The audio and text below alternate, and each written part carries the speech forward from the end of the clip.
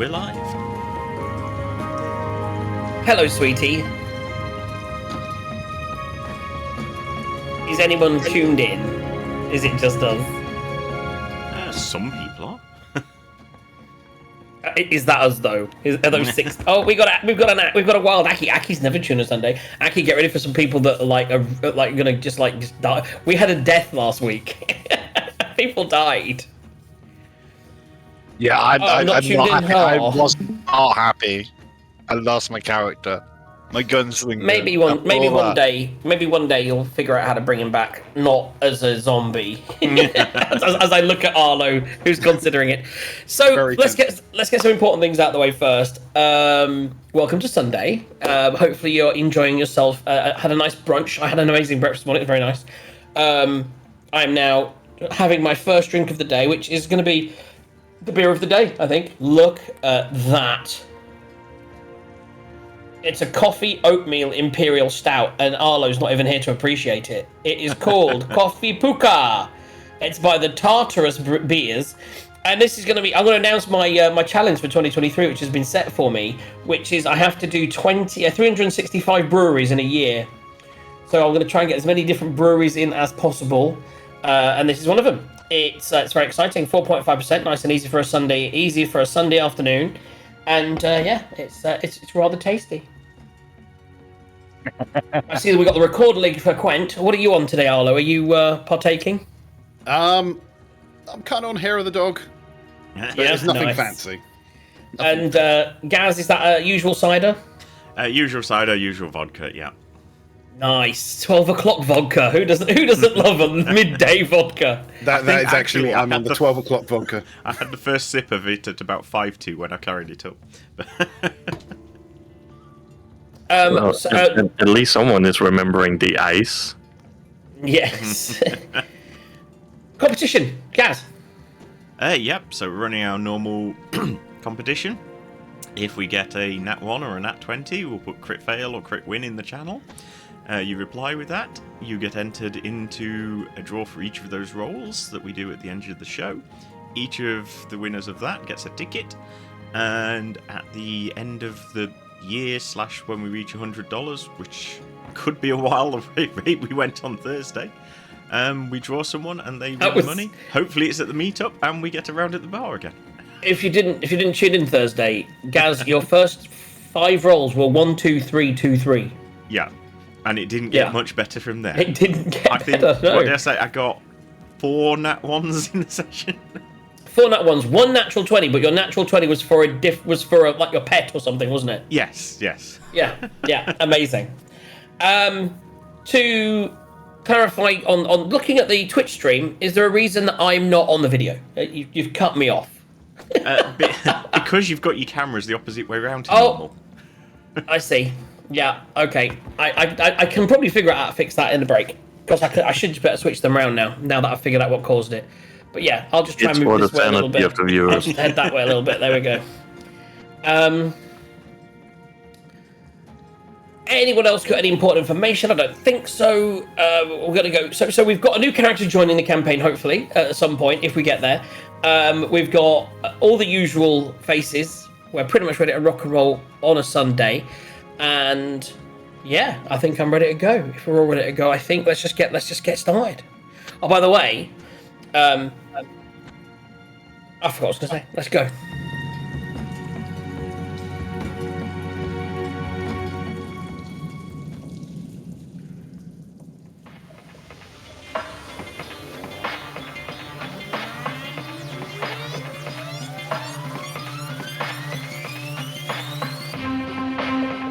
Death has become you.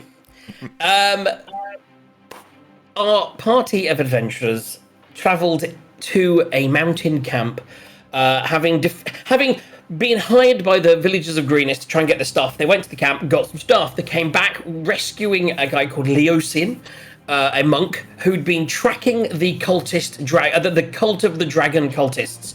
They are trying to bring back Tiamat, and they have a plan that no one knows what it is. So in an effort to discover what this plan was, our adventurers went back to look into a dark and scary cave. They wandered around the cave. They took on kobolds. They fought some guards. They beat 2 of the wearers of purple, some of the leaders of this cult. Not 1 but 2 of them. And having beaten the 2 leaders, thought it'd be easy to just go and maybe destroy or get the dragon eggs to take as evidence. They got some maps. They got some paperwork as well, and some of the more belongings of the people of Greenest. And were told to take that back to Greenest and then go on to El Turul with any other things. So they thought the eggs would be good. They went into the egg chamber, fought some more kobolds, and then came across their first epic bad guy of the campaign, which was a tentacle kind of monster that I can't remember what it was. What was it? It was a scary motherfucker is what it was. Let me just go to the page myself so I can get its name. It was... Oh, that's weird. Oh, I haven't scrolled right enough. There we go. It was a roper. It was a named a boss roper with some special abilities. And, yeah, it kicked your ass. But then you kicked its ass, but not until it had fallen one of your party. Quent kicked its ass, I think. Is probably Quent more mostly kicked its ass. I think we had people unconscious all over the place, one dying, and ultimately you were able to get 2. Everyone just about got back up, except for 1 who had fallen potentially for good. Taking his body into your mansion, you put him into his workshop on the bed, and you all leveled up. And that's where we're going to begin. Now, last week, I believe we rolled for your hit points. Some of you, but not all, because some of you hadn't decided what class you were going to take.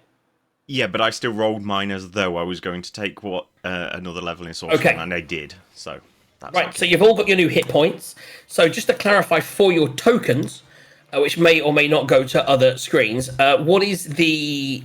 So what are your updated hit point totals? I'm 43.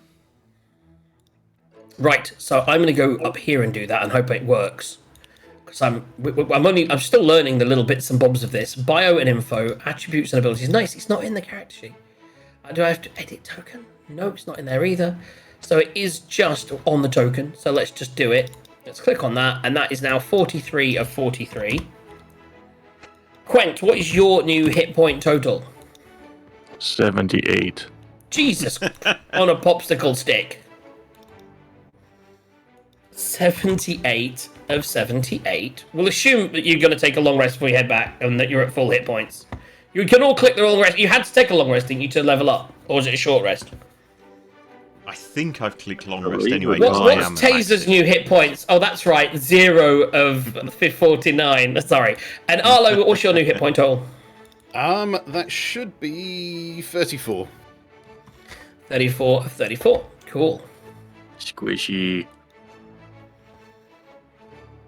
Cool. Right, so I should have what I need there. You have some eggs. You took the eggs into your mansion to look after them.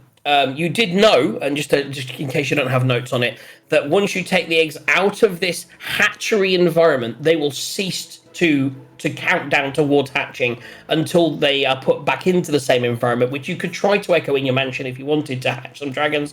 Alternatively, you can just keep hold of them to take them to give to whomever you want to give them to. With that in mind, what do you want to do? So it's morning now? This is definitely not the right music. There we go. Yes, Morning, so but we're your in the fallen mansion. comrade, he's in there, you're in the mansion, you've had a rest. Actually, because you'd slept already, and you've gone back into the mansion, theoretically, if you take a long rest, you'll actually be coming out in the light just before sunset. Okay. Because you already rested, then you had another big fight, and then you'd have talked about it, got the body back in there. By the time you sort of done that, you're going to be approaching lunchtime, and then just like you're wiped. And so I don't like to do 2 long rests in a day. I wouldn't let another one. So I would say you can't long rest now until the next day. Mm-hmm. So you would need to push on, as in midnight. So if you're going to go, you need to sort of head back to the next town, which you can do. I think we established that if you want to go to El Turel. Let me put you on the map so you can see everything that you need. Right, here we go. So you were there. Oh, that didn't work. That put me. I can't drag from there. It's a weird thing. The map is. It's not dragging it. 1 second. There we go. Sword Coast. So effectively, you were.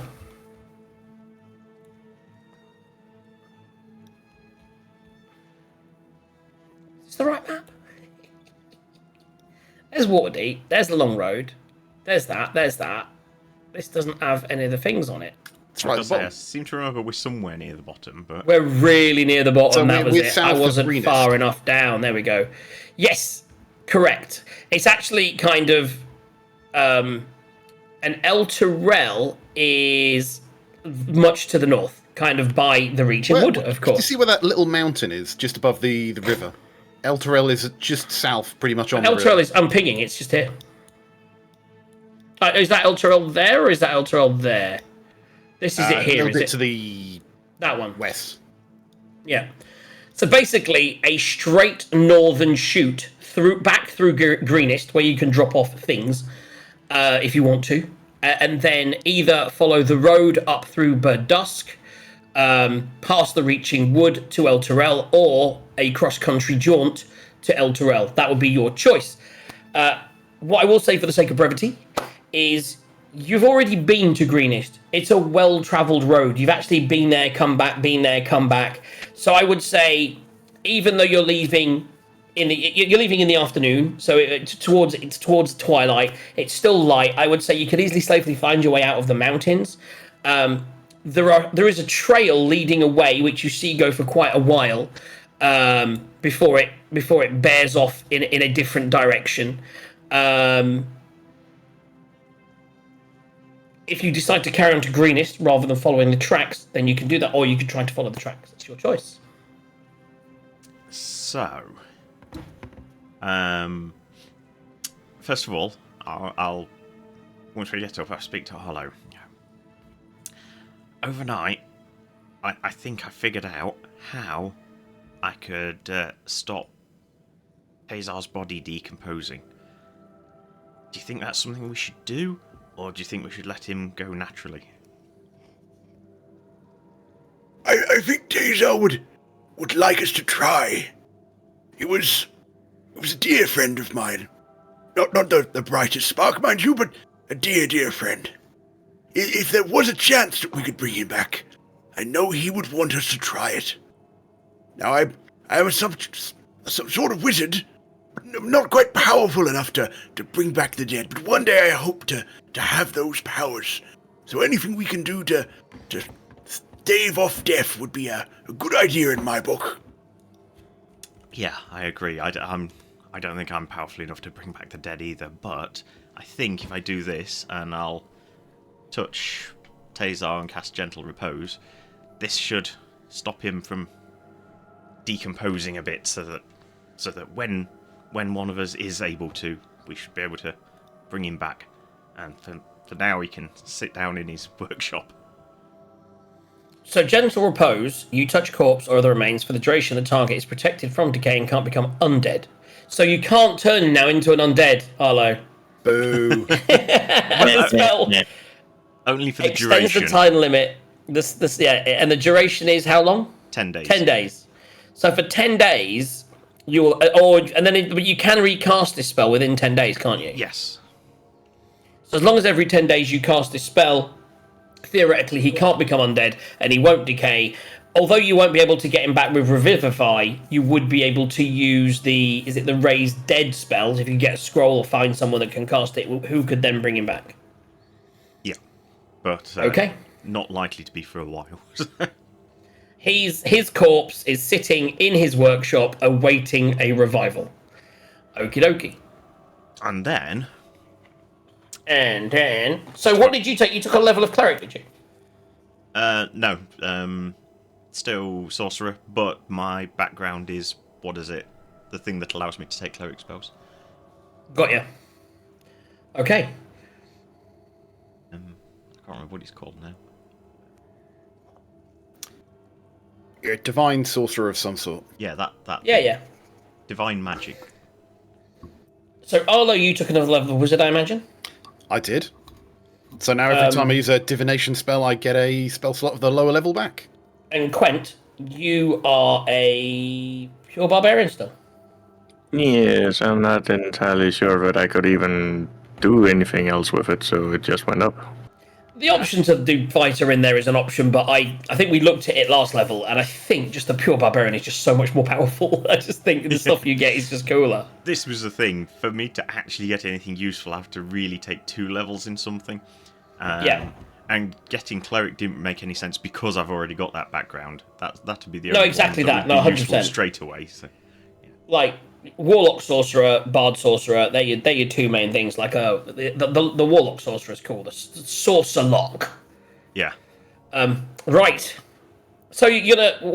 I'm happy to. So you travel. You go throughout twilight into the evening. I think we established previously, although that arrow's quite long, it wasn't that far in the end.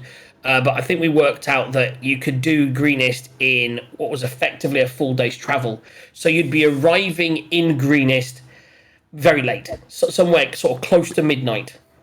And I will move you to the map of Greenest. Do we encounter anything on the way? No, but I think because you've done it before and there was nothing around, that's sort of been cleared out already, and there could be some animals and things like that, but there was no need because you've travelled that way before. It was a pretty. Tazar's come back. Well, he's kind of there in spirit. Yeah. Oh my goodness. So yeah, you arrive in here. There's still people up as you approach the gates on your horses. There'll be some people being like, who goes there? Your mama. Now, Quetch, don't insult the villagers. It is us, the heroes of Greenest, and Wonder Boy. And me. It's like, oh yes, oh my, yeah, the governor's currently. He did say to wake him up. Do you think we should wake him up? He doesn't like being woken up, but he did say if these guys come back, we should wake. Oh, I'll tell you what. Who's going to go wake him up? Flip that coin that you got. Well, all right, I'll give it a go. Rock, paper, scissors. Fuck. Yeah, parchment. Pay parchment. She is boulder parchment. She is. That's fine. I'll go. So then one of them runs off. And about 5-10 minutes later, the door opens. They bring you into the main foyer. You do see, even at this sort of time, after everything that's happened, it's only been a day since all the village was a thing. So there's still a lot of people sleeping rough out here. There's still Enom Tuban, who's tending to people and looking after people, and he sort of gives you a wave. You don't see Linan around anywhere at the moment. Unfortunately, Ash, you figure that she must be asleep. But the governor does eventually come out, and is like, good day, or should I say good night? Oh my goodness, this is they woke me up. And you do see that he's actually, although he's wearing grown-up outdoor clothes, you can still see like elements of his night clothes underneath. You know, like when someone puts on a coat. Yeah. He's got like a big coat on, but clearly he's wearing his pajamas underneath. Yeah. And so he's like, come through. So he takes you into his office. And he's like, I can't help but notice that there's only the 3 of you. Is your friend joining you? Has he been waylaid? Is he a bit late? As you say that, you see a little tear almost appear in Arlo's eye as he explains to him, that his dear friend Tazar unfortunately wasn't strong enough to make it, but he would have wanted us to have his loot. But surely we could do something about that. There are magics we have, and he calls Esteban. Is Esteban awake? Oh, and all the little dwarf comes in. Yes, can I help you? It's like, do we have any? We had the clerics came to help out from that came from El Terrell. Do we have any of them still around? And he's like, I'll see if I can rummage one up. Just bear with me. And he runs off. What do you do? Did you want to go into what are you going to do about it? I think Arlo's going to turn to Wonder Boy there and say, you see, clerics are the lowest of all magic. They don't study at all. They just believe in a god and they get these gifts. This undeserved power is what it is. But if one of those gods wishes to help us, and might help us bring our friend back, then definitely we should explore their unbegotten magic. Yeah. So what you're saying is they're not battle trained, hardened, that kind of thing. We need to put it in terms Quint can understand. Jeez. Praise to God! Raise our friends. See? God, friend. I think we should follow them. Yeah, I mean, Right, he's gone. He's gone to get someone. You need to get the body. I was going to say, we can't actually get the body at the moment because we can only do the mansion once a day, and we've done it now. Can we cast the mansion, Mr. DM? You can after midnight, which is approaching. So by the time someone goes there, if you were to explain that you have this, are you going to explain it to them, or you say you're going to go get it and then do it outside? We'll I think we do. I'd say we talk to them first and just check whether they think they can do it, because I suspect they probably can't. But... Okay, so after about 10-15 minutes, Escobar, the Red, comes back. I did find this one lad. He's still here. What's your name, son? Alfred. Alfred. Do we have a body or anything? It's like, how are we doing this? So we've got it in safe storage at the moment. We can get it, but not for another couple of minutes. How's this work? So he would turn around and say, "Well, I can spare the dying if he's still near death. Once he's died, providing he was put on ice, so to speak, within 1 minute, I could use Revivify to bring him back." Unfortunately, that wasn't the case. We were all in the middle of combat, and most of us were unconscious. There's only Quent here that held us through. Unfortunately, it was more than a minute before we were able to get him stabilized, or not stabilized. You know. Helm has not bestowed upon me the power as yet. I pray that one day I will have the power to bring forth armies of undead. No, I don't want to do that. I do feel that one day, praise be to Helm, that I'll be able to have the power to do that. But right now, it's out of my control, I'm afraid. God damn it, man! Our friend is dead. Can't you just pray harder? Pray harder, please, please. How about a better just god? Be grasping his shawl. Does that work? Can we switch to a stronger god? Can you switch to... I'll let you take over now that I've explained the tough stuff, Eagle. Can you switch to a stronger god? No, I'm going to turn around to Ashrin, and I'm just literally going to tell him, Ashrin, you must never utter those words. There are forces out there in the darkness waiting for someone desperate enough to make a deal for your very soul. Let us not tempt fate, lest the devil come and raise your friend in exchange for your life itself. we don't want Raphael or someone appearing. Okay, let's not do that then. Oh, hello, Beelzebub. They're legitimately, the DM's evil, he'll do something like that. So at this point, Nighthill's like, "Oh, I do apologize. I was really hoping that we'd be able to. I didn't realize he'd fully passed." Unfortunately, yes. Well- we were a bit too late. Arlo here can do spare the dying, but he was unconscious, and had we got to it close enough, I could heal. And actually, technically now, I'd be able to do Revivify, but unfortunately not at the time. So, well, Leosin Leosin's gone. He's headed up to El Terrell. I believe he asked you to follow us as soon as you got here. But by all means, spend the night. I do feel that you may be short. You already struggled and lost someone. Escobar.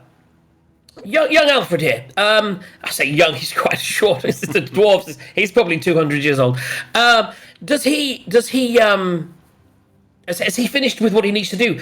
Would you mind, Alfred, maybe accompanying our friends here, maybe getting them to El Terrell to see Leosin? Or who was it? Froome, I believe you had to meet someone or something. He said. Sure. If you're willing to go with him and protect them, and maybe bring your light to them, then perhaps they'll be able to. I feel that they could struggle just with such a small group, especially against such a large foe that we face. I mean, it's a I'll go with them. Be a bit for. We're not replacing Tazar, but yes, if you could join us on a temporary basis to help out, that could be good. He could just help you get to El Terrell, and because we don't know what dangers are out there. I feel that having someone to get you at least to your next goal, and then when you get there, maybe I would imagine that the people in the big city, the elves, surely they'll be able to do something. I don't know. I know death magic is a tricky one. There's not So's many your people. face. There's not many people that can do it. Otherwise, well, we'd never die, would we? But we will do what we can. Well, that's it then. So Alfred, if you guys rest up, get a good night's sleep. Feel free to take any of the rooms except for mine, of course. And don't you go off to Linan's. I've seen the way she looks at you, young man. Well, and there were a couple of things left that we needed to do.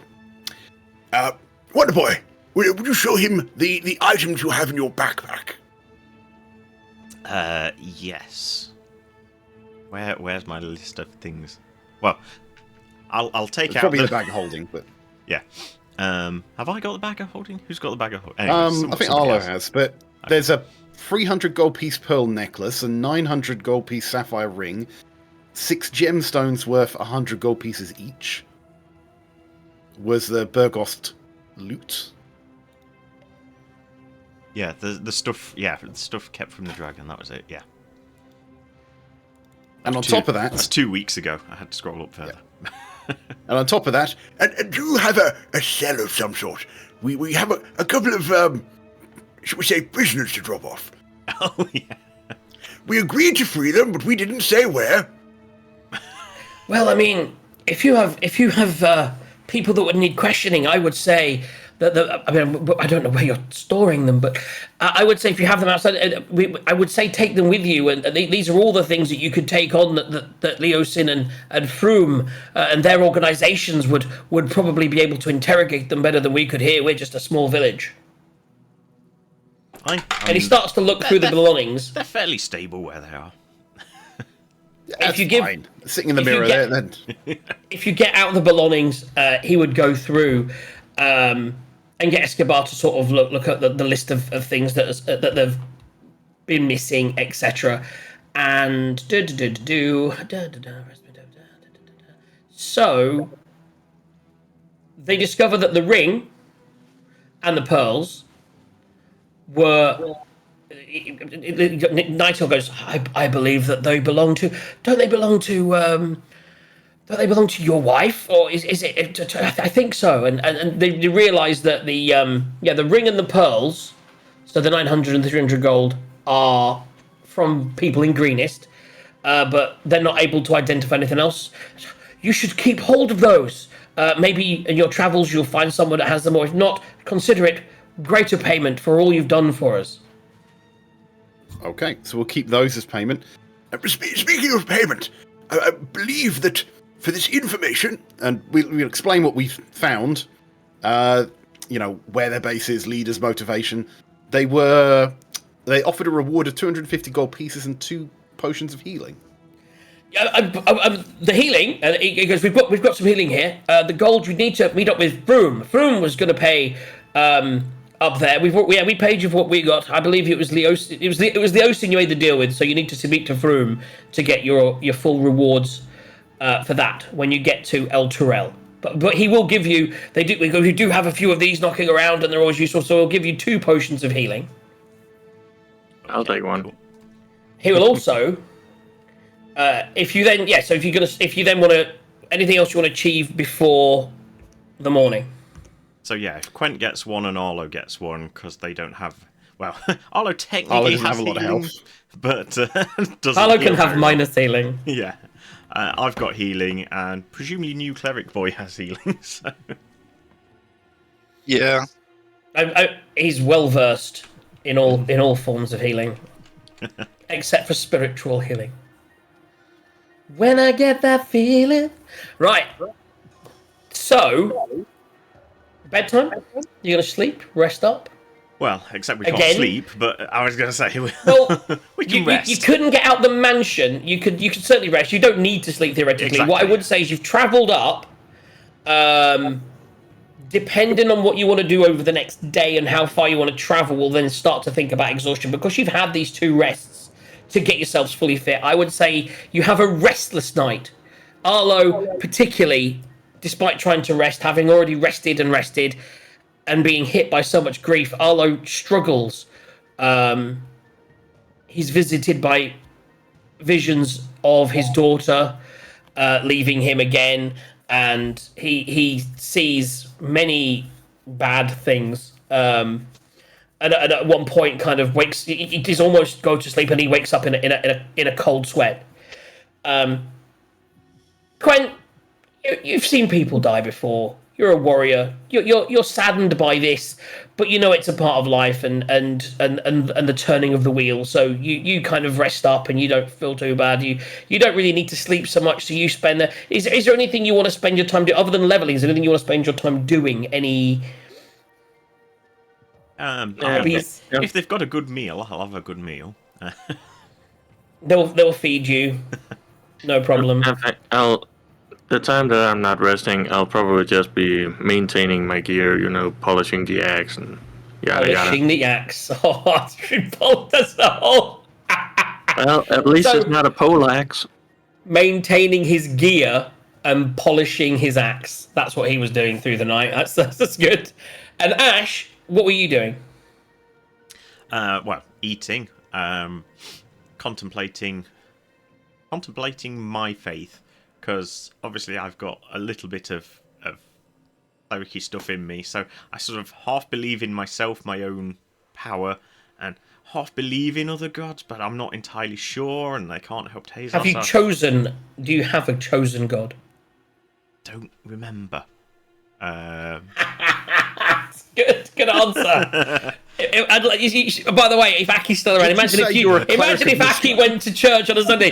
Aki, who do you follow? Oh, do you know what? I can't remember. I'm not sure. Well, this is kind of the point. I'm still considering it. You're still considering one of the many pantheons, because of course the big difference in D&D is there's many pantheons. Exactly, yeah. So it's not just do I believe in God, it's which one do I believe? Where on earth did I put my backstory for this bloody character? Whilst you do that, Alfred, do you want to speak? Do you want to sort of try and break into a conversation with anyone to introduce yourself? As you see them in a room where they're all kind of resting, they're all in kind of like it's a bunkhouse of sorts, and there are a few people already asleep. You do see Quent there polishing his axe like this, and you see Arlo, who's kind of mumbling to himself, trying to sleep, and he's just basically rambling. And then there's Ash, who's just kind of sitting on his bed, contemplating life. Not at the moment. I'm currently going through some things myself, so yes. Okay, just wondering, just packing your bags, getting yourself ready for a long journey. Oh, what Okay. I will do, since I didn't write it down and I'm rubbish at this, I will go up to him and go, "What was your name again?" Alfred. I do have a surname. Yep, I do yeah. have a surname. Got him. So it's Alfred Stoneglow. Okay. And you're a dwarf? Yeah. Yeah. That sounds like you know. Hill dwarf. Right. Hill dwarf. Yeah, no, that's just fine. I mean, to be fair, I wouldn't ask you that because I'd be able to see. But I'd like to think you did ask. well, possibly. I am. You're a dwarf. I'm a little bit. You are a bit forward. Yeah. Ah, dear. So you guys have a brief introductory conversation. You learn a not little bit too about much. each other. I'm assuming he's just coming on the journey initially, so not looking to make the best of friends with him at the moment. Don't want to replace Tazar, but pleasantries, yeah.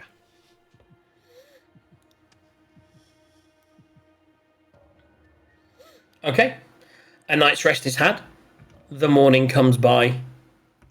You wake up. You wander out to check up on horses. What was the name of your horses again? Bessie. Bessie and Chestnut or something? Chester? Something like that. Again? Yeah. Chester, that was As you it, come yes. out, you see Chester and Betty Bessie and next Chester. to Escobar the Red. He's there. Aye. Welcome, welcome. I thought with your new friend, it's quite a big, small dwarf, but it's very heavy set. I didn't want the horses struggling, and Leosin left these two for you, so you can have one each. You may want to save that one for your friend who's... Anyway, so, and you now notice there are two more horses. One white, one grey. So you now each have your own horse. Okay. So I'm guessing Arlo goes straight over to Bessie. Yeah. yeah. So we need to name two horses. I So was who- going to say, in whose Chester horse is was Chester? Chester's is really Quent's horse. I was always on the back, so I think Chester's Quent's, and I think he named. I think you named him, didn't you, Quent?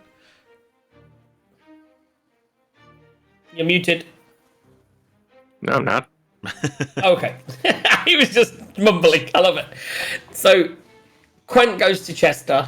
Arlo goes to Bessie. So, which one do you go towards, Ash, as you lead the way forwards? Just a second. So we got what, a white and a grey one. Yes. If you want, I can cast Identify on it and find out what it thinks its name is. Funny. Let's see. While you're thinking, can I just roll my 2 divination dice real quick? Of course you can. Yeah. I can't. I've got an itch on my back.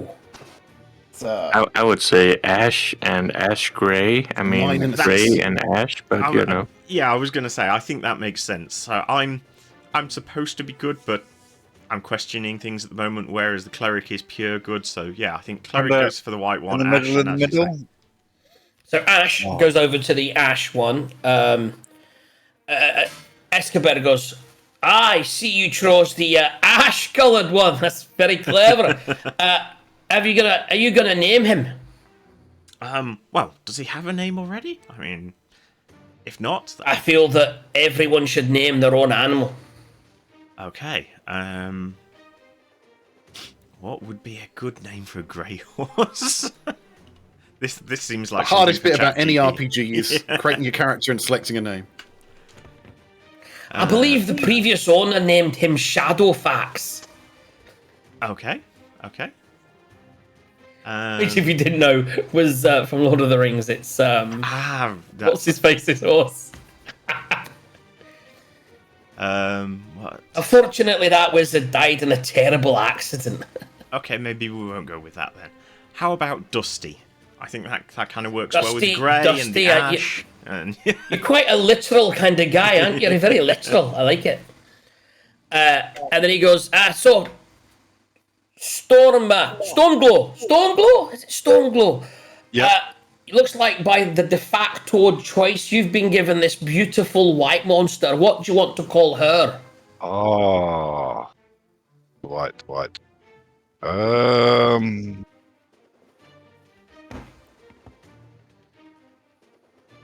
I can read you the top Oh, white horse Helix, names. that's evil. That is evil. No one should call their horse that. What? What's Artex. PTSD right there.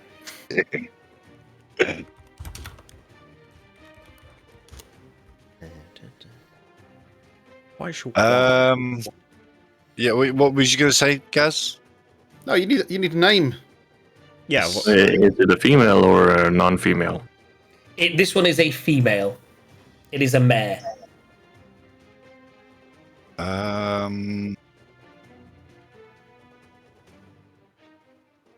I believe half this session is going to be naming naming horses. horses. Yeah. I mean, I can give you some... Google white horse names. I was Yeah, gonna we've got say, something- if you want some Cloud, frosty, snow, moonlight, Casper, Angel, Champagne, Heaven, Crystal, Pearl, Storm. Nimbus, which would work well with your fiery light thing. White lightning. Crystal. Snowy, Snow White, Marshmallow, Snowball, Luna, Sugar. Winter. Moon, Ivory, Clara, Diamond, Moondance, Faith, Fog, Arctic Nova, Ghost. Okay, enough. You're just going to make it harder for him. What do you think, Eagle? I'm trying to search. I'm just trying to look random name generator right now. Maybe we come back to this. So whilst he's doing that, he's going to pull aside Arlo and say, I know that the one that went was closest to you. Hopefully you'll be able to get over your loss.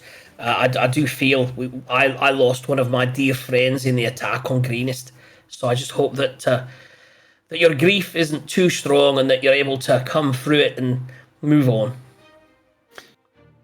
You almost sound like you're trying to replace him. No one will ever replace Dazar. But that grin he had when he polished his gun, not the way he would snore ever so lightly when he thought no one could hear him. The way he would just charge in and act like a meat shield. You just can't find help like that. You just can't. I don't know, the meat shield does quite well. I understand. But I do accept the company. It would be lonely without him. So, yeah. Do you have a name? No, still searching. What are you searching? Just Google white horse names and choose one. Call it Meat Shield. We just gave you like 20 different names. Don't call it meat shield. Temporary companion.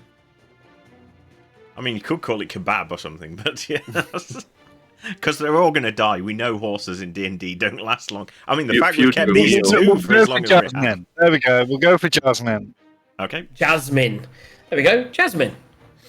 That's a wonderful name. Great. Right, guys. I need to carry on with my repairs, and you guys need to make your way north. Fair travels.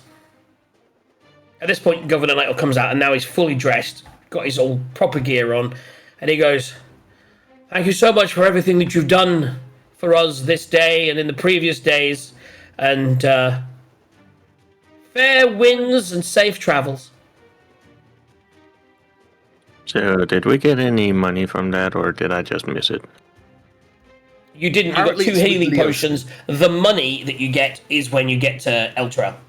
Okay, just checking. Okay. We set out on the road. So is this effectively first light then? It is now morning. There's a sprinkle of rain as you head on your Brent, way. Do you want a cuddly animal? Yes, I will roll a d8. A d8 will tell me. It's a 4. And according to my thingy-majiggy, once I find it, a 4 equals an X beak. Oh, you can ride that instead of the horse. Or it can jog along next to us. It's probably just gonna follow along. Just waiting for something to use its mighty axe on. Oh yeah, it's got a... Stupid things doing the thing where it's got stuck on one of the songs. Oh well. Okay, cool. So,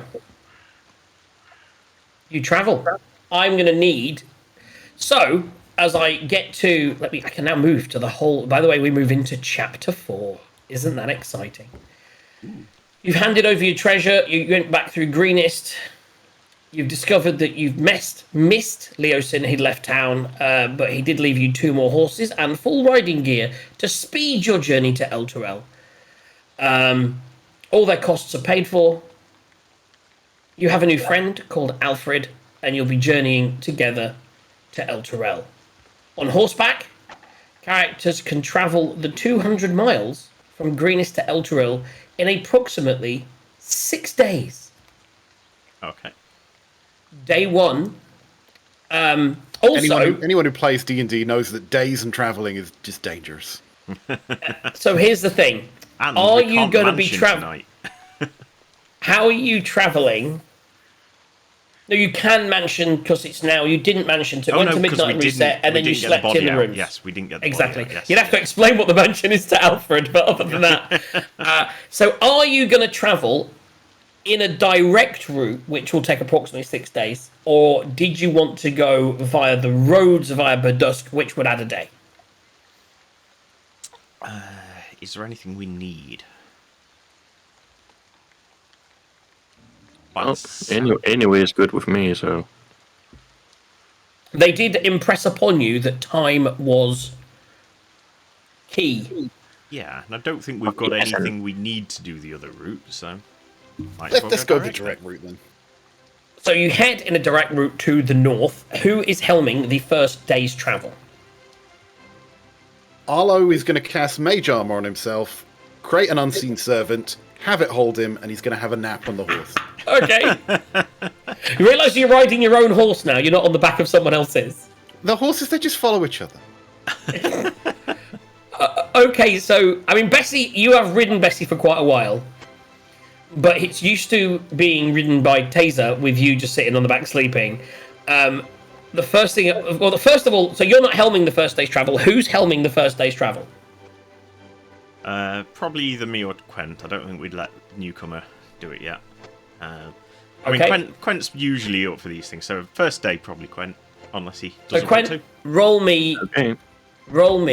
a survival check. Survival. Okay. Ashrin, what are you doing from a Mage Armor perspective? Risking it? Yes. 17. Depends. Did I One see seven. you put yours on? Because I'd probably forget until I saw you put yours on. Arlo always has. I've used the spell slot anyway. So Quent is moving off in a direction. I believe Ash and Alfred are going to follow. Yep. Arlo, make me an animal handling check to see if your animal knows to follow without you guiding him, just with you sleeping. Right, I'm going to use one of these new fancy dice. What the hell is What that? is that? That's... Oh, what's my animal handling? That is a 7. Yeah. So as they go off, so are you already asleep at this point? I like to think the unseen servant is also steering the horse for me. Can an unseen servant ride a horse? It just carries out basic tasks which it's instructed to do. Basic riding a horse? Like I say, with that animal handling, I would say that's the animal handling of the unseen servant. So as you It three performs guys, simple tasks at your command until the spell ends. so but it still needs to be able to control the horse. And with an animal handling of 7, I would say your magic wasn't strong in this one. As you guys ride off, you do notice that he just starts to ride, but it's struggling to control the horse. All of a sudden, with Arlo on the back, he's riding off in a ever so slightly different direction to you guys. What are you going to do? Not massive, but he's struggling to control it, and he's veering off. As you're heading pure north, he's kind of heading a little bit toward the woods that you see off in the distance. Someone go over there, tie a rope to that horse, and make him follow. Yeah, I think that makes sense. Who's doing the corralling? Well, if Quent's The one at the leading, rear. and Alfred, we don't know yet. So yeah, I'll go over to Arlo and I'll sort of tie a rope to the reins on his horse and back of mine, so it's just sort of Make me an animal handling check. okay. I don't think mine's much better. But what is my handle? Oh, at least mine's +1, not -1. Right, let's see. 16 + 1, 17. Without any trouble, as you don't even wake up Arlo. You just attach the rope and corral it in, and you head in a northerly direction. The day's actually a good day, even with the light rain in the air. There's no real issues. You don't come across. You're not on the road, so you don't really come across any other people, any other foot traffic, anything like that. It's very much open plains. Riding across it, you come across the occasional little lane, and you see some houses, but you don't trouble yourself because you've got a place to be. Night descends. What are you going to do? So we're sort of essentially in the middle of nowhere. Yes. I think we all have dark vision now, don't we? Oh, except for Quinn. Nope.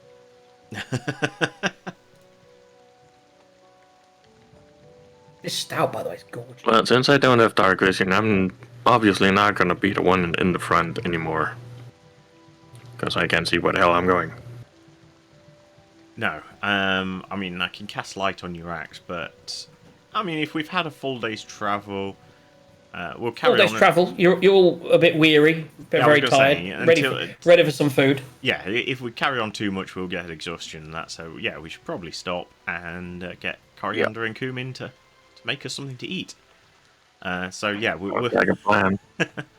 so Okay. we'll stop and wake Arlo up. And I'll start the hour it takes, I think, or however long the casting time is to bring this thing up. And, 10 minutes. Is it a 10-minute cast or is it an hour cast? I think it's You tell me. I don't think I've got the spell. anyway. Believe it, While Chan. while he's doing that, we'll turn to Alfred and go. So, something you might not know about us. We've kind of got this magic mansion that we can sleep in. So rather than sleep under this not so nice rain and potentially have things attack us, we've kind of got this magic mansion we can go in, and there's some like magic servants in there that'll make us food. Just don't go in the basement because there's a dead body down there. And if you go out to the garden, past the dining room, there's these like magic fairy. What are they? I can't remember what they're called. Imps or something? I don't They're a know. bloody nuisance, is what they are. Pseudo dragons. Pseudo dragons. That's it. And they tend to like to mess with you. So, I mean, you can go out there. We don't think they're too dangerous. Just accept that you're likely to get a bit messed with. What do you say to all this, Alfred? Um, Just told you they've got a magic house okay. with a dead body in the basement and playful pseudo dragons in the garden. Okay. One, why would you have a dead body in the basement? I mean, to be And- fair, you kind of know about the dead body because you were brought over to try and bring him back, but you knew you weren't strong enough to do it. So that's why there's a dead Yeah. body down there. And where did these imps come from? We don't really know. They were just there when we got the mansion. I mean, it's not that we didn't actually build the mansion. We're just currently occupying it. Same's true. Can't believe with- you're squatters. You're magical mansion squatters. So I'm just blurting all this out. So coriander and cumin are technically the servants of the people that used to own the mansion, and the fact that they're still there makes us think that technically they still are alive. So you never know. At some point, the owners might come back and take it off us. But from what I gather, they've been gone a long time. So it's handy while we're there, and they seem happy to feed us and be the current masters. So it's like we're house sitting rather than squatting. That's the way I like to think about it. Okay. He kind of accepts it. The big doors open and appear, and you usher him inside. What about the horses? What about the horses? Why did you have to ask him? That's a really good question. I did think about that. But Okay. previously Really we need haven't to said- build I the get the- stables in I the get magic mansion. the magic mirror out and pointed at the horses to trap them in 4 cells. That's how you want to deal with this, is I mean, it? we Rather could than just- just tying them up I was gonna say, outside. we or... could just bring them inside and put them in one of the like balconies or something. The horses must succeed a DC 15 charisma saving throw. No, he's going for the. Okay, He's- fine. Okay. Do you know what? Let's get my first dice roll of the day. I will play the horses. Do you have the horse? Do you have horse stats? Okay. Do we have horse stats handy? Well, can't at, So lea- it's a draft horses? at least there's a good thing about using the mirror for the horses. They're not draft horses. They're normal horses. Yeah. They don't eat or drink or anything while they're in the mirror, so they're at the exact same level and Minus stuff. 2 charisma. So yeah. Could have just tied them up or brought them in the mansion, but no. I mean, I'm not sure how Cumin and Coriander would have felt about it. Well, I've got pony. I have a riding horse. There we go. So riding horse. What save is it? DC 15. Of what stat? Charisma. That's a natural 20. It was a minus. That's a natural 20, by the way, guys. It was -2. But what? So the first one that you bring over there is Bessie, and Bessie's having none of it. She just stands there, and she's just like noddles up to your face. Doesn't really realise what she's done. She's like, The next one, as you go, well done, Bessie. The next one is Alfred's white horse, and that goes in. No problems whatsoever. A natural 1 just to completely ruin that 20 that we've had. For the next one, which is Chester, goes in, no problem. And then a 16, -2 is 14 for the last one, which is the grey Dusty. That's fine. Bessie can come sleep with Arlo tonight. I can't believe only yours didn't do it. That's brilliant. So you kind of you realise that you've got the 3 horses in the mirror. You put the mirror back in the bag of holding. You walk in. You're like, "Come on, Bessie, you come to my room." You're going to try and awkwardly. Actually, isn't your room downstairs as well? No, it's technically the library. What, the upstairs libraries? Are you going to try and it's take on Bessie the ground up floor, and Okay. I think Arlo just mostly sleeps in the comfortable chair. Okay. I still haven't brought, by the way, from the other campaign, the mansion into this. So we'll assume that Coriander and Cumin, as you're bringing the horse, are like, "Oh, what's this? More friends? Yes, this is a rather weird one. It seems to have 4 legs and a big nose." And he goes, "What? I mean, what do we even feed something like this?" "I don't know. Just think it would like meat. It likes Most things like carrots. meat. It likes carrots. Carrots, you say? And oats. Oats, it likes oats as well. And sugar cubes as a special treat. It likes your sugar cube. Directly off your hand. Oh, well, I'm not putting my hand anywhere near its mouth. But can we drum up some carrots? I'm sure we can." So they get some oats and some carrots and give it to you to give to the horse. They prepare you a very usual meal, what each of you like. You'll rest up. When they come to you, Alfred, there's these 2 kind of you can sort of see these like servants that come up to you, and they're like, "Oh, this is another new one," and one of them kind of pulls at your nose. And they go, "He's rather short, wasn't he? So much shorter than the others. Oh, I mean, that one's really big. This one's really short. Should we call them little and large?" Oh, I do like that. That's very, you're so funny. And he goes, "Oh, just so that we know, what is it that you like to eat?" I'm pretty much good with anything. He's pretty much good. Don't you hate it when people don't choose what to eat? I mean, how are we supposed to choose? If he can't choose, how do we know what he wants? I don't know. Should we just give him some, maybe a sandwich? Okay, I'll make him a sandwich. So they bring out a sandwich. Everyone else gets what they've had previously. Maybe a little bit different flavour within there. Each of you gets a drink. They just, as you've already said it, they bring out a goblet of wine and a sandwich.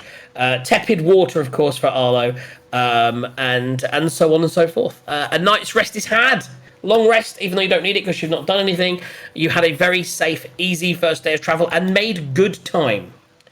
You wake up in the morning, you come on out. It is a brand new day. It's going to re-roll my divinity dice. Reroll your dice, baby. I gotta You had re-roll really my good 8 dice as as well well. yesterday. So that's down to Oh, that's a better one. I get myself a giant weasel today. 9 Okay, days we have a of gentle repose. I'm going to try and keep a track on it. The next day starts. It's a very nice morning. It's no longer raining. Sun is shining. Mage Who's armor. helming day 2? Wait a minute, I want Coriander and Cumin to make me some blueberry pancakes, I think, this morning. Blueberry pancakes. I mean, do we have any blueberries? I mean, we can just summon them, I think. That's what we do. None of this food in here is actually created or made or gardened for. Oh, of course. And then, after a while, as one of them goes over to the thing on the wall, all of a sudden these things appear, like some kind of thing from Star Trek. They go to the replicator on the wall, and they make you some blueberry pancakes. Excellent. And just as we're leaving the mansion, I'll mention to them, you might want to go check in the library. I think there might be some manure to put in the gardens with the with the minor. Oh, I mean, all of you at least poop in. Actually, where do they poop? I actually don't know. Do people poop in Dungeons and Dragons? I think the horses do. We've established there's horse poop in the library. It'll be very good. Prestidigitate it. It'll be very good for the gardens. Okay. Who is helming day 2? I think Arlo will do it. He'll stay awake today. Okay. 5 minutes later. Yeah. So first of It's all, like you will stay awake or you'll try and stay awake. yes, I can roll to stay awake. roll first of all to helm the day's travel. So survival check. Survival. Ooh. Oh, crap. That Got a 1. That is a... Yeah, that is a 1. Now fail, everybody. Now, my survival is +1, so that's a 2. That's a 2. Okay, excellent. I need you to roll me a d12.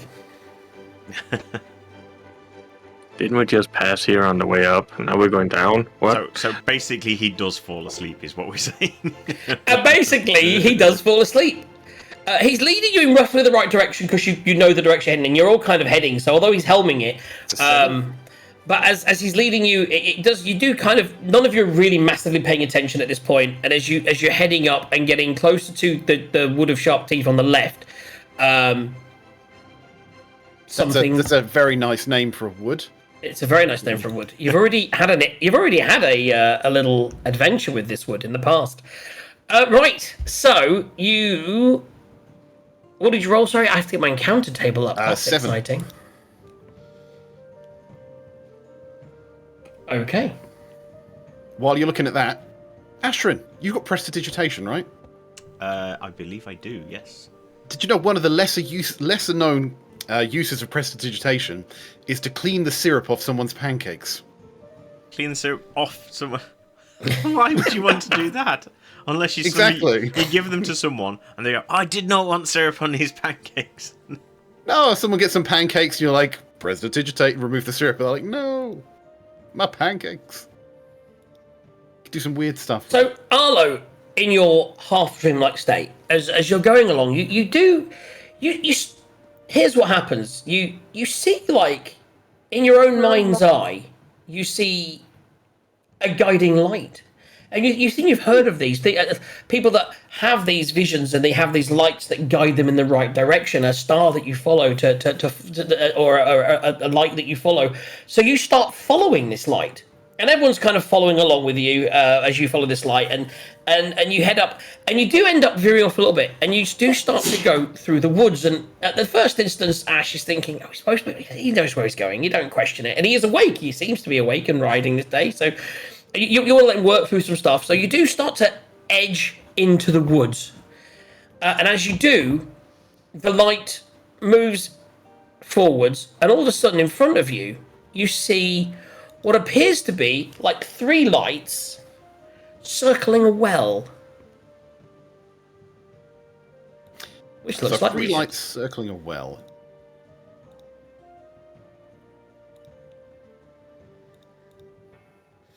Which you can now. Does everyone have vision on this map? Yes. Yes. Yeah, Eagle. Yep. Fantastic. Love it when a plan comes together. Good job, DM.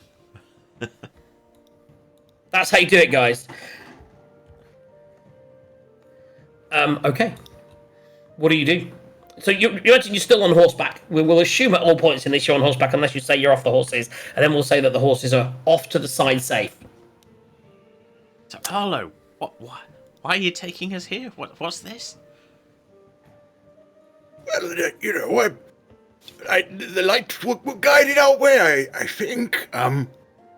They really seem to have caught my interest. I think if you give me a brief moment, I might try and detect some magic As a ritual.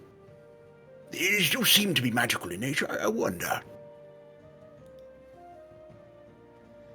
So, I mean, that's a 10-minute cast, if that makes a difference. Okay, so you're sort of sitting down, everyone's around you. They're just still circling around at the moment. And I'm just going to get the thing I need to load up. Bear with me a sec.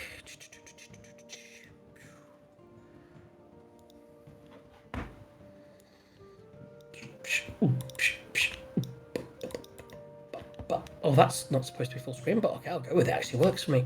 Right. Hey, you guys. Oh, yeah, I don't think I've got the sound turned up on that. Oh, thank you. Currently, So, I yeah. don't believe. While he's ritually casting, I'm going to watch them and see if I can see any patterns or anything. But Honey, just come to the side and look along. I was right about what I said, so we have to check on for DDO. That's Yeah. not ominous at all. Just the thing I didn't know. Right, so what you see. I'm gonna read this to you later, babes. I don't believe that they would show as magical. They're still lit up in the same way. Yeah.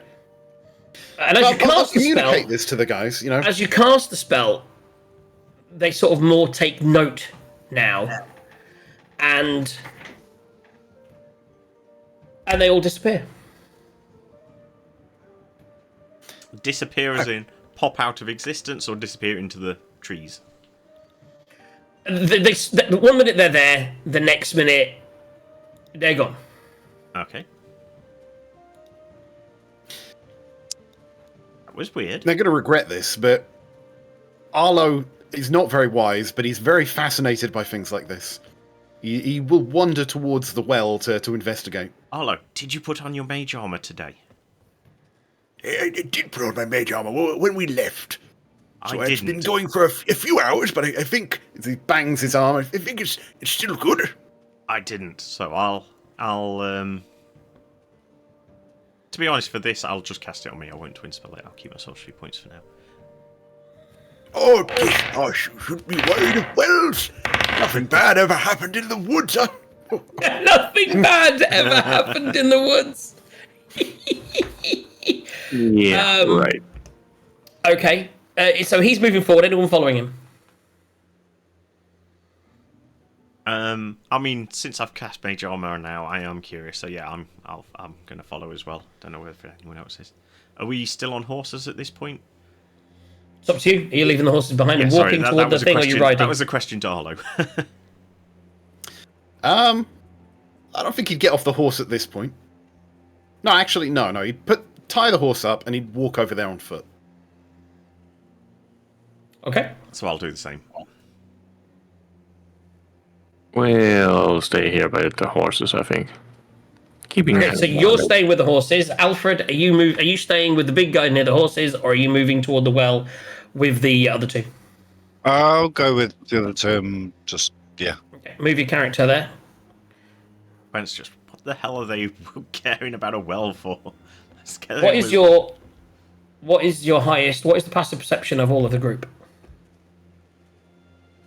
I have a passive perception of 9, but a passive investigation of 17. Is anyone trying to actively perceive to look for the things that disappeared? Well, I said Arlo's going to investigate. So you're going to investigate the well. So you're on your way there at the moment. I am more looking at it because, as I say, I was looking at the patterns they were making. So as they disappeared, I'll sort of be doing that. Yeah. Make a perception check. Okie Passive. No, that's dokie. wisdom. 19 plus wisdom, 4, 23. You see, you realise you actually see you see over. So no one else has seen this, but over in the woods over here now, you think you see a glimmer of light, but then it's more like a movement than what it was before. But you see like a spark, and then it's gone again. Just sort of corner of eye type thing. Corner of eye, yeah. Okay. I mean, for now, it's going to make me have eyes looking out even more, but I'm not going to say anything. What are you doing, Quen? Are you actively looking for anything, or are you just looking after the horses? I am basically looking after the horses. So yeah. Where's With is your my- giant weasel with you? Yeah. I'll I'm grab that for you. not alone. So it was a giant weasel. With my passive 11 perception. I thought it was an axe beak. 1 second. Yesterday it was an axe beak. Oh, so Today- yesterday. Oh, sorry. Right. It's a new day. Sorry. Yeah. It's a brand new day. Do I not have access to touch that? That's weird. What the fuck?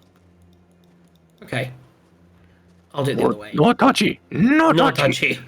Not touchy. My passive perception is 16. So you also Jesus. saw. We finally have someone with passive perception, guys. You also see off to the right that spark that over here in the trees briefly for a second before it disappears. So you saw the light circling around, they disappeared, and now you see a flash off to your right. What are you doing? That's like everyone's had a full observation. You've got to where you've gotten. What are you doing now? Are you Arlo going to hasn't keep seen walking? anything, so he continues to walk towards the well. So walk. Yeah, walk. Do you know what? I know why. I'm an idiot. Stop. As you get to there, suddenly in front of you, it appears. And I think at this point, let's roll initiative. Yeah, it's initiative time, baby. Whoop, whoop. How do I do initiative control you? That's not working. Oh, no, I have to do the initiative first, don't I? Initiative. Initiative. Dun, dun, dun. Right, I'm looking so at the side too much. I need to do this. Let me get rid of one of them. Let me get rid of everyone on there, actually. You're just channeling the Thursday session, aren't you, Gaz? Control you. Control you. Control you. Control you. Weasel goes on your turn. That's 1, 2, 3, 4. And the thingies. Okay. So I need to click on that. And then I need to click on the initiative. Okay. Oh, it did it twice. It's annoying. Right, so that's everyone. Let's put it in turn order. Beautiful. I think that Oh, might it's be done it in reverse, opposite. there we I was going to say. Opposite- it's opposite day. first with a 5. Right, so Quent and Arlo, who's got the highest dexterity? You might be surprised. 16. Not as high. Okay, so Arlo, you're walking forward. This thing appears in front of you. But I will say, even though it's because it gets a surprise round on you, as I it was going appears to in, ask whether it looks hostile, so... as it appears in front of you, suddenly you feel. Oh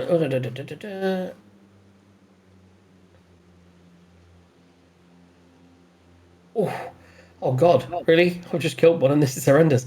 Okay, it reaches this thing next to you, and it just it buzzes out, and that's a 14 to hit. Misses. Oh, so it suddenly appears in front of you and kind of goes to shock you. But yeah, nothing. How big is it? So, does it say? I got the big description here. Traits. Doesn't wear anything. Does that? It sheds bright light, by the way, so the whole area is lit up. Doesn't really say, but I picture it kind of as almost like a head-sized glowing ball of electricity, almost. Looks like a bobbin lantern. I grab the bag of holding by my waist, open it, and try and catch it like catch this thing in the bag of holding. Okay. Make a. I suppose you're trying to do almost what's it called so do a contested. Grapple? That would be a grapple, yeah. So do a contested strength as it sees you trying to do that, tries to pull away. Do me a strength check. Strength check. I suppose as you're trying to catch it, as you're quite clever there, rather than trying to grapple it yourself, you're trying to put it in a bag. I'll even allow that to be a. It's like if you were trying to catch a butterfly in a net. Athletics or acrobatics. I'll just say okay, acrobatics.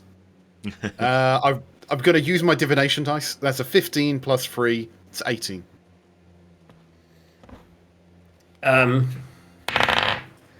11 plus 9. Oh, wow. That's 20. How'd you get plus 9? I don't know, he's got a dex of 28. I was just like, what the fuck? It's the most dexterous fucking thing you've ever seen. That's why I can't believe it didn't get a better initiative. I must have rolled really shit. Okay. So as you try to catch it, it just dodges out of the way.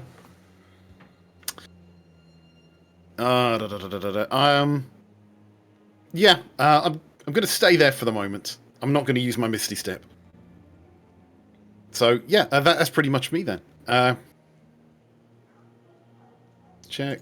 Yeah, that's going to be me. I didn't read that till just now. That's intense, man. That is intense. But it's not that, it's not that intense. It's kind of intense, but not that intense. With a dexterity of 28. It's got a really cool ability that'd be really hardcore. However, its other ability is not great. This is be a really good thing if it had other things around. But just, yeah, as it is. Right, so that was there. And we're on turn order. So now it is Quent's turn. I mean, 28. Jeez. I don't think Trasks have stats that high. That's crazy. Crazy. It makes you feel better. It has a strength of 1. Should have grappled it. It would have still used its dodge, which would have been athletic. It still used acrobatics either way. Yeah. If it tried to grab you, however. So what are you doing, Quent? You've just seen this thing appear in front of your friend, and he tried to put it in a bag. It's almost like he's trying to capture butterflies in the bag of holding. That's all you're seeing, really, from where you are from that distance. Yeah, I don't know how dangerous it is. It's glowing. I could put it in a jar. You know, it'd be amazing. Well, I can't even reach him anyways. So, I mean, not really much I can do. I mean, I can move, but that's just about more or less it. And pretty sure Weasel or they don't even have that amount of movement either, I believe.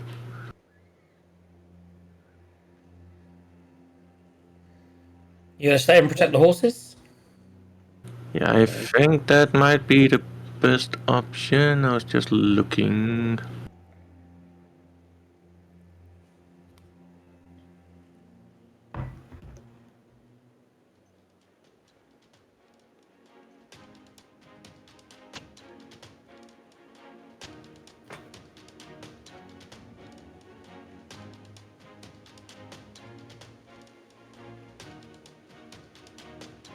You can hold an action. Slow. Yeah. Weasel's got the same movement as I do, 40 feet, so we're not going to be able to reach any of them anyway. So we are gonna stay here and protect the horses and maybe hold an action in case they turn out to be hostile and get within range of us. Then Do you not have any we'll do ranged something. attacks? Well, I mean, I got a javelin, but at this He point, also doesn't. He hasn't really, from that distance, seen it be hostile to you. He saw it appear, and you try and put it in a bag. exactly, we don't exactly know, but they're hostile per So you're guarding the horses. If anything comes we're- within range we're, of you, We're guarding the horses. I got some kind of weapon just standing by in case it turns out to be hostile. Then yeah. okay. Which then takes it onto their turn. This one's already been because it went off. It had its surprise round. This one that where you'd seen that light from earlier, suddenly it shoots forward towards you, Alfred, and it natural 20. First time with that's exciting. So there's a natural 20. So I'm guessing that will hit as a. He has an ability.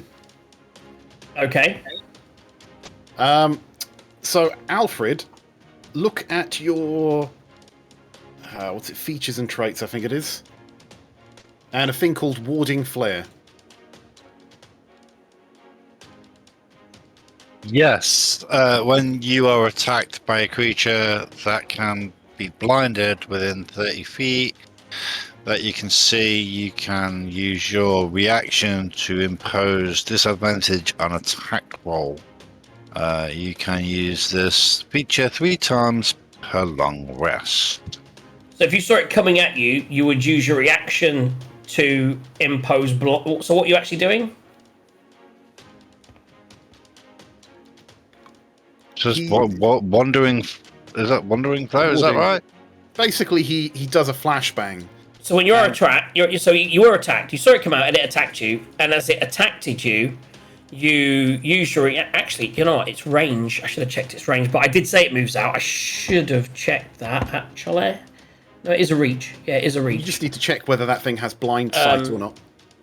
You can see your reaction to impose disadvantage, so I will re-roll if I need to. However, let me check.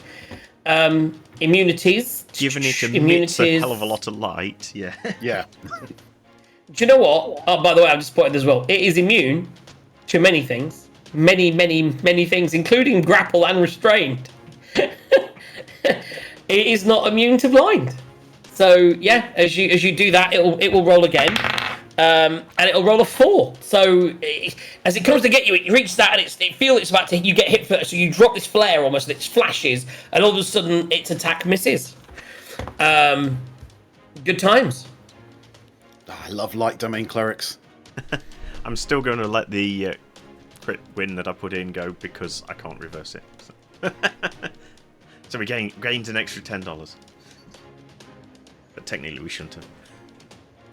We needed it though, I think. Yes. Okay, exactly. and surprisingly, and I think this is going to go really badly for these guys now, because they're not very hardy, but they can do good damage, but also they have a really cool ability.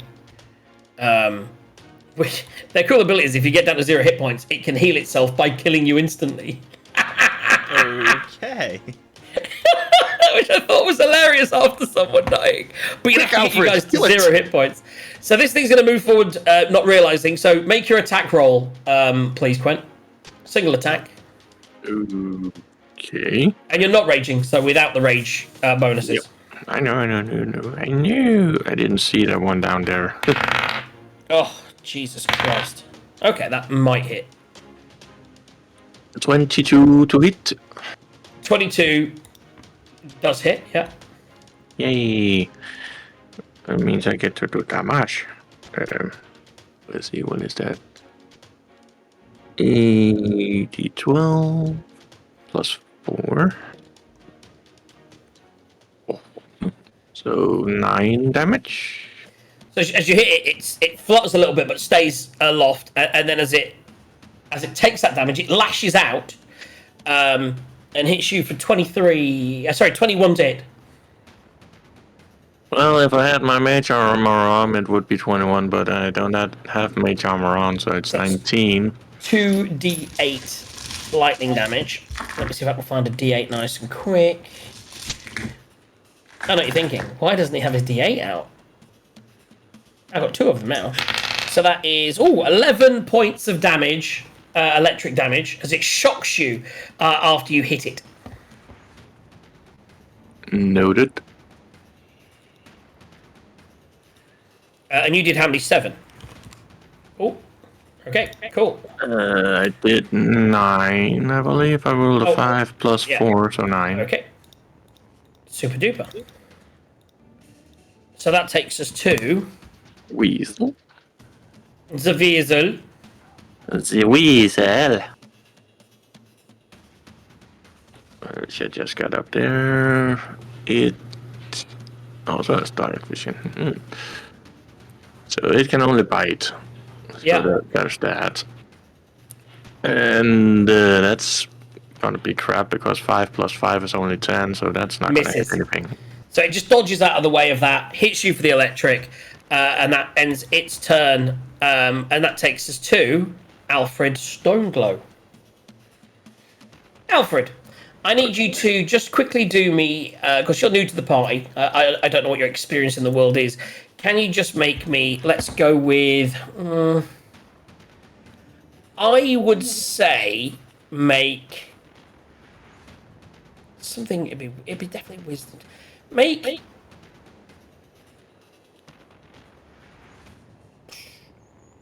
do a religion check. No, not religion. It wouldn't be religion. It would be probably Arcana?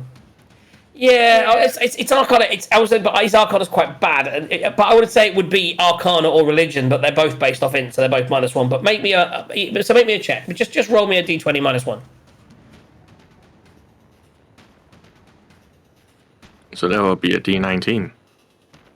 No, it's a d20, then -1. 14. I rolled a 14. Arcana. 14. I would say you may, in your journeys, especially working for the Lord of Light, one of the Lords of Light, and a Lightning Cloak, you may have come across these creatures. You don't know that much about them, other than what you would know about these creatures is that they are wispy balls of light that you find in lonely places and former battlefields that feed on despair and doom. Which is probably why Arlo, completely randomly by his roll, managed to attract one of them with his despair that he's currently feeling. They are evil, and they are undead. That's the two things that you know. Which may help you decide what you're doing, because you do have a bunch of traits which work against undead. Yeah, you can channel divinity, and then AoE, anything undead within about 30 feet of you kind of runs away.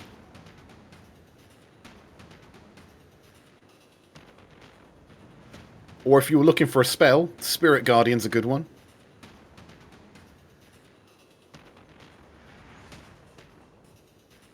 I think it just overloaded him. Yep. I'm just looking at traits and features, and yes, I could do channel divinity. I only get that once per short rest, though.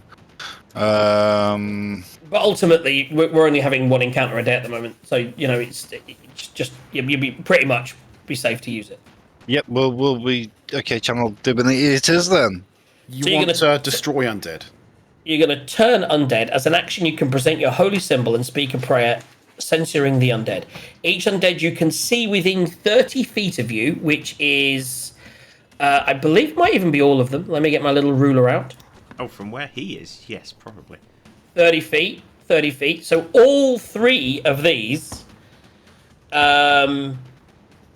need to make a wisdom saving throw. If they fail, they are turned for 1 minute. A creature turn must spend its turn trying to move as far away as it can from you. It can take no reactions. However, because you are level 5, did you get that at 5 or 6? It does. We didn't say whether it was. You are 5, but so you do have destroy undead. If it's turned and it's if it does succeed in turning, it is instantly destroyed if its CR is lower than the threshold for your level, which is 1/2. What do you mean? It literally says CR 1/2 or lower. So it would not be destroyed then. These are not CR half or lower. They are in fact a CR2. So they wouldn't be destroyed, but it would be turned. So these, as you grasp your symbol and utter a prayer, all of a sudden the light flashes out, and I will make 3. So was it wisdom saving throw? They're not unwise. What's your DC? 14. Here we go. First roll was a natural 15, so that's fine. That's 17. Second roll was a 14 plus 2. I'm killing you here. That's 16. The third one is a 6. So if we go it from you closest to furthest away, this one here, turn creature needs to spend its turns trying to move as far away from you as possible. So basically, the one next to you doesn't move. The one here doesn't move. The one over by Quent has been turned, and you would feel that within your thing, and so you know that one over there is turned and will spend its turn, but not now, trying to move away from you as far as possible. So Quint gets a hit, then he gets an attack of opportunity. Yes. Eventually. Yeah, this just says as a action you can channel divinity, present your holy symbol to the spell. Yes, we did. So 2 of them succeeded in their save, and 1 of them failed. So one has a 2d10 plus 5 radiant damage. Oh, you're looking at the other one. That's Channel Divinity Radiance of Dawn. That's different. So you can turn undead. So you've got Turn Undead, Radiance of Dawn, They're the two options. And destroy undead, but you couldn't destroy it because it was a lower level. They're a higher level than you're thinking. So turn undead just means that everything undead runs away from you. To be honest, Radiance of Dawn is a really good one as well. It'd be Radiance a of Dawn's a similar good one as thing, well. but they take a whole lot of damage. Yeah, I mean, if you wanted to cast that one, you could instead. Which would mean that one would take the damage and the other ones would take half damage. Did you want to do Radiance of Dawn or turn? Do you want to make them run away or do you want to do damage? No, we'll make them run away. Okay, yeah, so it's only the one, unfortunately, because the others succeeded. But the one by Quen, on its turn, will run away. Did you want to do... So that is an action or a bonus action? That is... It's an action. Oh. Yeah, turn undead, one action. So you've used your action. Do you want to do a bonus action? Let me just see what bonus actions I can do. Yes, of course. We will do the bonus action at second level. Thank you very much. We will cast Spiritual Weapon. I get Clicky back. So what are you going to... I don't have any tokens for this yet, because I didn't realise this was going to happen. Do you want to cast it at second level or third level? Because the higher you cast it, the more damage it does. Ooh, it only gives me at second level as a bonus in the bonus action. No, but can you, if you go to your spells and click on spells, and then scroll down to third level, you'll see that Spiritual Weapon is there, and it still actually only does 1d8 plus 3, though. It's in the description. It does 1d8 extra for every level up cast it is. Okay, so it would then do 2d8 plus 3 damage instead of 1d8 plus 3 damage. Do you want to do it? But it's your choice. You can choose second or third. Eagle? Well, just looking, because it says, so... It says you can cast it, but if you go to the spell in spells, it then tells you when you click on it and read it, it says all spells can be upcast, and most of them do just extra damage when they're upcast. Okay, yeah, we'll upcast it to level 3. We will burn a 3, not too many, but... So you've burnt level 3 spell and your ability, and you now have a thingy. I will give you... I need something to put on the map to represent a... Is there a torch anywhere? Can I use a torch? I could just give you a cat. You could throw a cat at it. This doesn't have torches. Oh my god! I'll have to add something. We'll have to think of what it's going to look like as a general, and I'll add that. For the moment, it will be a cat. It's going to look like a cat. That's what it's going to look like. It's a cat or a crocodile. That's what cats play with little balls, don't they? Cats play with balls all the time. So Yep. it's basically a spiritual cat. Where are you casting it? Give me cast it You up can do it anywhere within 60 feet. Yep. So we will put cat.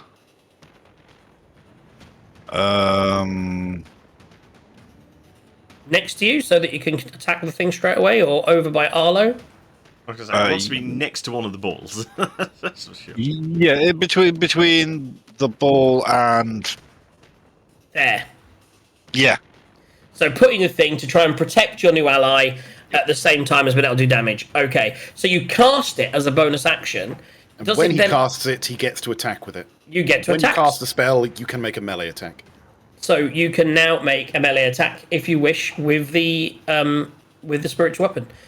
I believe in spells you can just choose to. That's 17 to hit. 17 total misses. This thing just dodges out the way, man. Remember that 9 dexterity? Very dexterous. So it dodges out the way as the spiritual weapon swings, and the cat I'd like to think the cat's kind of doing this. Yeah, and it's just moving out the way. Exactly that. Did you want to move? Is that your turn? I think that's it. I can't move because otherwise attack of opportunity. Suddenly this cat has appeared in front of you, which you realise was cast because he was talking and looked at it, and it's just clawing at the ball. You're there. What are you doing? Okay, so I'm going to do something that I'm not sure I might have done once before. If I move to there, then I'm within 30 feet of everything, and I'm going to cast Bane on all 3 of them. Quen, your axe is magical, isn't it? Yes, it is. Fuck you, Quen. What are you doing, sorry, sir? Likewise. I'm casting Bane on all of them. So Okay. they need to save on Charisma 15. Their charisma is super high, as you can imagine. Let me just see. Being So that's floaty there, that's bally there. things. There. What is Bane? It's the opposite of Bless. No, I know that, but what is it counted as? Does it say?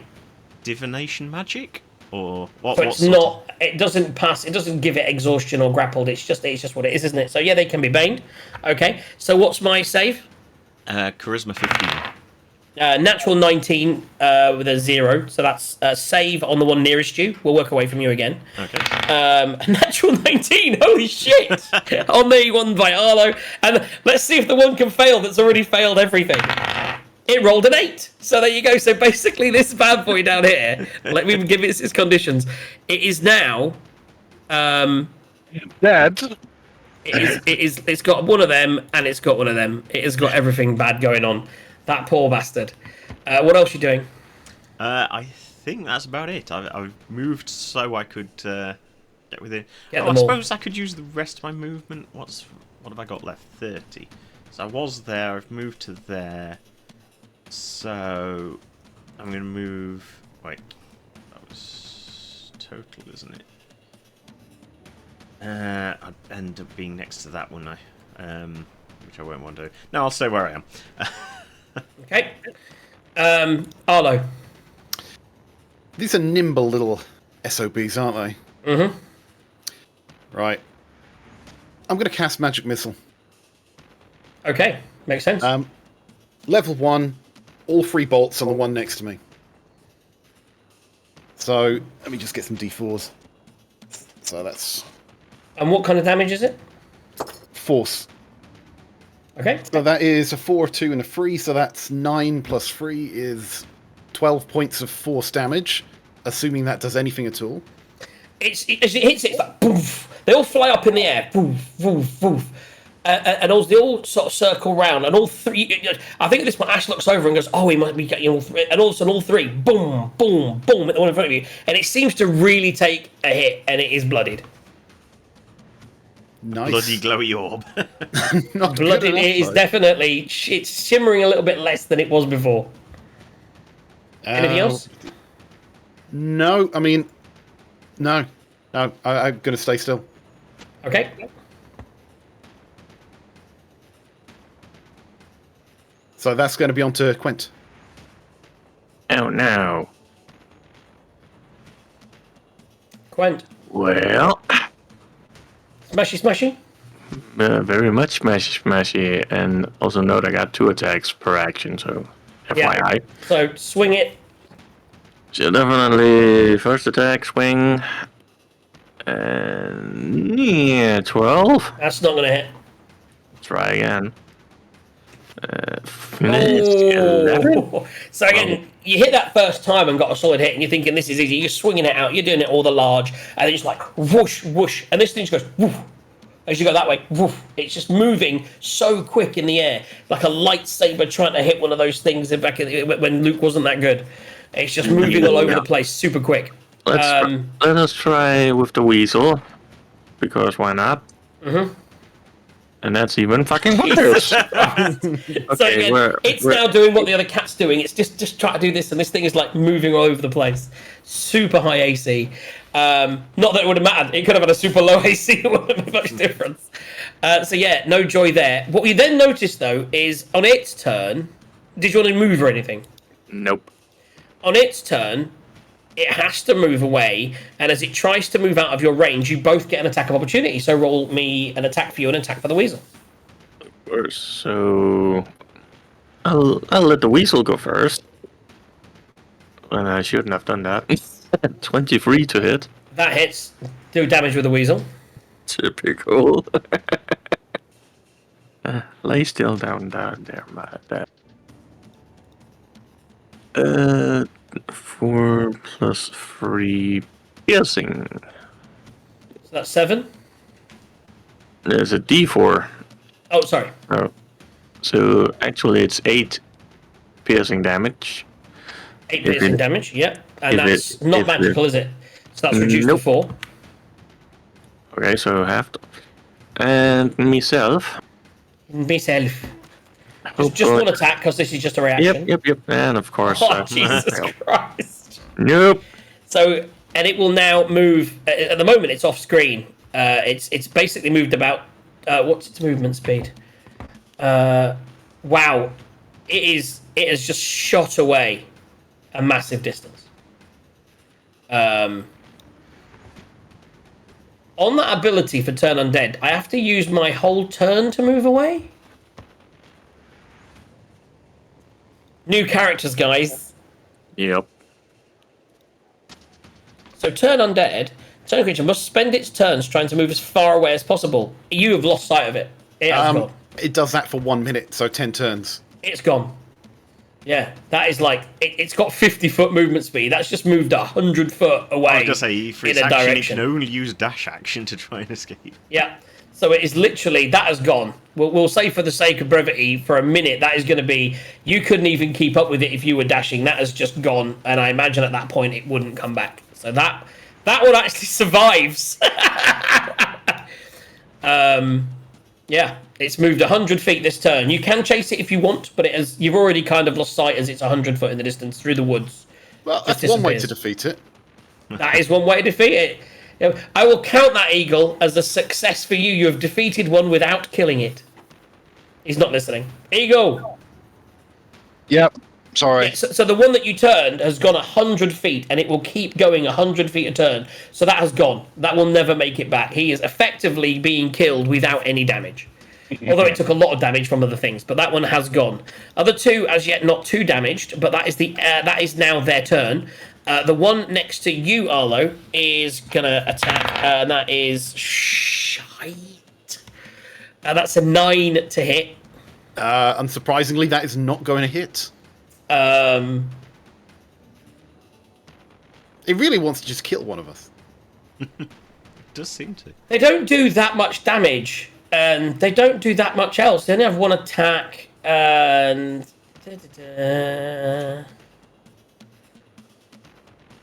Oh,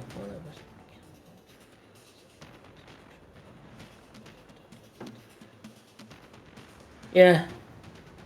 Yeah. It can't wear anything. Imagine if it was wearing clothes, that'd be hilarious. I like to think Quint is just shouting up, "Do you need a hand up there?" And the one next to you, Eagle, is going to attack you, and that is 16 to hit. Will not hit. So again, as it reaches forward to hit you, nothing. That's their turn, and now it is you, Alfred. So I am. Let's see what we can do. I don't know what these things are. So you've got a few good ones. Radiance of Dawn, do AoE damage. That's good. You've got Spirit Guardian. Again, big AoE damage. The thing won't be able to escape. If he casts Spirit Guardians, he would lose the Spiritual Upper, though, wouldn't he? I know Spiritual Upper is not concentration. That's Yeah, crazy. it's not concentration. You've got Scorching Ray, but that's probably not a great one because their AC is really high. Or Flaming Sphere, maybe.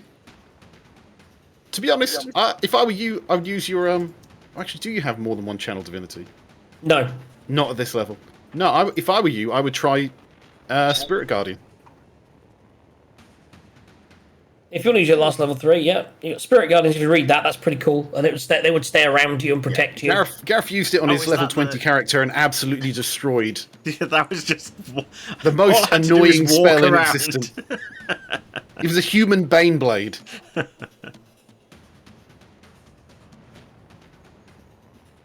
What do you think, Eagle?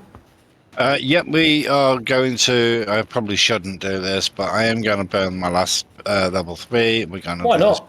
Spirit These Guardian. encounters, because they're short daily ones, are worth it. It's worth learning your character and just You need to smashing them give out him an there. aura for 15 feet. So basically, around you now, within 15 feet, is it in... Where is it now on auras? Just click on Edit It's Character down. and then I've got scroll it. down. No, I've got it, yeah. Radius, 15 feet. We're going to have a nice little circle there. So anything in that range, and you can then move if you want to try and get more into that range. Anything in that range You are neutral, so it's angelic in nature or fey. You have some. So what are these? You're basically going to be surrounded by creatures. I don't think we're going to go with more cats. Spectral, cheerful, floating, flying cats are all around you. When you cast a spell, you can designate a number of creatures you can see to be unaffected by it. So I imagine you would say that all your friends would be unaffected. Yep. We'll say that automatically. Anytime a creature enters the area for the first time or starts its turn there, it makes a save. If it fails, you take 3d8 radiant damage because you're good or neutral. I'm assuming that he's good or neutral and not evil. So on a successful save, the creature takes half damage. So basically, nothing happens now, but on their turn, they would have to save and take a fuck ton of damage.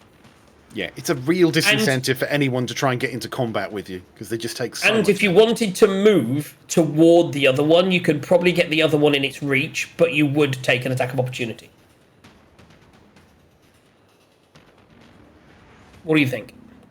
Do it. Yes, okay, we're going to do it.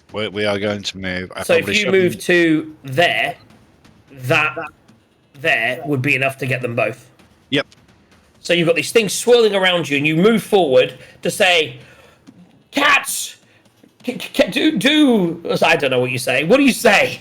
I'm going to just try to strike the one with the spiritual weapon so that it doesn't, doesn't. You're going to move first. Yep, move. As you cast it, what you would do is, because you can bonus action, so you would cast it, then do your bonus action to attack in case you destroy it, and then move. So if you do your bonus action first, roll to hit with the spiritual weapon.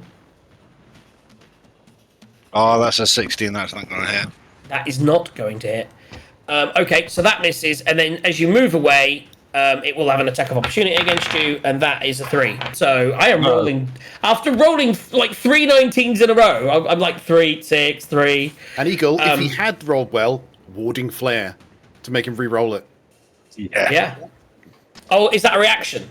It is a reaction. Isn't it? Yeah, and he hasn't used his reaction yet. So Light clerics are really good for survivability.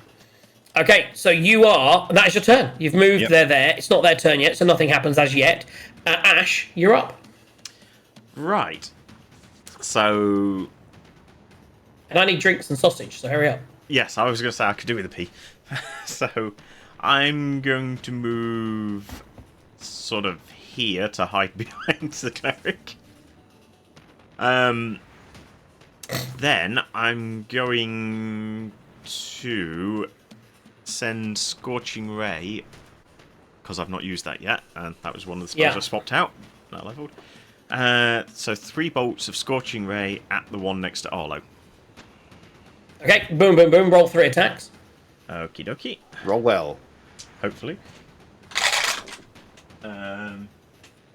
So the 15, 2, 15 and a 2. The 2 won't. The 15s I think will, because it's +7, so 22. That hits, and that hits. Roll damage. Okie dokie. So these are 2d6. Yeah, 2d6, not plus anything. So if I just roll 4d6.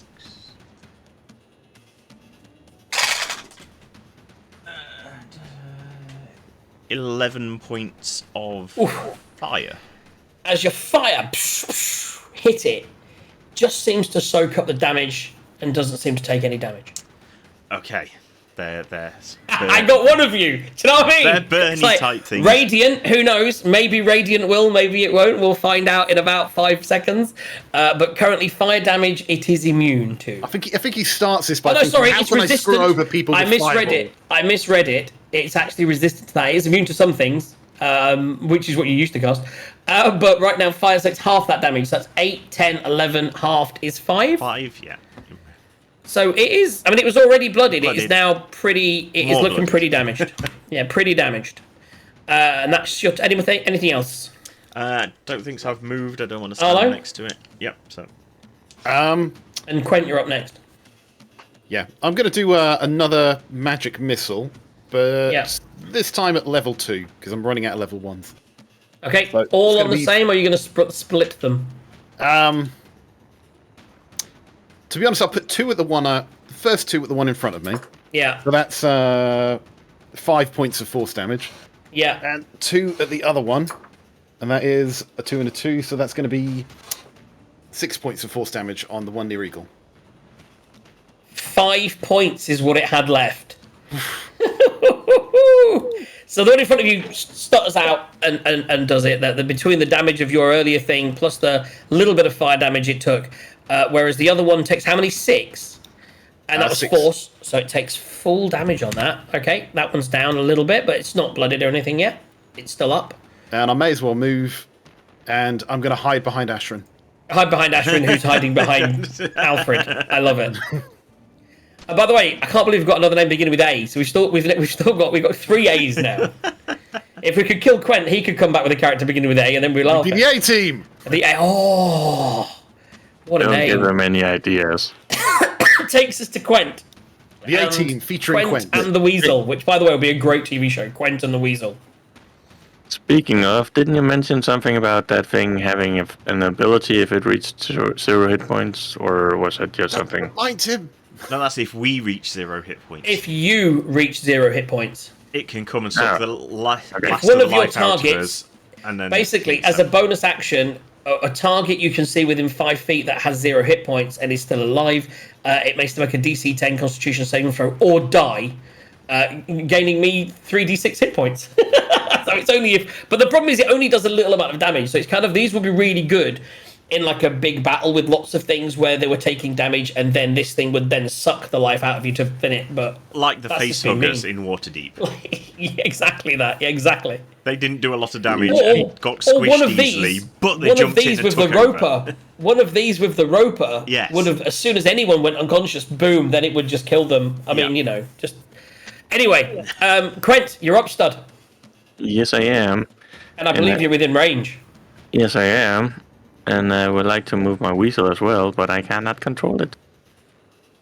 Oh, okay. But just move him up just south of the glowing dotty thing. Yeah. Glowing dotty thing? Yeah, whatever. Right. So, So double action, you're gonna move. You're gonna action to attack, and you're gonna bonus action tell it to move and attack. So roll your 2 attacks first, because that might be enough. That's kind of what I'm thinking. If you can roll above a 5, of course. I don't know if I can roll about a 5. But first attack with the axe, the 17 Misses. 17 misses. Damn. Okay. Yeah, it's Second attack, their AC is 19. 18. Misses. Oh, one shot. Son of a something. Again, Right, it's just well- swinging. It's just like. Well, Come on. Still got the weasel. It's clawing Still up got with the the weasel. weasel. Come on, weasel. Oh. Fucking natural one.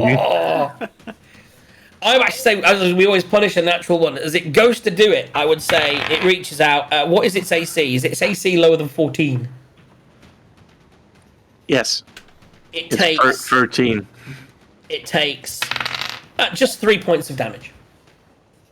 Oh, okay. So like a third of itself. Like, as it goes to, it just this thing electrocutes it a little bit, and it's yeah. So it just takes 3 points of damage. I was thinking maybe you did something like, whoa, you critically failed an attack on the glowing.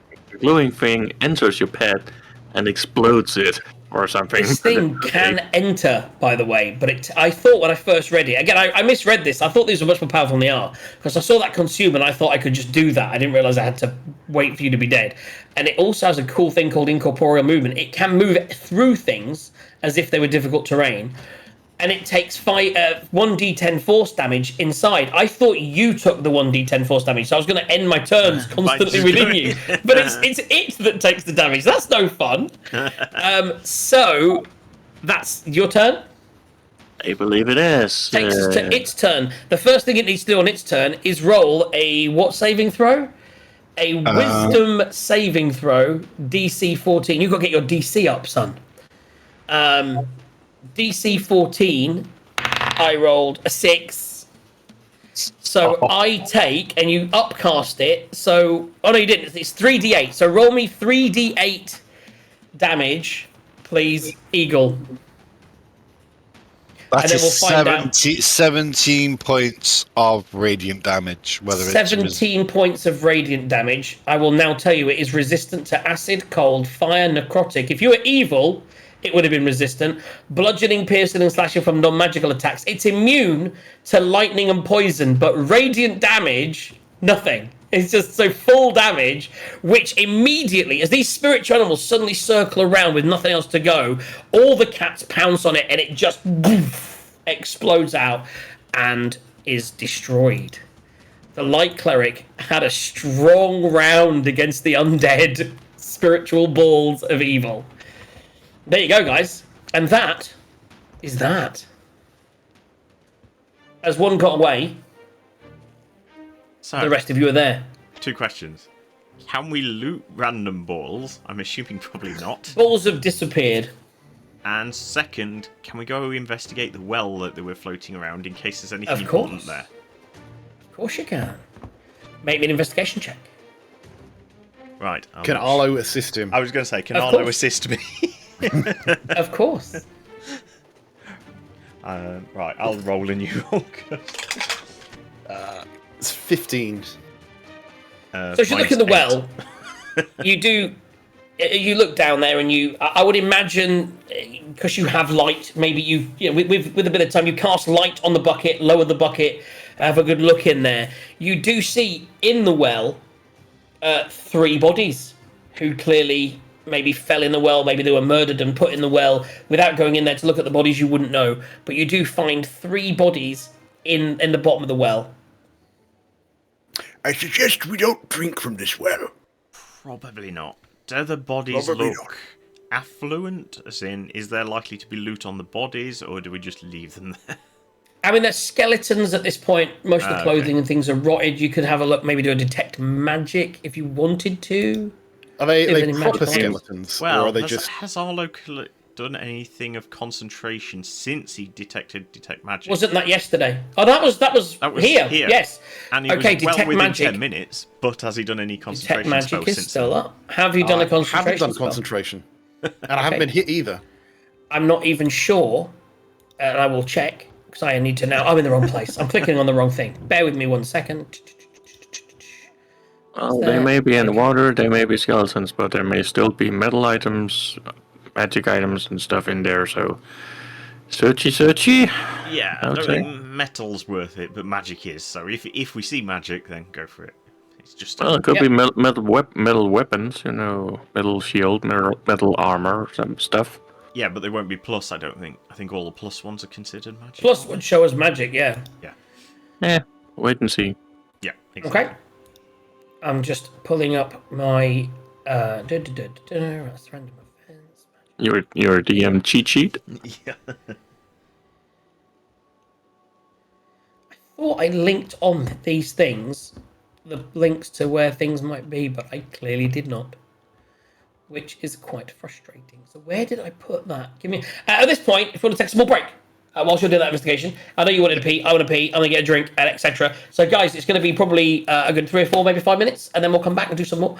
Take some time. Meanwhile, if you want to roll the VT, I'm gonna have a quick look for my table and then go for a pee. Okie dokie. Where's me button? D&D enter.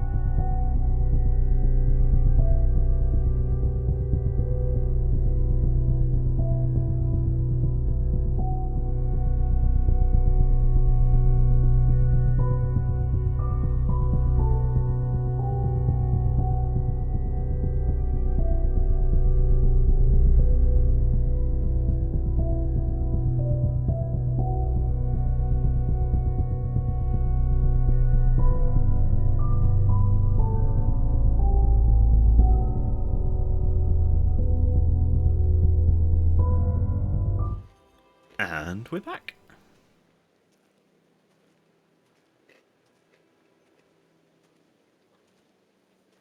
So, yes. JJ went and got some, like, meat triangle diamond things. With these little pitters. Bastards. They're called bastides. Bastards. That's what they're called. B-A-S-T. So we're in Marks and Spencer the other day, and I said, honey, can I get some of these bastides? And she looked at me and said, you can't do it.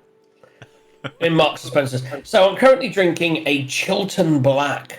Check that out. Whoa. Really leaning into the dark side. So Yeah, I've loving it. gone with the named one. I've got a Thistley Cross. Beautiful. So as you two guys are investigating and looting, we can go through that while Stone Glow is reeling in his catch. Yeah, so I've got Detect Magic going around. We can I would say there's possibly a glimmer. It depends what you roll, isn't it? So there's certainly the chance of a glimmer. I would say it'd be worth maybe knowing the bodies are down there. It's certainly worth with a glimmer checking it out. Okay. I've got Mage Hand and some rope. Okay. I was going to So say, I is there am- any rope on the bucket or anything, or is it? Yes. So you roll it down with a light. You see some bodies. You see a bit of a glimmer. You think it's a magic glimmer, but it might not be. We'll see in a minute. And you So want we'll to... search at a distance using Mage Hand to rummage around the bodies and empty pockets and move stuff around. Because I imagine the skeletal bodies will probably fall apart if we try and pull them up. Roll me a... Just roll me an investigation check first. That is still a 12? Roll me a D8. 11. It's a 1. Okay. So as your hand is down there, and you sort of go to the thing that was lit, and it actually pulls up like a bag. Excuse me. And inside that bag, as you open it up, is a book. A wet book? Arlo's A happy. wet book. But it seems okay. It seems maybe potentially readable. You're going to have to study it. And next to the book is like a little kit. And the book is called Plants and Other Things. And the kit is a herbalism. It's all, the book almost seems it's plants, mysterious uses for plants. It's actually called. I wonder if I could use this for alchemy. And sort of alchemy. And it's a herbalism kit. Is the kit. And yeah, as you glance through it, you realise that if you were to spend some time reading this book, you may become proficient in a herbalism kit. I'm not going to lie. Arlo will always have time to read books. Yes. I'll prestidigitate the book and dry it out. There you go. Why, thank you, boy. And if his mage hand's still around, I'll prestidigitate that. Just I know it's never going to touch him, and it's incorporeal, but I know how he likes things to be clean. Okay, yeah, great. So, the next time we have a long rest, he'll sit down in his library and he'll have a thumb through the book and read that. So that's definitely what he'll be doing. Basically, you're picking up a hobby to take your mind off the fact that Tazar died. Yeah. I will Yeah. say. This would be a fantastic distraction from the terrible sorrow of losing my friend. Good I would for say making some. reading a couple of. I would say that by the time you get to El Chirel, you will have read that book. So you'll be proficient in the herbalism kit by the time you get to the next tab, unless you die. Which is always an option. Right. Okay. Back to the map. It's currently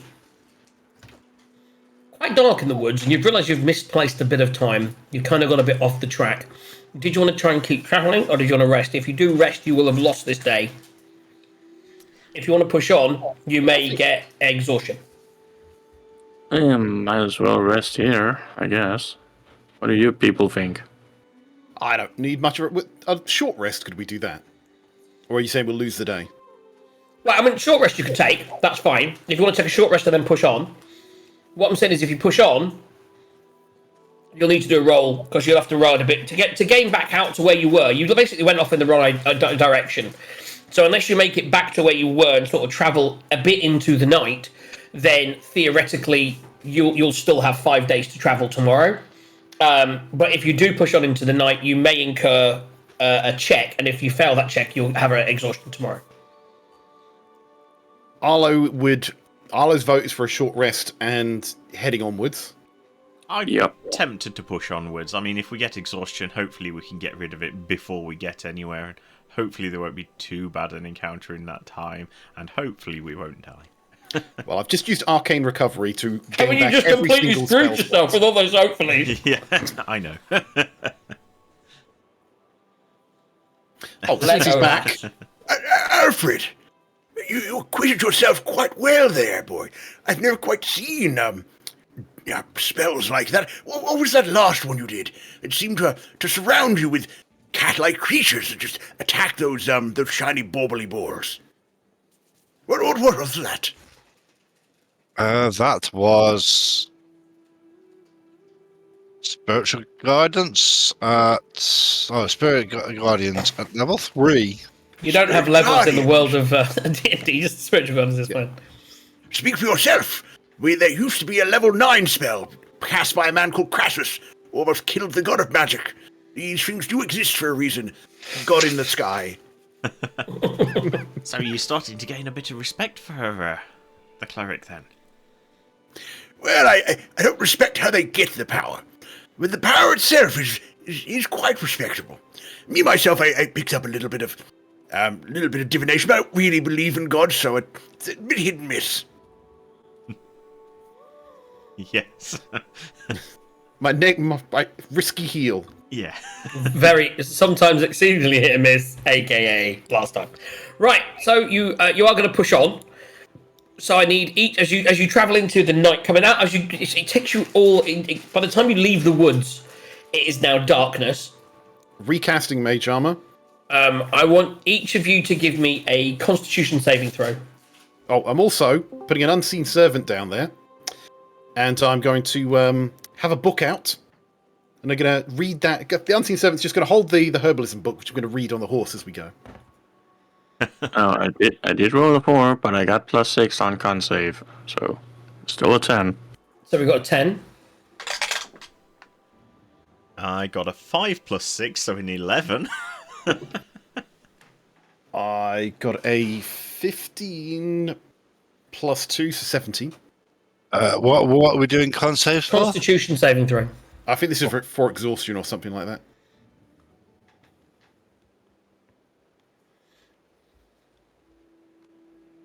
That is a natural 1 plus 3. So you will have Fail. the 10, the 6. By the way, on the first run through, 10 was the success. So 2 of you just made it. One of you very much made it, but unfortunately, you will fail. So you now have a level of exhaustion. The key is to sleep often, especially when you're on your horse. Sometimes So in battle. on inactive conditions, and it will then do your rules for you. Inactive conditions, which is next to defenses, which is next to armor class, right underneath your hit points, you can go in there and you can just tick. Actually, exhaustion's not in there. Where's exhaustion? It's the bottom. Yes. Oh, yes, it's at the Oh bottom. yeah, It's got a at the level. very bottom of that list, you've got 1 level of exhaustion. So if you tick that, that will add a level of exhaustion, which will then. It's basically, I believe, it's I'll tell you by looking at this. Exhaustion, disadvantage on ability checks. So at the moment, you have disadvantage on all your ability checks. Yeah, level 1's not terrible. Just especially... until a long rest. That'll be tomorrow because you'll have done this tonight. So you'll rest tonight, but you'll have that tomorrow. So for the next day of travel, you will have that. You travel into the night. You feel you've made the time back that you lost. You get the. I'm guessing you get out the mansion. You take a rest for the evening. Everyone takes a full rest, so you can click the long rest button, get all your spells back. But unfortunately, you will still have that level of exhaustion on the next day, which takes Rolling us my to divination dice. the next day. Reroll your divination dice. Oh, Quen, and nat get out a new 20. pet. So That's now gonna be down useful. to 8 days of... So what level of exhaustion do we have? So currently, basically, take the long rest and then give yourself 1 level of exhaustion. which at the moment is just disadvantage on all ability checks. You don't get it on your attack rolls or anything just yet. So as long as we don't do it again this day, you'll be fine after this day. Funnily enough, I think... what is the spell that gets rid of exhaustion? It's not lesser restoration or something, is it? It's one of the restorations, yeah. You have to read the spell. But that includes reading. Yeah, I think it's greater.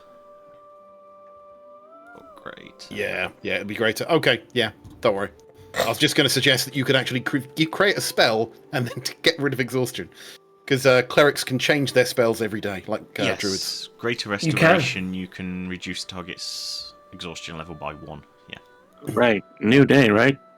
New day, new animal. Because my spell New list animal. has greater restoration in it, despite the fact I can't do it. Do you feel left out, Ashrin, not having to roll something every day? Oh yes, I don't have a puppy, I don't have a... I'm guessing that you don't want to change the spells, Eagle, and we'll talk about that off for next time. But yeah, you should be all good. Right, moving on. Axe We beat are- back. Who axe speaks back, baby? What are we doing? Who's helming day 3?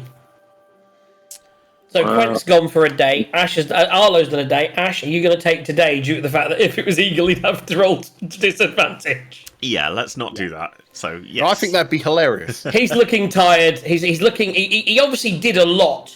Yeah, summoning these animals, having a spiritual weapon. He did a lot that day. Then with the extra ride, he does look particularly tired this morning.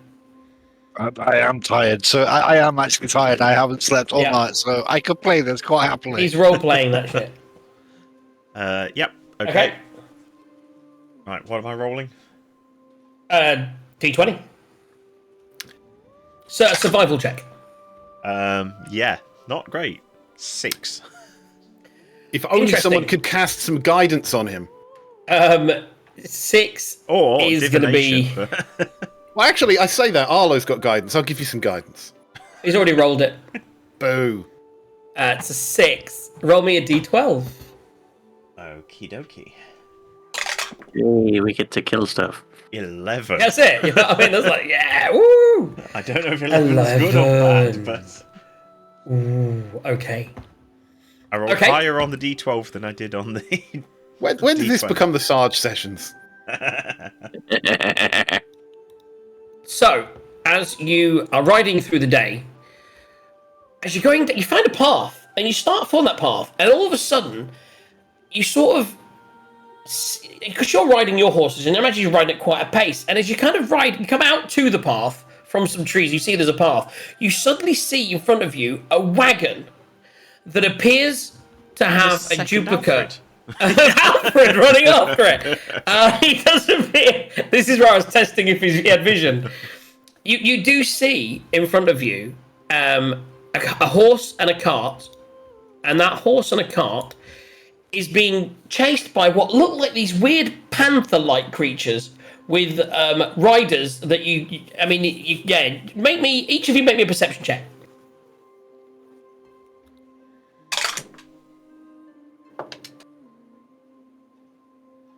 For 18? 6. Is that a 7 minus 1 or a 1 plus?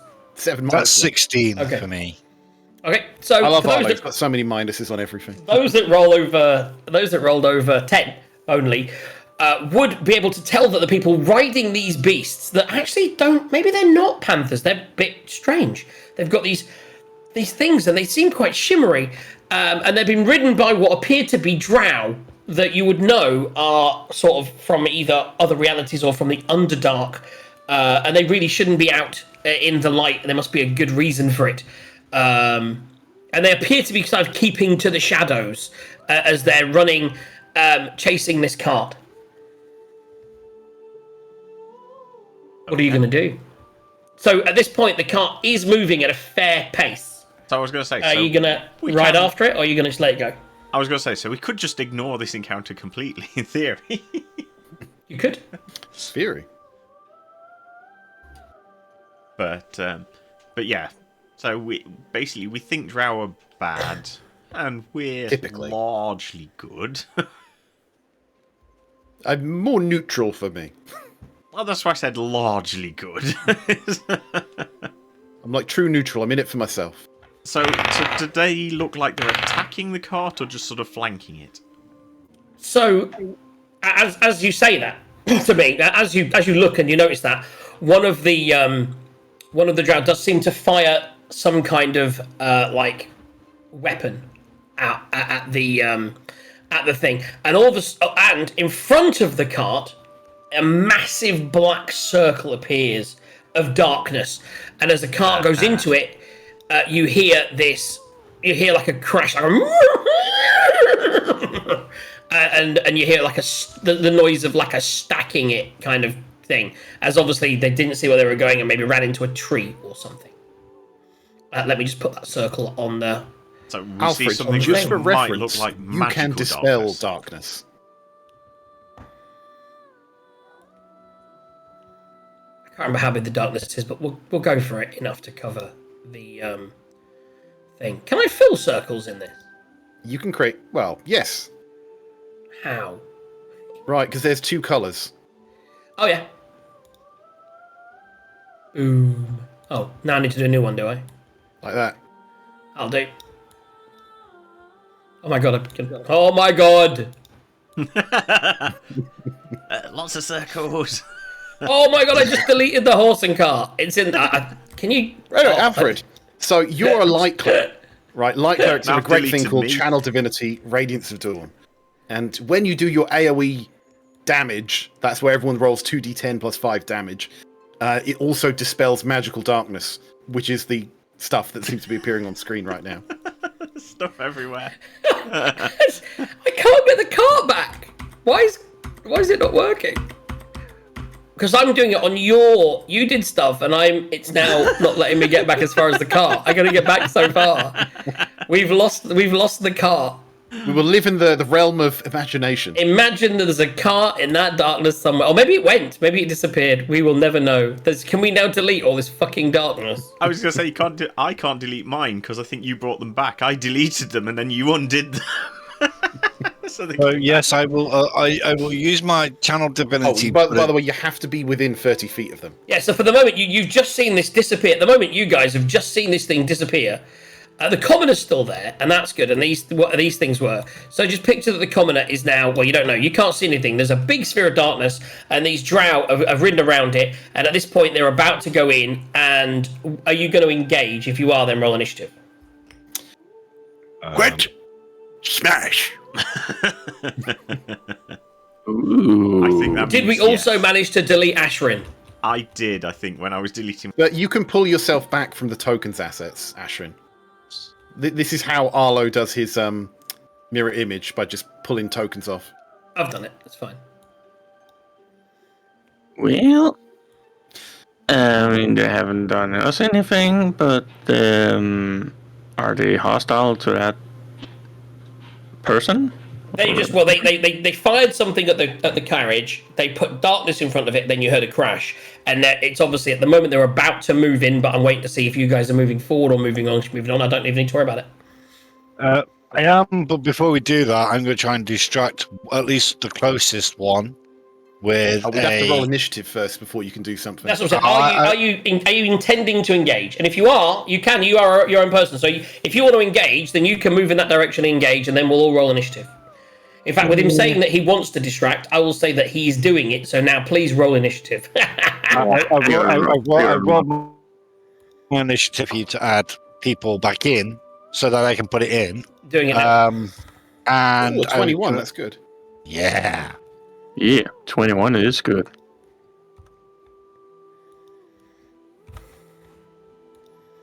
Oh my goodness, this is going to take me a while to set up. Let me just spend some time doing this. I had to import all these creatures and everything. This was a super fun time I had the other night.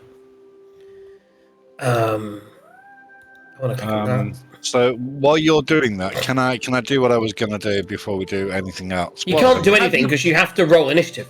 He has, but Quent, what is your dexterity? 14 plus 2. What's your dexterity? 14 plus 2. Right, so you two need to roll for Rollies! and see who goes first.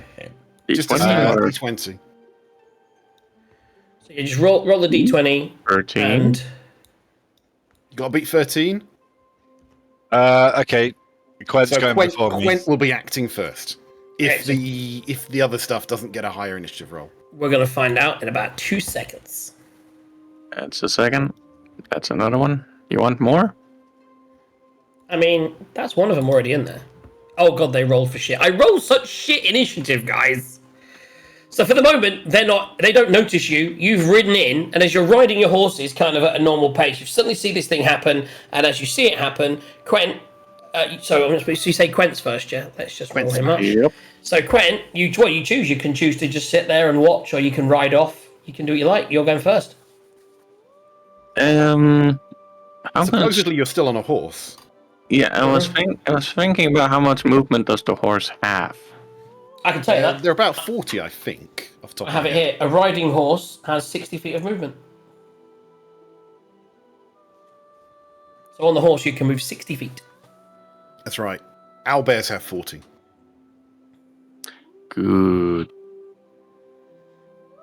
Then I shall try something that might maybe possibly work, maybe possibly won't work. Because I'm 60 feet away from this guy. That's 55, by the way.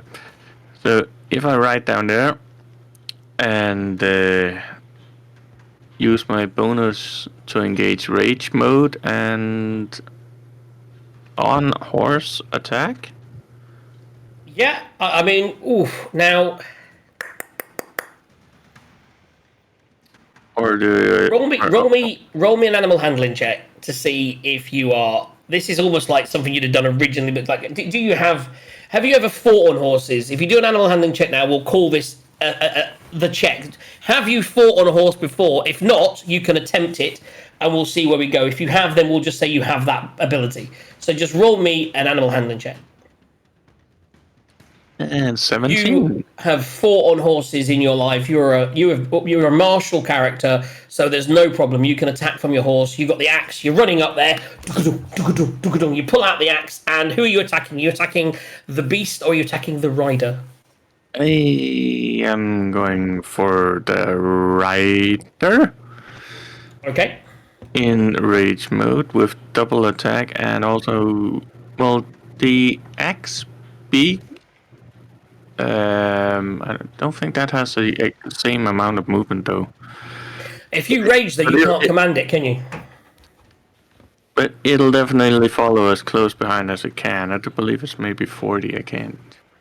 Yeah. So it. Oh, yeah. It's a bonus big old action to creature, command isn't it, though. So Yeah, so exactly. I mean, if it was following him anyway, it would keep following him until he told it not to. It just wouldn't attack. Well, you're muted, I guess. So it's going to go 5, 10, 15, 20, 25, 30. So it gets about there, following you. You're going to get there, rage up, and you're going to attack. Actually, it's got 50. Okay. So that was 5. Should have measured. So yeah, I am gonna rage up, and I'm gonna double attack that rider. Yeah. That's So you why see not. this going on, you're thinking, I'm not having any of this nonsense. Yep. So you're attacking the rider. Roll, right, yeah, roll me, Great. First attack coming in, is this where he realizes there's only one rider and the other ones are not 12? and that's a 2. that misses. Yeah, obviously. Thank you for that, Captain Obvious. Second attack is much better. 16 plus. That is the wrong 7, so 23 to hit. That hits. Yes, it does. Yes, it does. It hits. Yes, it does. And that means I get to roll a d12, and I also need a d6, and that has upgraded its damage since last time, so... Okay. So, first and foremost, the normal-ish damage is really fucking crap. 1 plus 4, so that's 5 damage, plus the 2 plus 3 necrotic from the Divine Fury attack. So that's 10, yeah? 10 total, unless there's something Cool. special about the necrotic. Who knows? Okay, cool. Do you know what you're going to be doing, Eagle? X-Peak is not in range. If you ready to go, Eagle, yeah? So, yeah, that's just about all I can do, I am assuming. Okay, Eagle, you're up. So I was going to do pretty much. I was going to cast at will cast Sacred Flame at the. Are you in range? It's within 60 feet, so yes. Uh-huh. Let me do this. So 60 feet. So at the rider or the animal? The animal. So Sacred Flame is a dexterity saving throw. Okay, yeah, if that's what you're going to do, should I cantrip it? Yeah, no problem.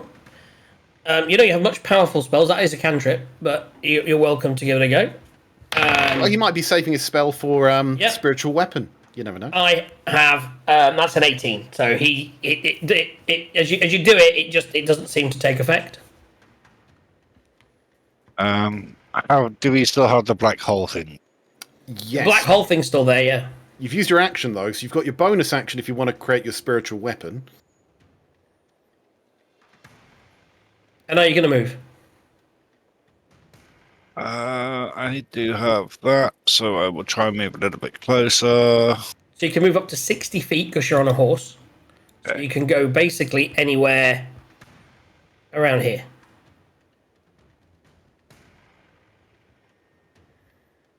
Any square, Yeah, so you get to that square there, that square there, that square there, that square there, that square there, etc.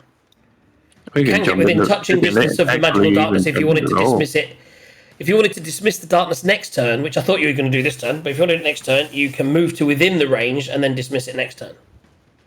Yeah, and I'm gonna bonus actual spiritual weapon. Okay, where you casting the spiritual weapon? In between me and. Can I get them both? Is the question. Spiritual weapon is just a thing that attacks it, so you can cast it anywhere. You can cast it next to it, no problem. It's not there yet, so you're casting it wherever you want. So you can just cast it straight on here if you like. Yep. Yep, and are you gonna attack as well with the spiritual weapon? Yes. Roll me an What's attack you with attacking? roll me an attack with disadvantage. Ooh. Yeah, we'll cast it at 2 because we have more. So we'll So you've cast. you've cast it at the normal level. Yep. Okay, so you need to roll to hit. That's a 15. With disadvantage. So you need to roll a second time. That one was a natural 20. So it's the 15 So you it's go with. still the 15. Is that so 15 it hits, yeah. May I do damage? But now I've rolled the natural 20. It's gonna upload the thing. Just do a dice roll on the left. By the way, do we have any music going on? It's quiet. The If you use the dice on the left, you can just or you can do it and we can roll it twice and we know it take whatever. That is a downside of that, unfortunately. That's 10 points of damage. Yeah, 10 points of damage. Wonderful. So it takes 10 points of damage, and that is your turn. Takes us down to Arlo. Right. I think I've got this range. Yeah, 120 feet. Okay. So that is... Yeah. 1 second. I Initiate cast hollow Hypnotic killing mode. Pattern on that square. You're going to catch what, sorry? Hypnotic pattern. Pattern. So it's a Okay. DC 16 Wisdom saving throw.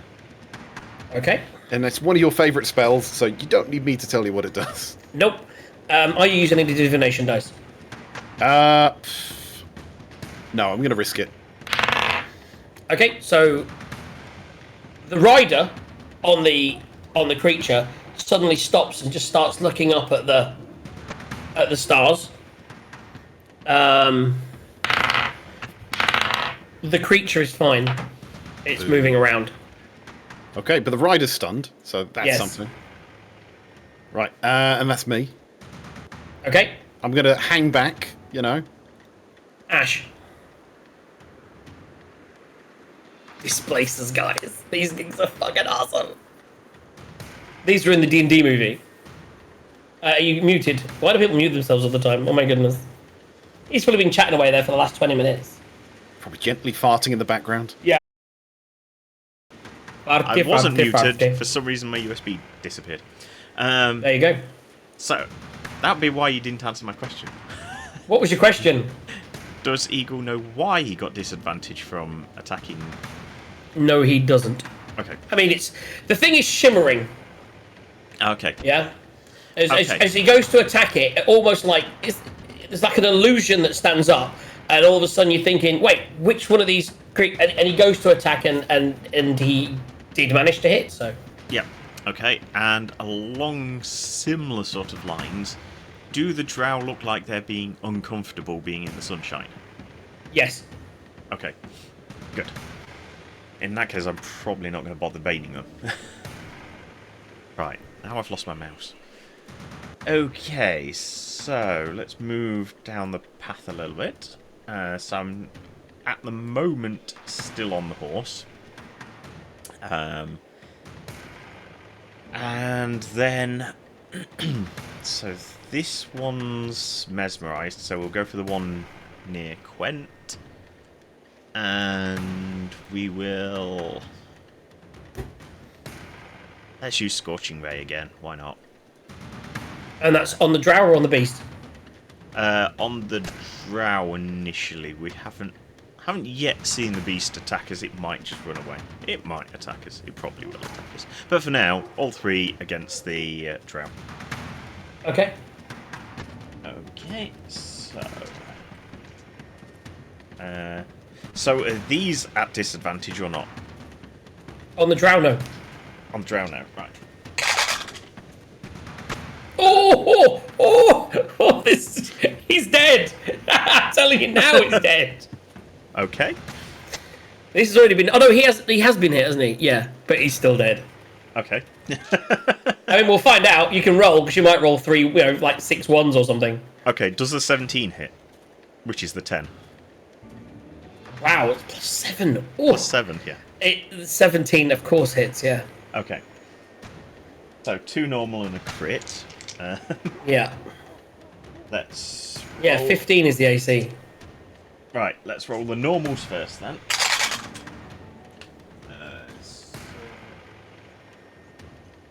So it's that doubled, right? No, these are the normal. So that's 13 plus.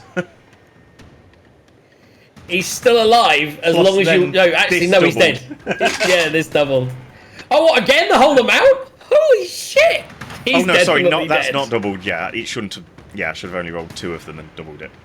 Or I could roll all 4 of them. He only had 15 hit points left, so Okay. he's like the 13. You'd have had to have rolled like it wouldn't have mattered. So yeah, the drow suddenly falls off the beast, and the beast reels up and looks around and is very unpleased with the situation. Okay. Right, I've moved. I've got no sensible bonus actions, so yeah, onto the remaining drow. Okay, He's, that's your turn, yeah. He's kind of paralysed. So it's his turn, and does he get? He doesn't make any save or anything, does he? He has to be woken up. Someone else has to use an action to wake him. Yeah. Okay. So he's currently on it.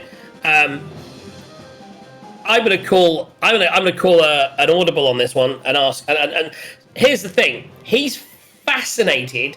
So just the very action of the displacer beast moving, he would fall off. Well, see, this says if he's attacked, he would also snap out of it, or if someone uses an action to shake him out of it. Okay. So he's gonna move. He's gonna fall off and hit the ground. And what I'll do is I will roll. Takes fall damage.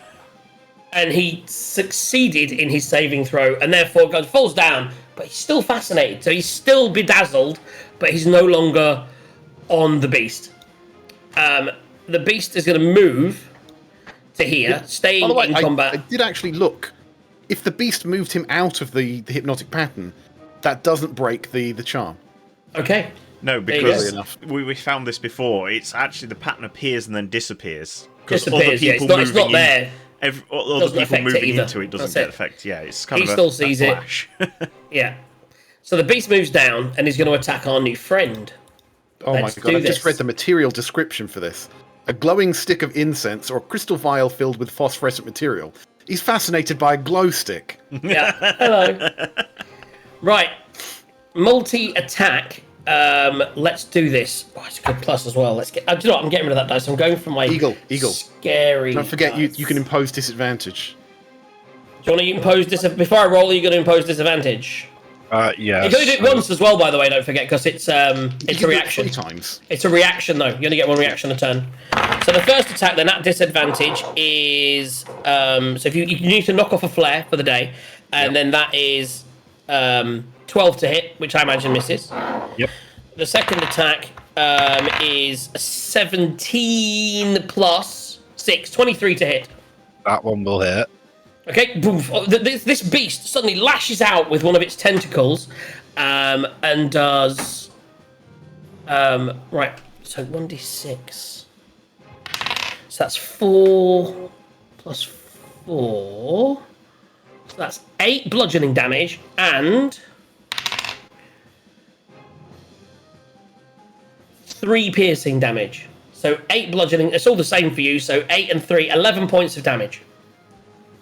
As these 2 tentacles whip out, whoosh, whoosh, only one of them manages to hit you because you disadvantage the other one. But as it gets it first like hits you and it's like bruises your arm. Then its teeth bite in and pierce you for 3 extra damage. Yeah, it's then gonna keep moving, and it's going to move into the darkness. And you've already used your reaction, so you can't take an attack of opportunity. So currently, you don't know where it is. It's just in the darkness. Somewhere. You can see it on the... In fact, I should just do that, shouldn't I? It has disappeared. The other one gets its turn. So looking around, it's going to go to Quent, and it's going to attack you. And that is a 6. That's a 12 to hit. No. Attacks again. 15 plus 6, 21 to hit. Yes. Which hits.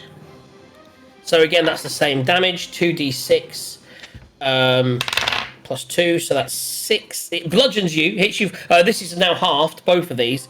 So let me do the total first. That's 6 plus 2 is 8, half to 4. So 4 bludgeoning damage, and 3 plus 1 is 4, 2 piercing. So 6 total damage after it's half. So 6 damage in total. Yeah, okay. And then it is also going to leap away and go into the darkness. You can make an attack of opportunity. I will make an attack of opportunity. Because it hit me. And that's... At disadvantage. Okay. Still 20 to hit. 30. Hits. 30, 20. Hits. Oh, it's the beasts that are shimmering, right? Good. And In the D&D movie, if you watched it, they create an illusion of themselves. There's 2 of Yeah, them. it's similar things. That's basically what it is. It's got that. When you go to attack it, you're not sure if there's like 1 or 2 where it is. It kind of does that. question. When it's an opportunity attack, I don't get the You don't get the- extra thing, right? You don't get the special smitey thing, no. You still Right. get the +2 strength though. So Unless you wanna rate that it. is 10. That is 12 damage. 12 damage, nice. 6 plus 4 plus 2 damage for raging. Okay, so they're in the darkness. I can't believe you've managed to kill a drow and paralyze a drow. They've got poison. They've got darkness spells. Son of Does a his- bitch. Axbeak also gets an attack of opportunity, It wasn't in range. wasn't it? It's like this It time. was Oh outside. no, we had a no, it drow didn't boat quite and- make it, did it? It was yes. I No. remember Nope, now. it was outside range. Yeah. So they're both now in the darkness sphere, and that's the end of their turn, which takes us to Quent. You just see these things disappear into the darkness. What are you gonna do? You can still see one drow, but he's Yeah. kind You of can see the drow that's paralyzed over in the way, or you've seen them go into the darkness. Well, I'm not going into the darkness, that's for sure. Because bad things will quite possibly happen in the darkness. Which is the tale of Arlo's life. Bad things happen in the darkness. Yeah, books fall on you and all sorts. I thought that was the title of his new album. But yeah, I mean, I can go and I can't really do anything really. I'm pretty sure that other drow is more than 60 away anyways. Well, you could always throw a javelin in, but I don't recommend it. Just randomly. Hope you don't hit the villager. Also, if you don't attack something, you'll lose your rage this turn. Yeah, but if I can go to the drow. You can, yeah. And then I can I tie him up? Get some answers? What the hell is he doing? Stuff kind of I mean, he's already looking at this pattern at the moment. He's completely... So whilst he was doing it, yeah. If you wanted to, I would say movement and get off the horse. I would say you could use... You haven't used your action at all, have you? Yeah, you could use your action to pull out some rope and tie him up. Yeah, well, might as well do that then. Yeah, that will wake him up from his... That will wake him up from his stupor. But yeah, I would say before he woke up, he would be bound. So he is now... At that time, he will be bound, so he is... Yeah, and then we can twist him further. Good thinking. Yeah, it happens sometimes. Do you know what you're going to do, Eagle? I think I do. I'm going to channel Divinity Radiance of the Dawn. Are you going to move before you do any of that? Is there anything within 30 feet of you? So let's do a... So as an action, you can channel Divinity to your holy symbol and dispel any magical darkness within 30 feet. Additionally, any hostile creature within 30 feet that doesn't have cover must make a con saving throw or take damage. So you kind of want to get those hostile creatures, don't you? Yeah, so I'm going to have to move. Give me a minute. Move down a little bit. There we go. That should get them. So you're going to move right up to the edge of the darkness, and then you're going to cast a spell. Okay. Ooh, that's a tight one. I'm going to roll for that. Well, the first thing, the darkness is going to drop. So the darkness drops. So we'll leave the circle there because I can't be asked. And in fact, the that token definitely gets it. This token, if you do the aura, you'll see is right on the cusp. So I'm going to say, if it's above a 10, if I roll above a 10, he's safe. If I roll below a 10, for 11 or above, he doesn't get hit. 1 to 10, he gets hit. 6. So they both take the damage. So they need to make saving throws of some sort, don't they, Eagle? Yes, it's so as an action you can use as an DC 14 Constitution saving throw. Yep. They are very constituted, so that's good. So that's a natural 18. So one of them survives, and the other one is a 9 plus 3. So the bottom one fails, the top one succeeds. So one's half damage. Yeah. So what's the damage?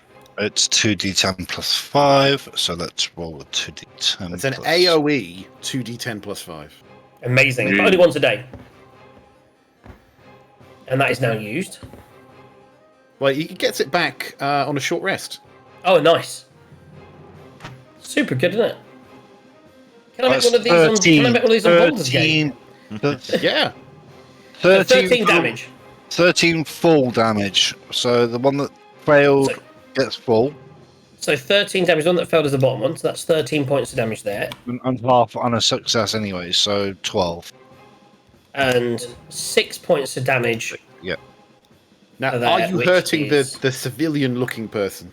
Are they hostile? He's not a combatant. No, I wouldn't have said so. He's also that person there is actually... They are currently knocked out unconscious. Not like unconscious doing saving throws. They're just currently out of it. They fell off their horse and they're knocked out. And there is a cart in there, don't forget as well. Just up against this tree to the side, tipped over. And a couple of dead deer in the road. Damn poachers. No. Is that your turn? Bonus. You do have a bonus action if you wanted to use your if you wanted to move your spiritual weapon. Can you move an attack with it in the same turn? Yeah. You You can move it up to 30 feet and attack. There you go. Do it. So you can move down to the beast at the top if you like. I don't know why you call him a he. It's a female portrait. I can't control it. So. Okay. So it's going to move down to there, yeah? Yep. And then it's going to roll me an attack roll at disadvantage. Spell, spiritual weapon. Did it at level 2.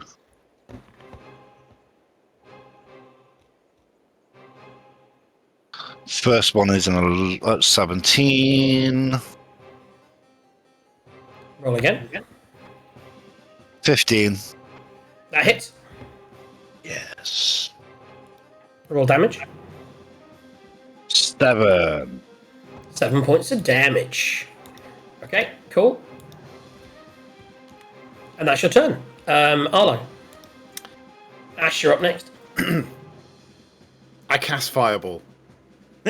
Yeah, you do. Wait, what about show me where you're casting Fireball. I was just thinking this. I didn't ask how big the map was. I said I cast Fireball. Right, let me just draw a circle. Okay, so it's radius 20. So 1, 2. I think it's about that big. Yeah, it looks about right. It's 150 feet, and I am. There we go. I'm doing that. Okay, so you're going to try your best. What I would say is, because you're going to aim from a long distance, and you're trying. I'm not even sure if you could see that commoner. It's a straight line. What I'm saying is, I don't know if you can see the commoner. So as you're firing at the two creatures, roll me an attack roll, and if you hit, then you avoid killing the innocent person. If you miss, then theoretically the innocent person will die. I roll a nat 20.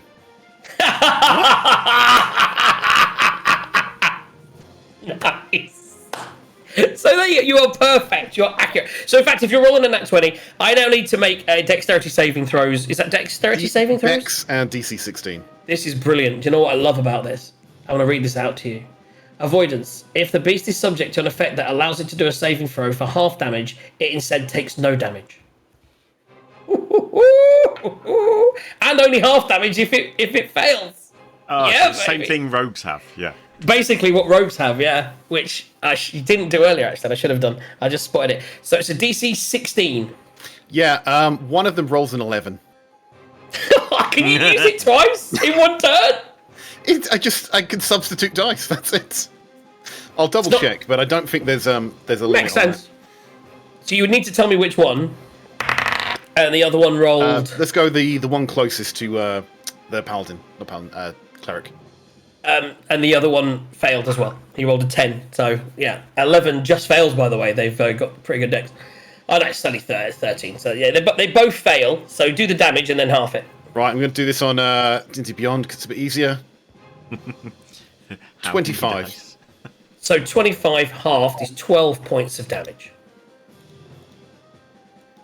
It's actually Fireball is not a great spell to use against them because, like I say, they take half, which is amazing. 15, and that one there takes 12.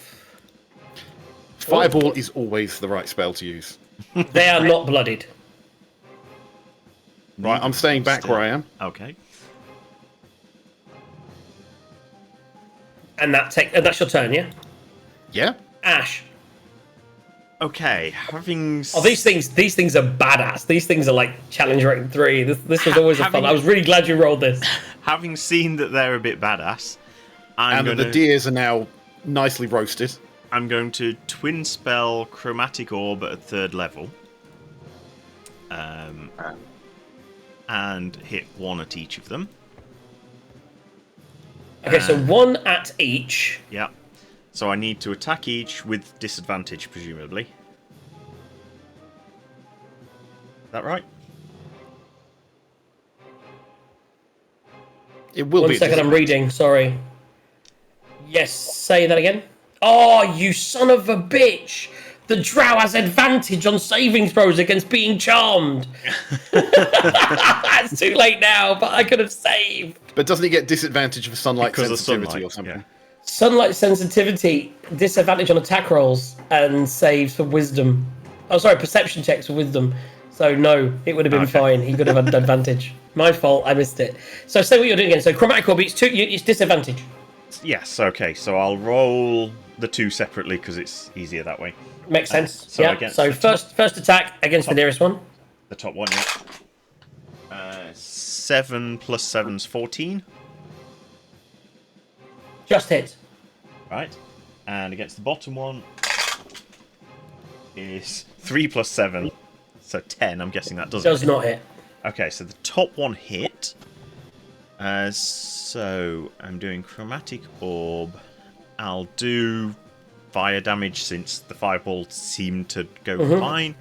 So this is 5d8. Oh! 5 ones would be amazing.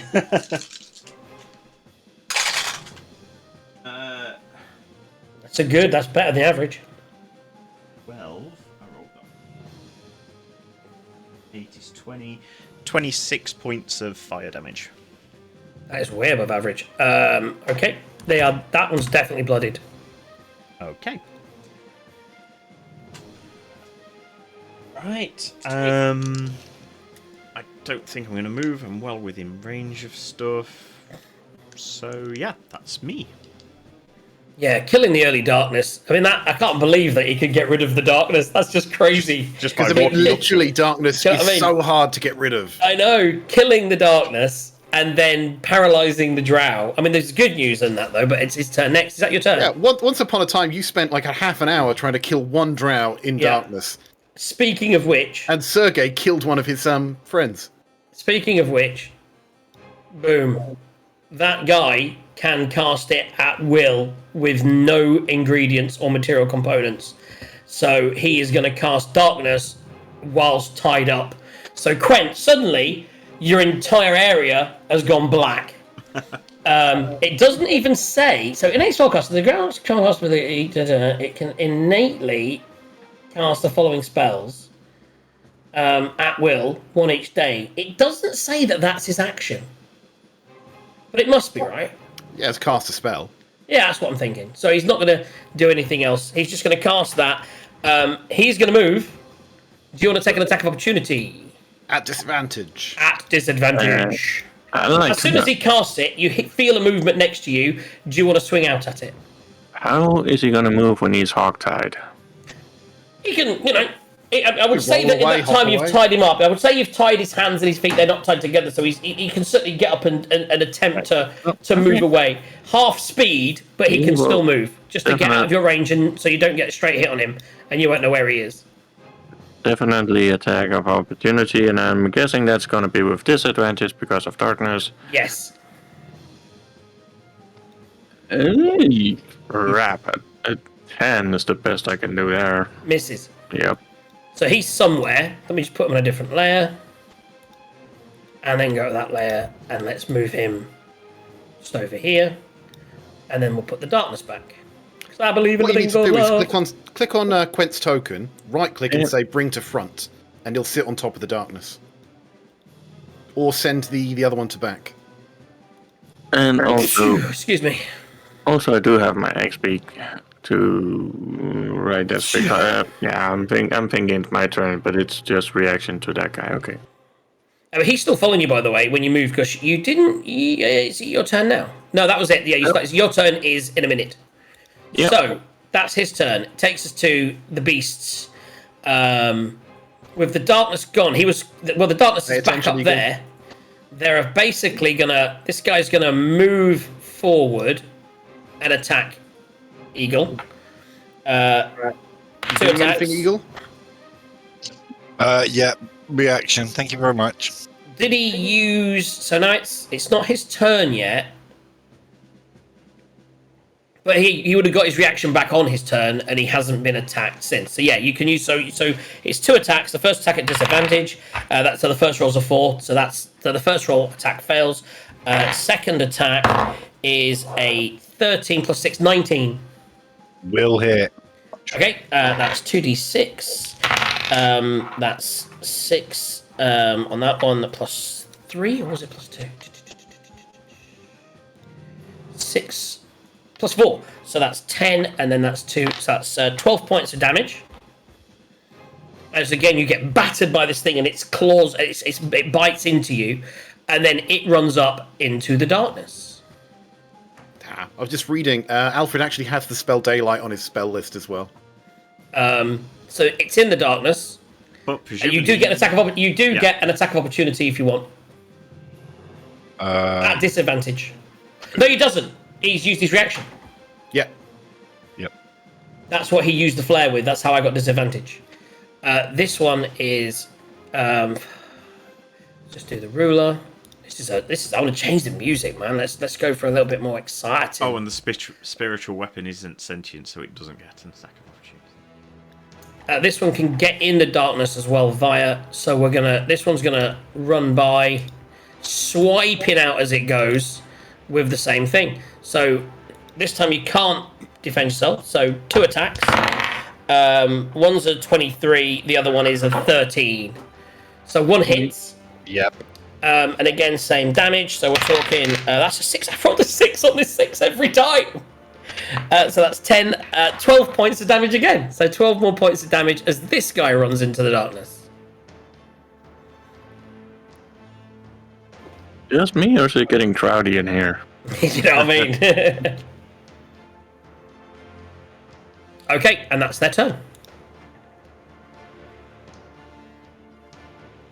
Quent, you're up. You feel movement around you, but you don't know what's there. You just feel movement. You're in a complete area of blackness, and all of a sudden you feel a lot of movement around you. Yep. I noticed. Well, I mean, I can't see where anything is, but... So, as you sense movement, you could swipe out and attack anything at disadvantage. And I'm guessing that's what I'm going to do, because I'm pretty sure none of my people can do the darkness thing, so it's got to be someone else's, so... 2 swipes of disadvantage. Yep, so do the first attack at disadvantage. Yeah. First attack. 8 plus 7, so 15. Will that hit anything? So as you swing around, you do feel it thud into something. You don't know what. Thuds into something. Okay, that means it gives damage to something. Yes. Which means that am I still raging? Because I got off the horse and tied him up, so I don't know if because you didn't attack. Yeah. Well, I don't notice that, so I just... We're on the normal damage, which is... 12 damage. But you could use a bonus action to rage. Yeah. I could do that. Well, I will do that. Okay. That'll take effect from now, I guess. So the first one. So as you swing and hit, you realise you hit. You're like, yeah, and then you're like, you didn't feel it hit as hard, and you realise that you're not as angry anymore. You're like, and you rage again. Yeah. Go for your second attack.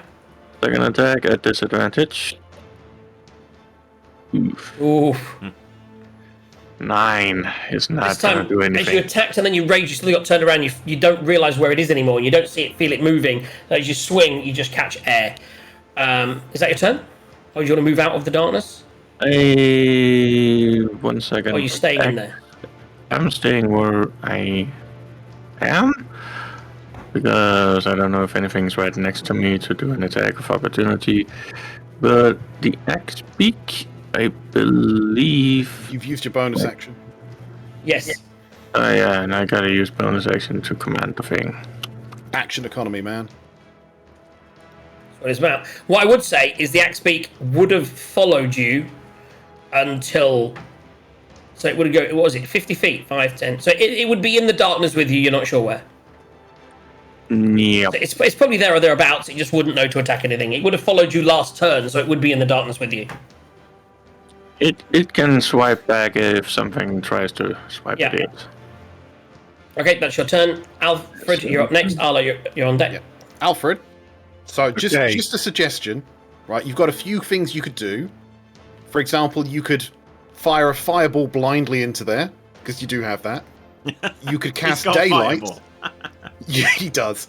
You could cast daylight and just get rid of all the darkness, make everyone's lives easier, but you wouldn't be able to attack. Or you could cast Spiritual Guardian and just run in there, and anything within about 15 feet of you just takes damage. But you got options. That's a bonus action. So yes, we'll run in there with spirit. Yeah, we'll run in there and cast Spiritual Guardian. So with Spiritual Guardians, I'll just read this out to you. When you cast it, you can designate any number of creatures you can see. So currently you can't see Quent, so Quent would also take the damage. Yeah, you've got no attachment to Quen. You ever heard any Trip at a time, Quent killed Quent killed one of our characters. He laughs What's now, it- but wait until I throw a fireball in there in a minute. Exactly. So you're going to cast Spiritual Guardians, yeah? Yes. Okay, so Spiritual Guardians. Okay, cool. I'm going to pull that aura up. It's a 30-foot aura, yeah? Or is it I think 20? it might be 15. 15, that makes more sense. That looks a lot bigger than the last one. Yeah, 30 diameter, but 15 radius. There you go. And tell me, so whereabouts are you running to? Whereabouts are you running to? I'm just going to run just inside of it. It should catch it all. Let's have a look, because you can actually do this. That's what you're catching. So you're catching about half of the circle. Yeah, if you want all of it, you'd have to go to the centre. Also, if you're in the center, what I would say is, because you don't know where anything is, as you go in, are you going to go in there? Do I you've got in know where the center is? No, that's what I'm saying. You don't. just So a big ball once of you go blackness. once you go into the darkness, I'll need you to roll me a d20, and you'll head in that direction. So if you want to walk in and stop, you can walk in and stop. If you want to keep going, I need you to roll me a d20. You're going to kind of head in the same direction, but you can go off in two different tangents. Yeah, so Visions. we'll go in and take so it's actually doing stuff. I will do a d20. Okay, so roll me a d20. Oh, that is a natural 1.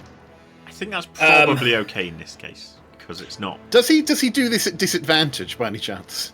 No, because it's just for just what a direction direction. he's going in. exhausted. So he's going in. So he goes in, and so he's now going to go. I would say he's going to be about there. I think he'll still get stuff. As you're running in that direction, you suddenly run into something, which causes you like boom. You bash into something. You don't know what. So you suddenly run into the thing, and as you've run forward, you've run into something. Yeah.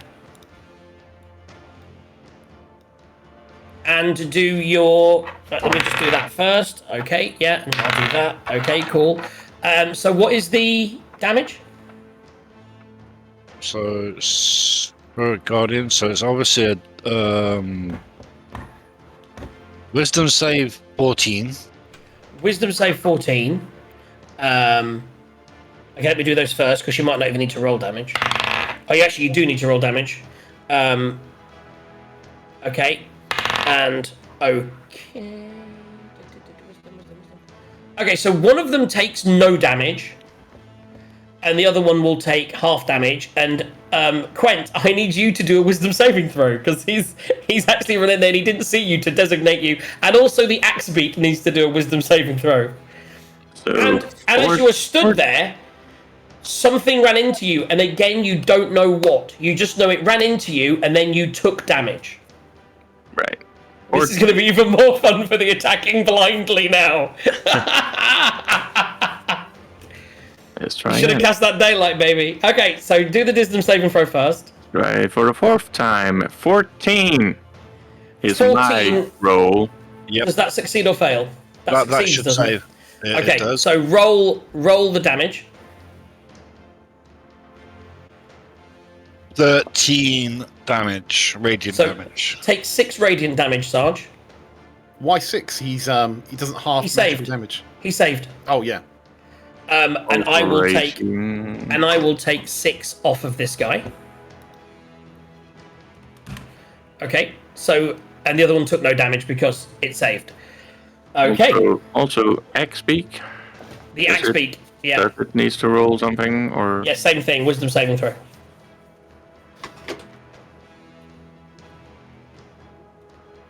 It has +0 wisdom, so 11. 13 Probably. points of damage. It's still alive. Nice. Okay, saying that, bear that in mind that we only take that damage on your turn. I just realised that you don't take it when it happens, but we did it, and we know it will happen in a minute anyway, unless Alfred dies. Right, so that's Alfred's turn. Arlo. Big. I'm very screen very of tempted darkness. to throw a. Fireball in there to everyone. To be honest, if it was just Quentin there, I would do that. You'd have manned it up. But now that we've got a cleric in there as well, I'm going to switch strategy. I'm going to have to just use a magic missile. Well, you You don't advised have me to see them. It's a good question because magic missile doesn't miss. But I still think you have to see them. Don't You have to see You them. advised me to do that, so I went No, I things. didn't advise He you. I gave you gave 3 some things, options. 3 options, and one of them was daylight, which is what he wanted you to do, because then he But would have been I'm able not- to see. I'm not going to puppet your character for No, you. exactly. You've got to choose. So many Right. things say It was a good option as that well, you though. can Didn't see. you hit them damage? Darkness is such a bitch. Okay, I'm going to do something really random here. Right. How far away am I? Probably too far. No. Okay, so I'm going to move to about there. And let me get this up. There we go. Right. So I'm going to cast a flaming sphere inside the darkness. I'm going to Okay. put it there. Anything within 5 feet of that, and that's a concentration spell, it's going to stay. Right? And I can move it around. Do you have to So- see the point where so you're placing it? How are you placing it exactly in that position? It's 5 foot diameter sphere. Fire appears in an unoccupied space of your choice within range and lasts for the duration. So it doesn't look like I need to see it. Right, so Okay, you're just any putting it creature there in the that- darkness. Any And I mean, creature the that point ends is it's its turn- semi-blind where he's placed it because we don't know what is in there. Yeah. So any creature that ends its turn within 5 feet of the sphere must make a dexterity saving throw, which I know is not great for some people. Or, sorry, and that takes 2d6 fire damage on a failure, half as much on a save. And as a bonus action, I can move it around. So I don't know who it's near, it's just flaming death floating around in there. Roll 2d6 damage. If that's the drow, I want a concentration saving throw. That's 9. Okay. Sarge, you take 9 damage. No. He's close. It wouldn't surprise me. Okay, so yeah, I'm just concentrating on that for the moment. Okay, so there's a ball rolling around in the darkness that no one can see. If it rolls around in the darkness and no one can see it, does it exist? Yes, because it's doing pain. Ash. Right. I can't really see what the hell's going on in there at the moment. I love this so much. And I can't Darkness see that I can- really screws things up. It does, really. yeah. How are we doing, guys? Fishbone, hello. How's it going? How doing, Trace? I want to use Darkness the is spell the that best. automatically hits. Can you see it? Fuck! So, I'm going to be a bit selfish, and since haven't done it yet, I'm going to cast Mage Armor on myself. That's my turn. It's amazing. Okay, Mage Armor, that's your turn. Okay, so And, it's his turn and now. I'm going to get off the horse as well. God, I should have counterspelled that darkness, but I wasn't close enough. Okay. Okay. That's his turn. Damn it, I'm on the wrong layer. What is the range of counterspell? 60. And I should have counterspelled it then with my necklace. So for some reason we are missing from We turn thought someone order would all of a cast sudden. daylight. You're sorry. It's because it's so that people wouldn't know what was happening in the darkness. I've moved you to the GM layer. I can still see you. I do apologize. Okay, I okay. will. It's your turn next. Yeah. When it's your turn as well, I will put you back in the thing. It's just I don't want people placing things where they don't know where friends are. Yeah, because people just do that.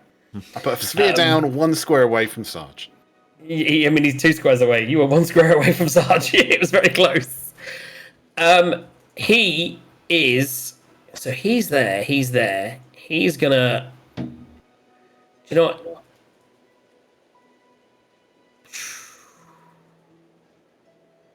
Wasn't expecting this. So he's gonna go. Yeah. He's all of a sudden you see a drow untied because he rolled a 19 on his undoing himself, and then got on the beast with his movement because he actually was close and he moved in that direction I rolled. So you suddenly see coming out of the darkness a drow riding a displacer beast coming in your direction. I knew I'd die like this one day. So yeah, you see and it? his movement, his movement is. This is what we'll find out if he'll reach you or not. His movement is 40 feet. So I'll put where he was. No, he doesn't reach you. Maybe I should have held an action. Oh well. So he gets to about here. And that's it because he's only got melee attacks. His roll reaches 10 feet. Oh, he's 1 square away. So annoying. Oh, damn it. So yeah, that's his turn. The other one is gonna, I think, move as well. It out for now and see what's going on. So he's coming out, he's got him and he's riding him. The other one's playing blind. So he's gonna come out 5, 10 there. He's gonna see you just stood there and he's gonna move up to here and take a swipe. Natural 20 with his first attack. Okay, that might And a 17 plus and a 23. So 2 hits, 1 crit. So let's go for the crit first. That's the dice. So that's it's the first time I've rolled a 1 instead of a 6 on that one. So that's 6 on the dice roll. So that's 12 plus 4, 16 points of damage with the first attack. Okay. And on the second attack, 6 plus 4 is 10. Okay. And our Rod of Retribution. Ooh, nice. Is it a dexterity saving throw? It is a dex, yes. So He you might take failed. no damage. He failed. He rolled a 2. Okay. So he gets So he definitely failed. So he takes half damage. So 2D. roll the dice and then it. 2d10 lightning. Okay, so 2d10. 7 and 7, so halved is 7. 7. Maths, kids. You learn the best maths in this show. Yeah. So that's there. Okay, cool. He's looking really damaged. And with that in mind, And even I though was you're going to say, and I'm looking bloodied as well. there's a lot of bloodedness going on, and he's now moved. So he's now going to go to about there. So if you want to do an attack of opportunity, I don't know if you have Warcast or if... Because Rod of Retribution. Rod of Retribution. So as you hit him with that, he's kind of gone past you, done that, you've done that, and he's just going to keep going, following his friend as they're hunting in packs, and they've now got the rider, and they're just booking it to try and get away. Realising people, and I will make this clear, the people in the blackness do not know this has happened. All you know, Quen, all you know is something just hit you right in front of you and did damage. Role play that as you will. So Quen, it is now your turn. Yay. Oh, something bumped up against me, and I got 2 strikes of attack, so... Yeah. Yay. It's all dark. What happens in the darkness stays in the darkness. It's not even the first time he's killed someone in magical darkness. I mean, magical darkness, it's attack with disadvantage, so first strike is a natural 1. This is on you, Eagle, by the way. He's attacking you without realising. That He one. took, by the way, they all took the damage. He took the damage on his turn. The displacers took the damage on their turn, so that's fine. Right. What does a nat 1 do for Sarge? And that one plus We'll come to that in a 7. second. So it's not gonna. Definitely misses. As Oh, a nat yeah. 1. So roll the second attack. Second attack, nat 20. And a 4. But a 4, So they both. So all of a that's sudden, only all gonna you be feel. 11. That's only gonna be 11 to hit anything. So don't think Oh. it's actually gonna hit anything. All you feel, Eagle, is as you barged into someone and your animals did their thing, you felt that take home and these cats run into something, you're like, I might have hit something. All of a sudden, you feel these two swishes in the darkness, both of which missed you by one by quite a margin, and the other just by a very small margin. On the natural 1, I need you to roll me d20, please. Quen, if it's above a 10, you hit the axe beak. Is that a 5? It is a 5. So you just miss. You whiff in the air. Had you have rolled rolled above a 10, you would have hit the axe beak and done the damage. Unless you count the hit modifier. No, straight d20. It was a straight Okay. d20. So Just it's only- so it's basically only a five. 50-50 chance of hitting the axe beak or not. So you didn't hit anything. That's there. Did you want to move? Or are you staying in the darkness? Well, I'm thinking I'm still in combat in here, so I'm just standing here going like, "Where are the I people?" love that he roleplays this shit. The bitch, man. Right, next up we have... It's your turn, Eagle. Wait. Quent ended his turn inside Spirit Guardian. He did. No, it's when he started, and he already took that last time. Yeah. We did that, so it is. I don't think end turn does it. It's just starting No, turn, it's isn't start, it? yeah. If you move into it, it'll start. So at the moment, he doesn't realise, but on the start of his next turn, he will automatically get hit, as will the axe beak. For now, it's your turn, Eagle. So all you know is you just felt two things whish past you, and you got no idea what it was, and it's pitch black all around you. I am going to cast Daylight at 3rd level. And then, it makes sense because although you'll lose your spiritual guardians because it's concentration, you suddenly realise that you've got no idea what's going on. You came in here, you ran in blindly, quite literally. You've been hitting things, but you don't know what, and you've got no idea what's attacking you. So yes, so if you cast Daylight, you will immediately. Two things. Daylight is not concentration. Oh, is it not? And secondly, the Spirit Guardian is not concentration. Oh, sorry, not Spirit Guardian. I thought you said spiritual weapon. No, Daylight's not spirit guardians. concentration. So Yeah. Daylight's not concentration. No, but it still lasts for an hour. Crazy. Nice. So suddenly, in the middle of the day, it gets even brighter. Now, is it on an object you cast it, or just in the general vicinity? It says I can cast it on a thing, so I will cast it on my armor. So all of a sudden, all you see in front of you, Quent, is like the power of the sun shine out of your quarry, and you suddenly realise that your quarry is your friend, and that you guys have been attacking each other. You stand there. Are you going to move now? So now you've dispelled it. You've seen the two things running away in the distance. Who? This is you, Eagle. That's it. So you've seen yeah. it. Yep, I'm trying to watch and roll and see what I'm doing, and You see what I mean about how that orange square was just one away from Quent? Any of them, one lower for any of those squares, you'd have hit him instead of the beast.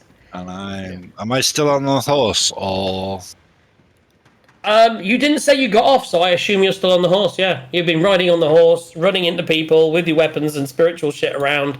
So if you wanted to, you could easily catch either of the beasts. Annoyingly, spiritual weapon moves so slowly. If you moved in between them, you would know that on their turn, spiritual guardians would hit both.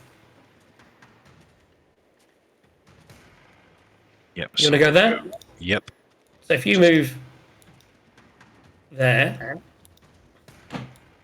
like so, as you ride up, you get there, and you know that your things are going to hit them, and that doesn't even take an action because they just exist. You still have a bonus action because you used your action to cast Daylight. Yep. I could use Super my powerful, man. Daylight and having the Guardians on the go. It probably was better to do the Guardians first and then the Daylight after, because that way you've got the Guardians and have the Daylight. You want to get the Guardians up as soon as possible, really, in combat. Yeah, Guardians last. Oh, do me a favour. Sorry, just do me a quick favour. I need you to make me. Oh no, he missed. He missed. No, you yeah. haven't he been did hit. get hit. He missed. Yeah, carry on, carry on. Amazing. Um, So you've got a Funny bonus mention. action. You can move the spiritual weapon, but I think the spiritual weapon. How far does that move? spiritual weapon. Let me just see. I cast it at the second level, so let me just read that. Spiritual weapon. Da, da, da. You create 20 feet. You can only Yeah. move it 20 feet, so you can't catch them. So you can start moving it in their direction, but effectively you can't reach them. So if you move that there, that is your closest you can move it. Yep. And that is your turn. Yep. Arlo. You've got these two things running at you, and in between them now, riding, you've got Alfred surrounded by glowing cats. Well, the Amazing. first thing that I've got to do. Right, let me just check how far it moves. Yeah, 30 feet. The first thing I've got to do is move this flaming sphere 30 feet to ram this thing. Yeah, it does no damage. What about the drow? He's on it. It's a big thing. I'll let's roll that first. Yeah, it misses. He's there on the thing, but he's in the middle, and I rolled to see if he's at the front or the back, and he's at the front, so it wouldn't hit him. He's Right. basically there. Now I need to move a little bit, so... Are you not going to face them down? Thou am. shall not pass. That's Let me just get not that the up. type of wizard he is. Not at all.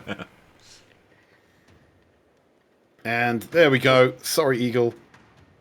I Is cast that Hypnotic another Pattern. fireball? Oh, I cast- hypnotic pattern again? Okay. That's my last third level, but if they're running away, I'm going to try and lock them in place. DC 16. So we'll go with the drow Wisdom first, saving throw. who has advantage. We've established. That's a natural 19. Plus 1. Actually, that's the thing he gets plus 1. He actually gets plus nothing. So the drow on it is fine. The two beasts, the first one, 15 plus 1 is 16. 16's DC. And the second one is a 2.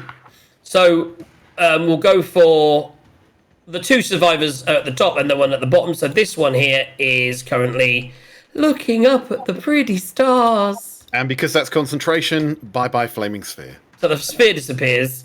He's suddenly like, whoa, looking around with his tentacles all of a sudden looking up as this guy's fine. Okay.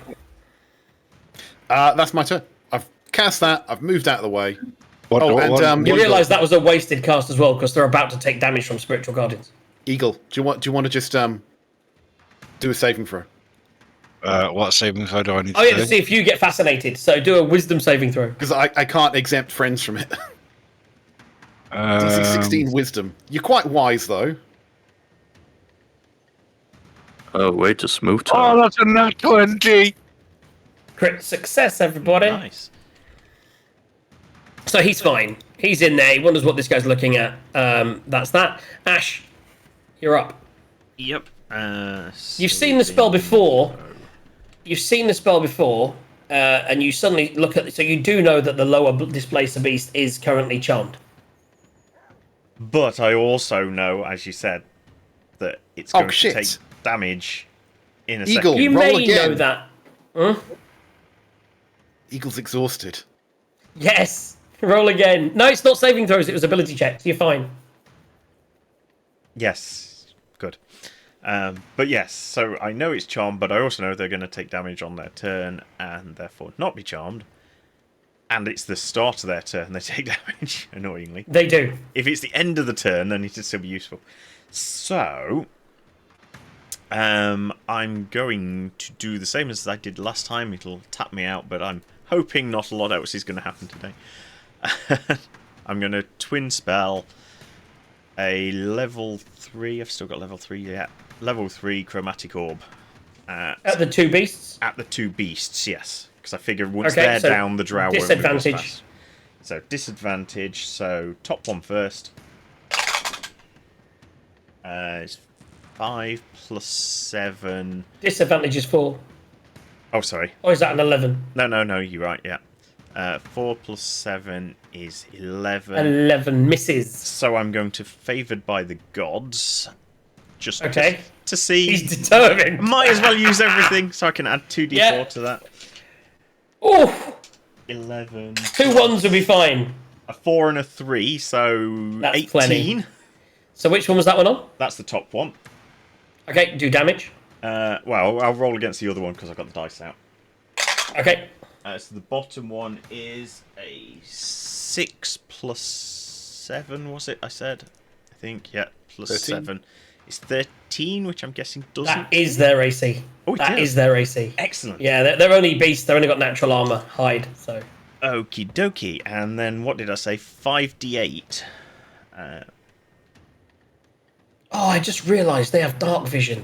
Oh no, it's not magical dark vision. They carry on. So the top Jesus one Christ! takes... How many How is it that many d8s? Because I upcast it to level 3. Oof. It's a level 1 spell that I upcast to level Nice. 3. So I get an extra 2d8 per. I think that's going to take him out. And Maybe not. 25 on the top one. He's still up. Okay. Oh. Yeah. And same on bottom one. That one literally is on the edge, so I'm going to re-roll that one. 9, 14 plus whatever this says. 2. 16. Against the bottom. It's hilarious. Yeah, they're both up. But hopefully But they won't be not- when the spirit comes. Not in a second. Yeah. They're both on 1 hit point. I like shit you not. They're both on 1 hit point. Nice. So there's So- me going, cast everything and nothing happened. Then I end my turn and... So the drow goes first. Roll the radiant damage, please, Eagle. Now, what I would say, with a drow riding the beast, I would put them in the same turn order. I will say he can do an action whilst riding, but he doesn't have movement. He doesn't move until the beast moves. So they need to save a wisdom, or they. Oh, it could be 0 damage, by the way. It could be 0 damage if they save. So, yes. what's the DC? It's the wisdom 14. Okay, so wisdom 14. I'll roll with the one with the drow on it first. He's going to be close. 12. So he takes half damage and dies.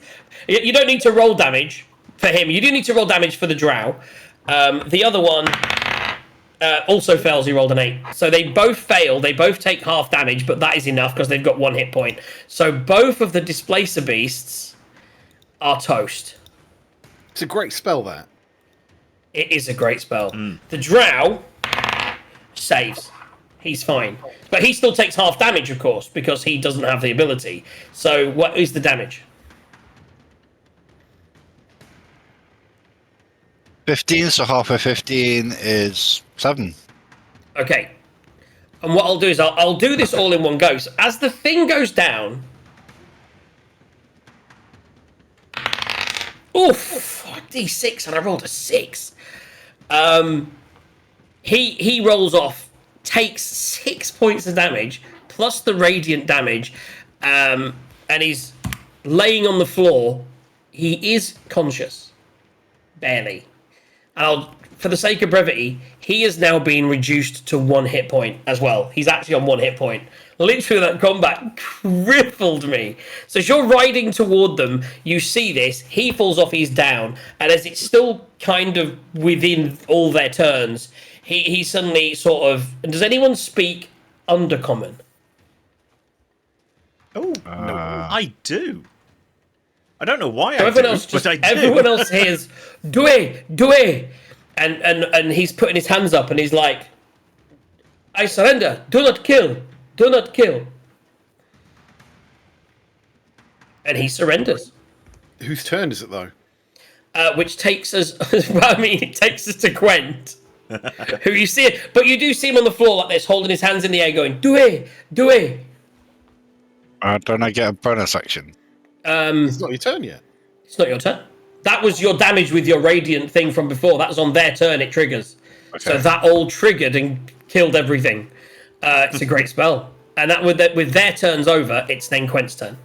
It'll be your turn next.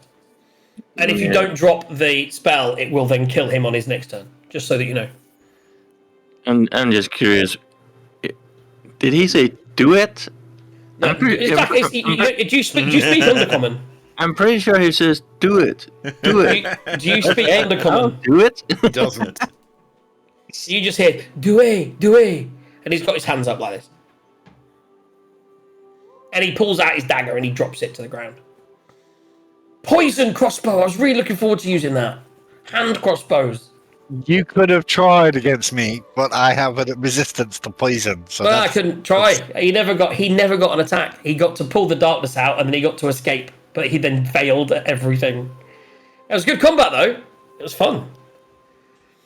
Quent, what are you doing? And we're out of turn order, by the way. I would say that we're kind of out of turn order. He's offered his surrender, and between Alfred and Quent, you need to decide as a group, because you're all going to go before him.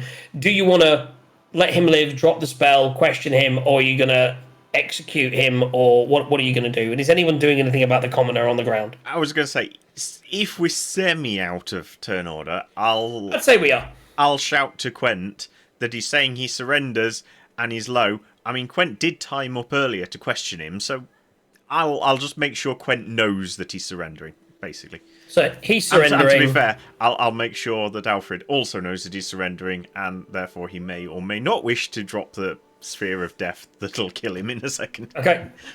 So we'll do it in turn. Quent, what are you going to do? Do you want to go over and question? Time up? I will head south and check on the victim down there. Okay, so you're going to head down here. Are you going to drop the spell? yes. Okay, so you drop the spell. It's concentration, so you can choose to drop at any time. So that goes away. Not regret this, because this is going to be interesting if you try And to then stop one away. It's Arlo alright. and Nash, what you doing? Me and Arlo both have magic missiles. If he tries to run, he's going down. We also So, both have counter spell and are within range. Magic missiles, Wonder Boy. Are you- I are can you do gonna better than that. question I have a magic mirror. But we'll wait a minute before we try and do anything with mirrors. So what is it that you want to do? Boy, do you understand what he's saying? I do, even without my helmet activated. I appear to I'm understand it. gonna raise my eyebrow. I'm gonna be like, You speak Undercommon. I do. You have a dark past, my friend. I We shall did- have to talk about this one day. I was going to say, I've never really told you my background, have I? But, yes, I do have a bit of... I did grow up on the streets a bit.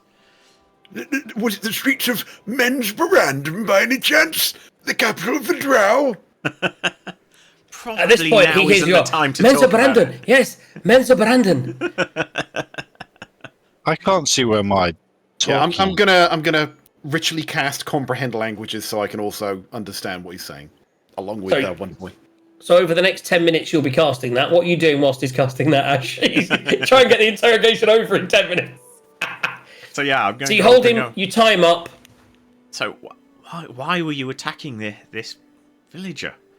This is a And bit as you look far at him from now- your territory? Home? Something? You look at him now, and he's actually what you do notice is he's very young, maybe 16, 17, something like that. And he explains it. He goes, "The trials. I must perform a trial to prove I am man, and I hear of the great beast, the great golden beast of the overgrounds, and we sent up here to find the great beast as part of the hunt." Do you mean a dragon?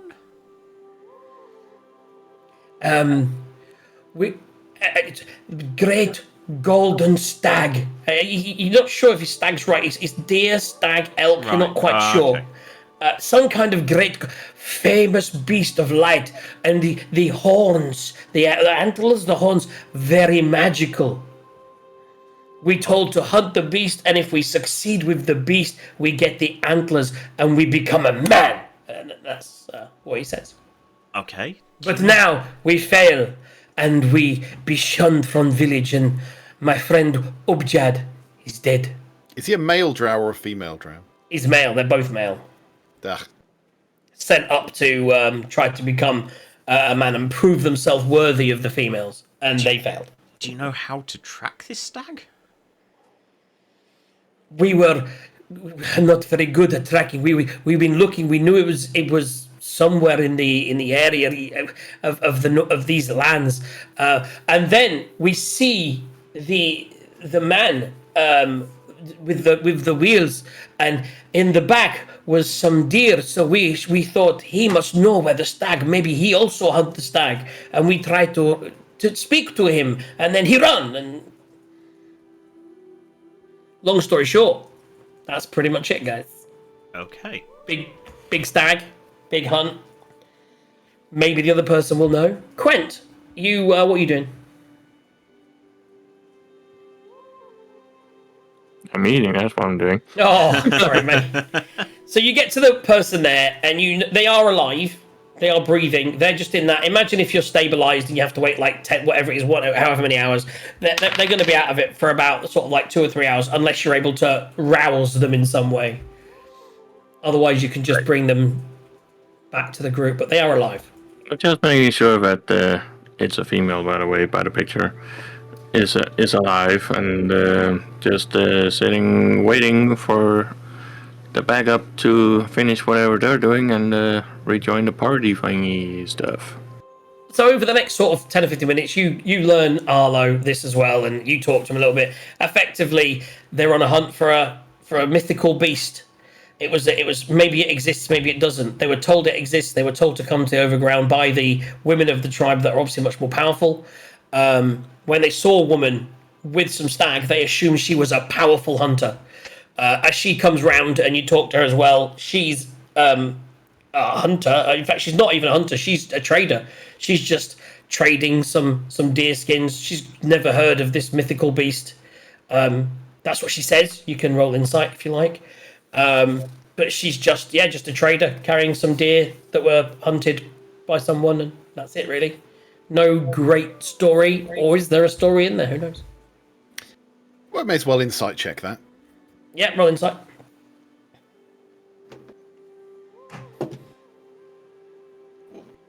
So that is 24. Yeah, you're pretty confident that she is. Just... I've got that wrong. I add the wrong thing. That's 16. Goes the other way. You're still as confident. You're pretty confident. I thought insight ran off intelligence. You're pretty confident that she is just carting a couple of. Whether she's a local farmer or a trader, she's just carting a couple of deer who just happened across a couple of displacer beasts riding drow, who were on a big hunt to prove themselves to the women of the clan. So go back to the drow. Why should we let you live?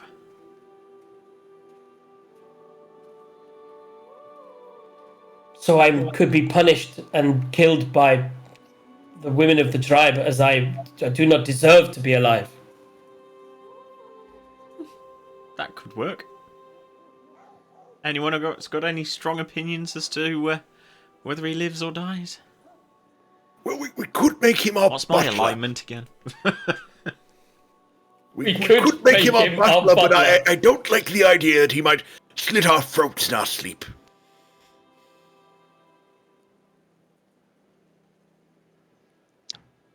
Yes, I'm chaotic neutral. That's why. Yeah, I'm very much So much chaos in this crew now. What everyone I else don't know fancies. whether I'm good or bad. This is the problem, not knowing whether I'm good or evil. So Well, clerics tend to be good. Or Good or lawful, at neutral, least. yeah. Unless you've chosen to be evil, so I'd say you're pretty much the same. You could probably care neither there, really. Yeah. But you don't really want to kill someone. You're not murderers. Yeah. Oh, Whereas no. Arlo just doesn't want to be murdered himself, so he's leaning towards whatever has that result. So, okay, let's Knock him see. out, kill him. Has the drow got any weapons on him or anything? He is carrying, and I imagine you've incapacitated him at this point, you're welcome to take his hand crossbow. Did you say the hand crossbow is poisoned?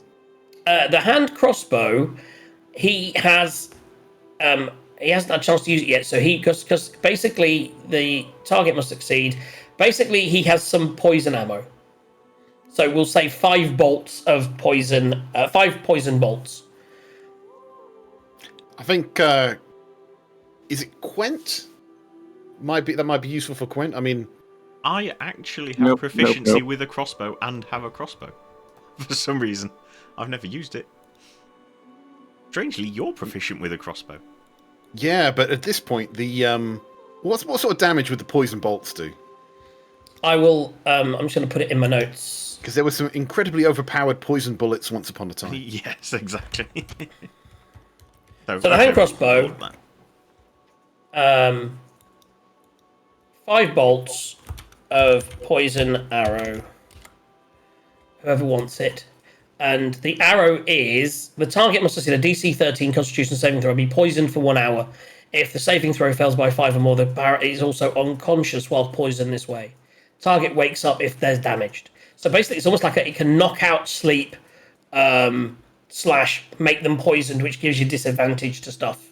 I think disadvantage to attack rolls. It's super... Like I say, if he had hit anyone, it'd have been so cool. So Quent isn't proficient with crossbows, I don't think. I don't have any anyways. Oh wait, no, you are proficient with simple martial weapons. Why don't we just split the ammo up? If anyone ever wants to try and knock someone out with a poison crossbow. Well, I mean, it's a hand crossbow. Whoever has the hand crossbow would probably take the poison bolts. Well, the point is, I've got a crossbow anyway, so I'll take at least one of the bolts, and then someone else can have the hand crossbow, and the rest of them.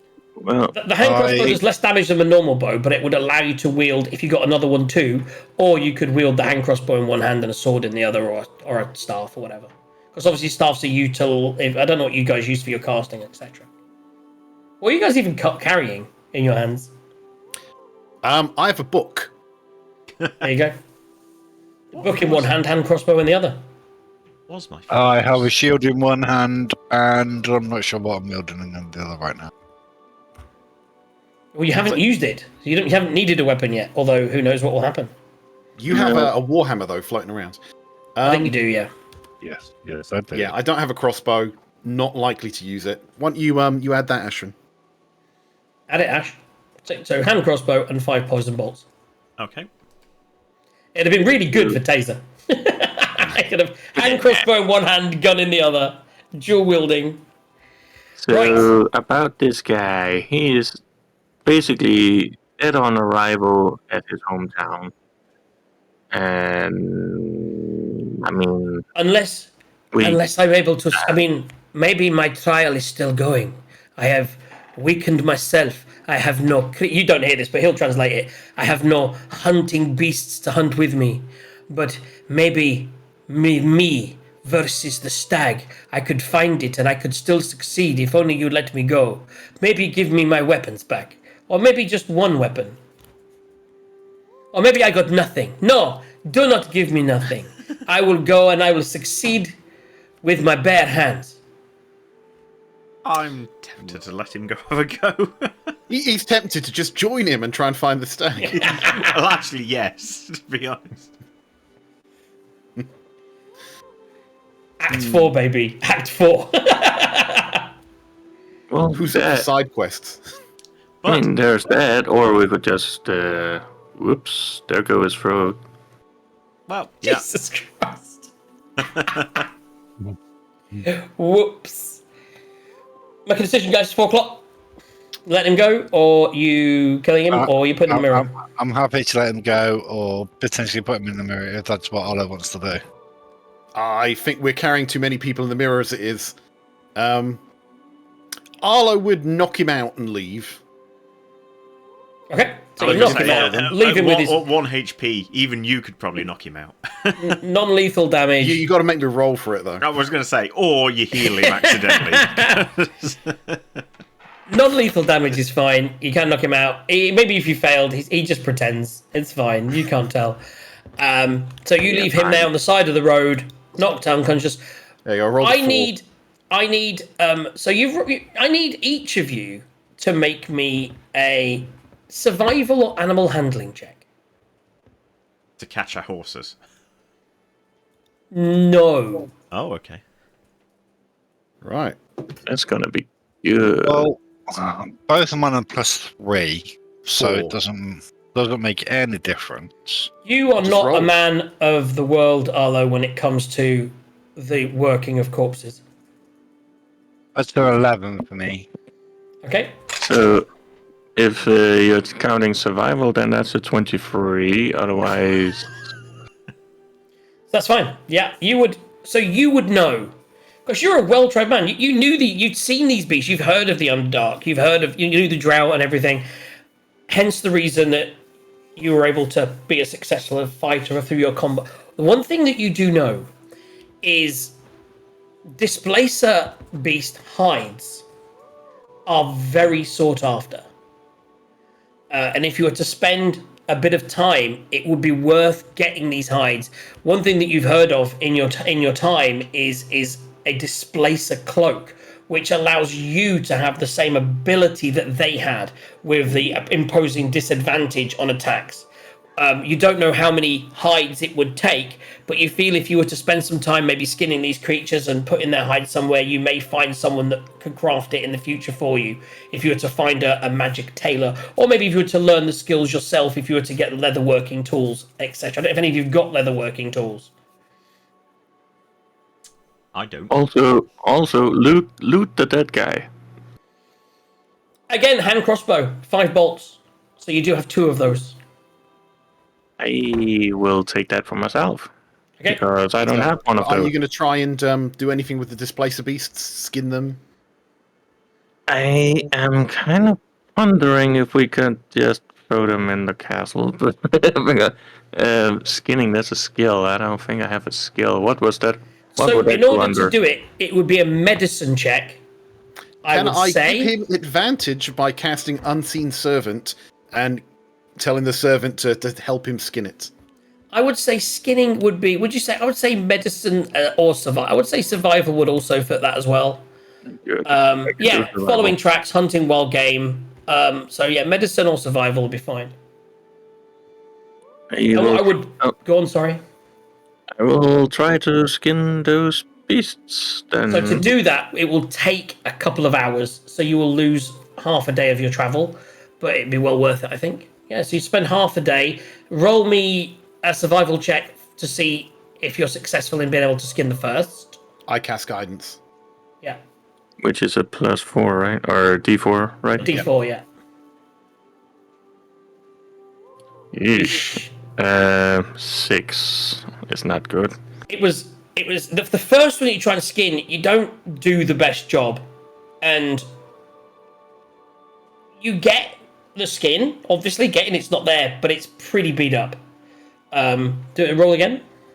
I'm pretty sure it could still be used for hand purses or something. Guidance. Oh, also with guidance. Which is the exact same number.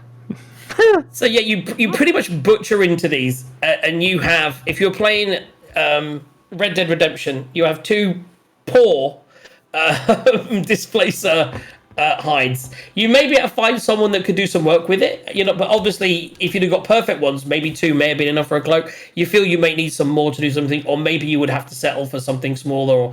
But yeah, so 2 times poor quality displacer hides.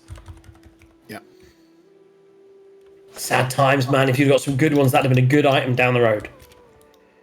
But who knows? Right, guys, that's pretty much it. It's impossible. We've got there. I would say that you're a couple of days into a 6-day journey. You may need to ride a little bit late again to make up for the time you spent skinning. Did you want to do that and then take the risk of the exhaustion again to get back on track? Even though he's muted, I'm pretty sure I know what he's saying. Well, But the thing is, you could actually put someone in the mansion, and someone else could ride outside. Yeah. But wouldn't No, the you could door leave be the left door behind. Yeah, I was going to say, I'm not sure that would work. Next, No, you recast the I mansion. when you definitely need the long rest. No, we said that in general the mansion stays in that position. You can't just carry it around with you and open it and go back in. It's like you cast it once. I suppose if you didn't then open it for 24 hours, everyone would be in the house. We've said that. So you could have just one person traveling, but then they'd have to do the check and everything themselves. You can't just open it again until the next. There's a whole lot of riskiness in it. So, yeah, you want to push on? Like I say, I definitely need the long rest. Oh, you're still exhausted, aren't you? Yeah, that's the point. We don't want it to go to level 2. At level 1, no, it's not too bad, but going to level 2. So you're about half a day behind where you'd like to be, but you are on the road. So you still get to ride for a little bit after this, pushing into the night. You're about a quarter of the way, maybe a little bit further, a third of the way, maybe just short. Do you want to? Let's helm another check. We've got a little bit of time left, and let's see if we can at least get halfway. If we can maybe roll not an encounter. And the more encounters you get, the harder it is to roll an encounter. So roll me a d20, whoever's held. So it's now you, Taser. If you wake, sorry, Eagle. Oh my goodness, Alfred. As you wake up the next morning, everyone gets their horses together. You leave the mansion. You still can't really believe that there's a mansion that they just put up in the middle of nowhere. And as you leave, you helm the next day's travel. You've had a long rest. You get rid of your disadvantage, and you roll me a survival check, please. Survival. He's a survival. Quick question. Crossbow bolts, poison, what damage do they do? So I've got the description. Damage, but I will send you. They don't do additional damage. They just inflict the poison condition, maybe. Exactly that. Yeah. So DC 13. What I'll do is I'll put it in the chat in Roll20, and then you can add. There may be a bolt that exists of this. If not, I'll have to create one. That was a 17, and I can get rid of the exhaustion right now, right? Yeah, exhaustion's gone. So that's the description it says for the bolts. Right, my divination dice are a 3 and 13. 17 is a good, strong ride. No issues. You make it without any question through the next day. In fact, you actually roll above 15, so you make some of the time up that you lost, even without riding into the night. You do feel that you are now halfway on your journey. Let's have another one. Let's go. Yep. Next day is going to be... Who wants to do it? New divination dice. 3 and a 15. New beast. Arlo can do it again. He's not done it for a while. I get my tackle. Ah, nice. So this is -1 to whatever I roll. That's an 18 -1. Strong day. You're making far better time after sort of running across these things, and you've been like, oh, this is slowing us down, and we just want to get there. You're now riding, pretty much ignoring any. In fact, at one point, you do go past a woman who's like, "Can you help me?" You're like, "Shut up!" No, not stopping. I'm here. I was asleep. Yeah. So without further ado, you are approaching. You can now see. Let me put you on the map. Actually, I don't realize you're not on the map. You're now approaching the outskirts. Like you can see the city and the river Yonthar, Shionthar in the distance, and you know that you're about a day travel. A day to 2 days. You feel that in a day you'll be like approaching the river, about to cross it, and then you'll be sort of heading into El Turel the next day. Who's helming the final day in the wildernesses? Oh, here we go. Sarge is going for it. Oh, okay. Don't roll under a 5. 3. plus your survival. Plus anything? Oh, Survival is +4, so 7. Oh yeah, it's fine. Yeah, it was only a 5 or under that would have cost you on this day. So you don't make as good a time. It's a slow hog. The rain has come back, and it's really coming down in sheets. And you do see now, as you're approaching the river, you do see El Turel on the other side. Oh, I just got something in my eye. That's weird. On the other side of your eye, okay. On the other side of my eye. You see, it's a large city. This is a big city. Like, this is like back in the... From where you've been so far, Baldur's Gate is only really a city of the sort of size that you've seen of this. It is really big, covers the river.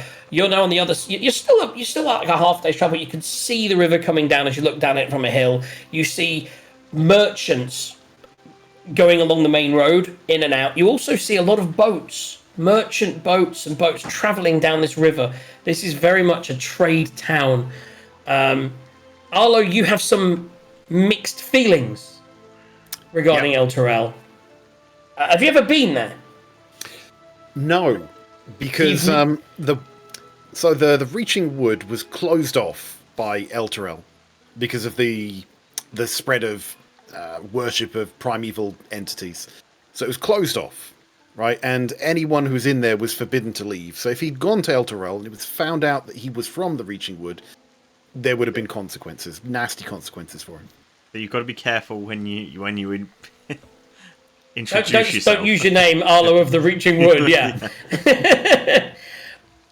With that in mind, you do see actually quite a lot of trade in and out. Barges come up and down. 6 wagon ferries crossing the river. You do see. Does it mention it here? No, it's in the other description. So many descriptions for the same place. But you see guards, almost like the security. You see a lot of guard posts, a lot of roaming riders that are moving around. A traveller would feel very safe, you think, as you see the amount of protection that goes in and around the city. What was that? Nothing.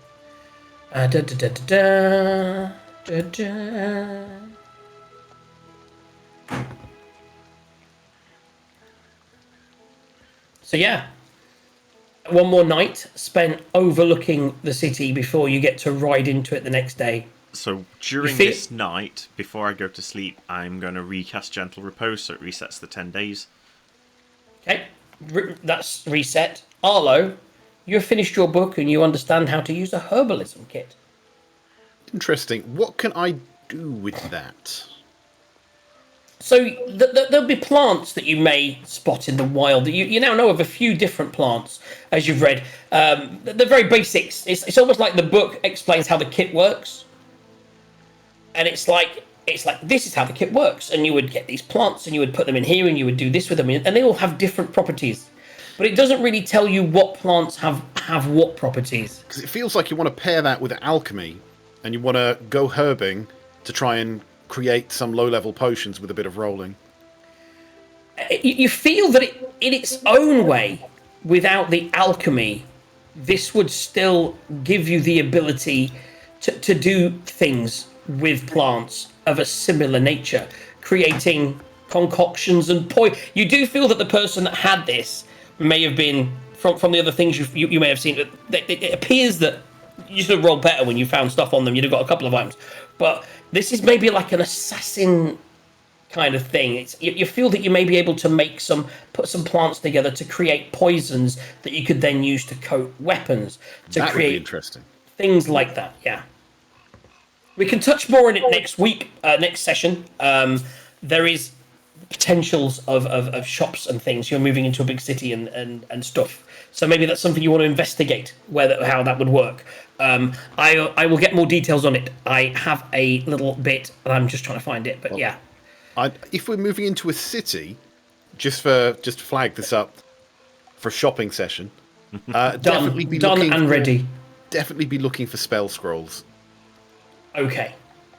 That wasn't ready, so good. I will write that down. Remember, I can learn as many spells as I can write into my spell book. I can learn every wizard spell, potentially, if I had enough gold. And have coin for.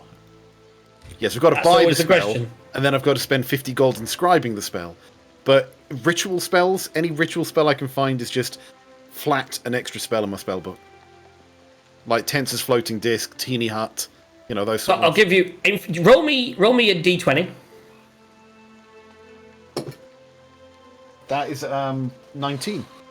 Oh, so the one example the book gives you in the back of the book is a handwritten note.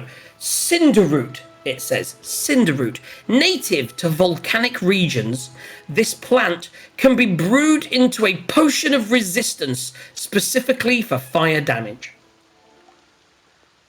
Interesting. So basically, I get Cinderroot, make everyone drink it all the time, fireball.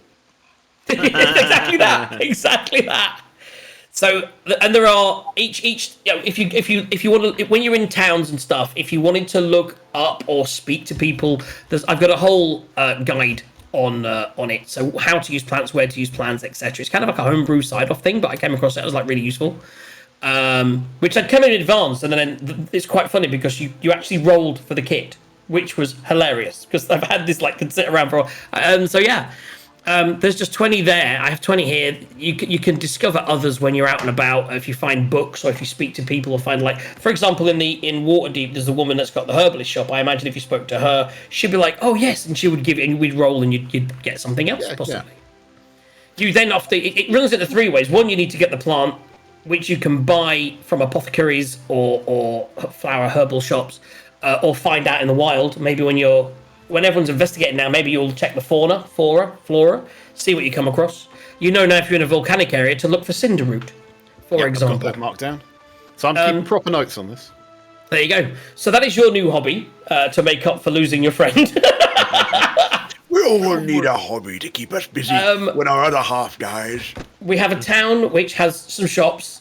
Is there anything in particular? So we've got a random shop. There is a shop, and I've rolled for it, and we've got some stuff. You've also got another shop which... We have some dragon necklaces to sell. Yeah. Yep. Dragon eggs, if you want to sell them. You might get a fortune for them.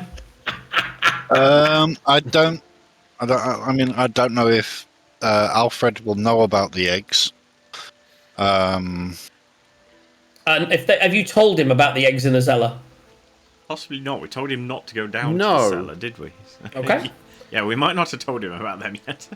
Is there any other anything in particular that you would be looking to shop for when you get to the place? As Alfred, I don't know. I will have to. Yeah, you would probably shop for magical items in general. I don't know whether you want to try and get a better class of armor, because you've got light armor, but medium armor, but there are better medium armors. Yes, that's true. Don't, just for the sake of brevity, save you wasting the time, don't worry about armors just yet. There's a thing, but other than that, there is already a magic shop in there with certain items that you can get. If you wanted to get basic stuff, like go to a blacksmith's and get a specific sword, that's not a problem. We can just do that. Even off camera, would say, yes, you have it, and this is how much you owe me. Don't forget, you're a cleric. That means you are a member of a religious order. So there might be a temple in town dedicated to your god. Like Lanfander, the god of light. Morning Lord. Praise the Morning Lord. So they might be able to help you with things. So you could go to your temple and say, well, I need this or I need that. And they might be able to tell you where it is or even give it to you. We'll bear that in mind. Okay. Ash, anything? It also means you don't have to pay for lodging. Not that I can think. I've just made notes to read through my notes and check, but I don't think I need to buy anything specifically. Quent, other than nice cool magic things that you may find, anything you need? Well, yes, exactly. It would be nice if we could find some better weaponry, maybe. We'll see. Possibly will come up in the magic shop. If not, it would just be basics. You're not going to get better. On that note, obviously potions will be part of the same magic shop. So yeah, potions and things, shopping, all going to happen. It'll be very brief. I've already got it ready to go, so we'll fly through that at the start of the session. And then you'll meet. Obviously, you need to find your way to Leosin or Froome. Once you've done that, we'll see where that leads us. And you'll have meeting new companions, meeting new people, maybe being able to resurrect an old companion, and doing some shopping. All these things may happen next episode. And when is the next episode? That's the final question, isn't it? I'm super excited, by the way. I was hoping... I thought if you'd have got one encounter, maybe two of the smaller encounters, you'd have got into the thing, and there's some really cool, fun stuff that I've already created for it, which I'm super excited about. One of the things I did create was... Because one of the shops leads into the kit. So you were supposed to get the kit by going to the shop, but then you found the kit. So this is no word of a lie. I did a random loot thing because I couldn't find anything. And in the random loot generator, number 1 was a herbalism kit. And that was something that I'd created with the flowers for you to get from a shop that you go to. She'd have gone to the shop and maybe chosen to go into that. You found the kit randomly on a dice roll from a website. I was like, I created that whole thing for a spin-off yesterday. What the fuck? So yeah, you could have also got a universal solvent or some blowgun needles. They'd have been fun. Oh, but universal solvent, you really need sovereign glue because that's hilarious. It's one of those things where, doesn't have a use until it really does. Yeah. I think it's the same thing, the universal solvent. Universal solvent is... It dissolves sovereign glue. Right, that's the opposite. Yeah. I mean, looking at the calendar as I Fourth. see it. Okay. 4th works for me. I was going to say, 21st can't do, 28th we've got Fandelver, 4th is looking promising. Oh, you need to make sure I know when Fandelver is. That's a good... But it doesn't matter, because I'll ask you when we do session. That is the 28th. Yeah, that's fine, because I've actually got a Liverpool v TBC on that day anyway. It's a cut match. So, 2:30. So I would say that's... although I think it'd be crap. But I'm also... Oh, it's a really busy weekend. I'm out. I'm going to see my friend's Elton John band on the Saturday. So I'm not even at home. So yeah. Your friends with Elton John? My friend does an Elton John tribute act. They're called Crocodile Mock. And I'm going to go see them on the 27th with my mother. It's very exciting. So yes, I will be a bit hungover on that. We do have, and also the 4th is perfect because it's the 1 week when there's no American football. So I won't feel guilty about watching American football after playing with you guys all day, which is what I'm doing today. With that in mind, I need to go and cook pie. Honey, go put the oven on. I meant to say do that 15 minutes ago and completely forgot. Oh, why are you limping? Oh. So yeah, write it in your calendars, kids. 4th is when we're back. Can't believe it's that far away. Oh, it's so annoying. There's so much I want to do. But yeah, we might start doing short sessions on these because now I'm doing Fridays off. I might try and throw a couple of 2-week break ones in there.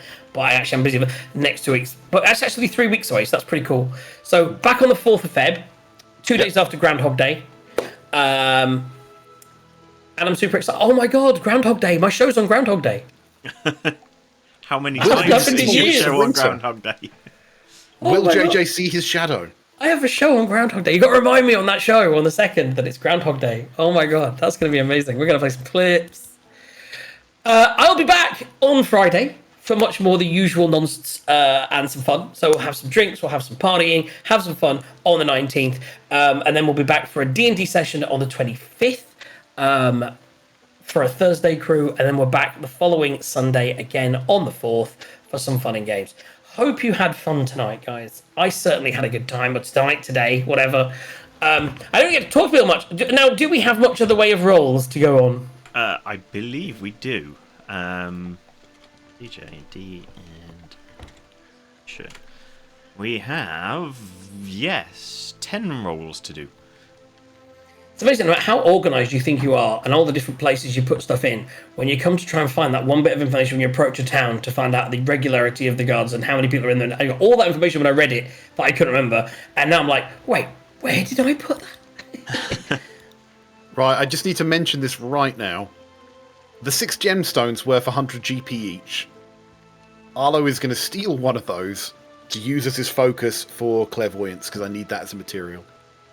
But you've been using clairvoyance for age. Oh no, that's a different thing, isn't it? It's a new spell, Got you. but it needs a 100 GP jewel. Well, I'm sure that each of them will get their own 100 GP jewel, and you know, it's all gravy, baby.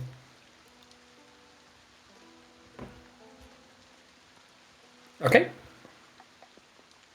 Right, okay. Jax, or DM, or whatever we're doing Yep. in this campaign. D4, please. You would say that, wouldn't you? Just to mess with you. Number 4. Number 4 is DJ Star. Well done, Star. Did Aki play? No, I meant to tell Aki that he could play because he's not in the campaign, so he can play when he's not in the campaign. He's now really son of a bitch. Quent, D6, please. 3. 3 is Trace. Very happy she actually got one for once. Where are we down to? Alfred, a D6 as well, please.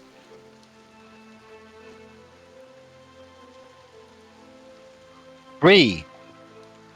3 is Paula, which is 2 in the order. Yep. Arlo, a D4, please. Right, that is a. Ooh, let's try that again. That is a 3. 3 on roll 4 is Josuke. And back up to the DM for roll 5. D6, please. 3. 3 is Paula Woda.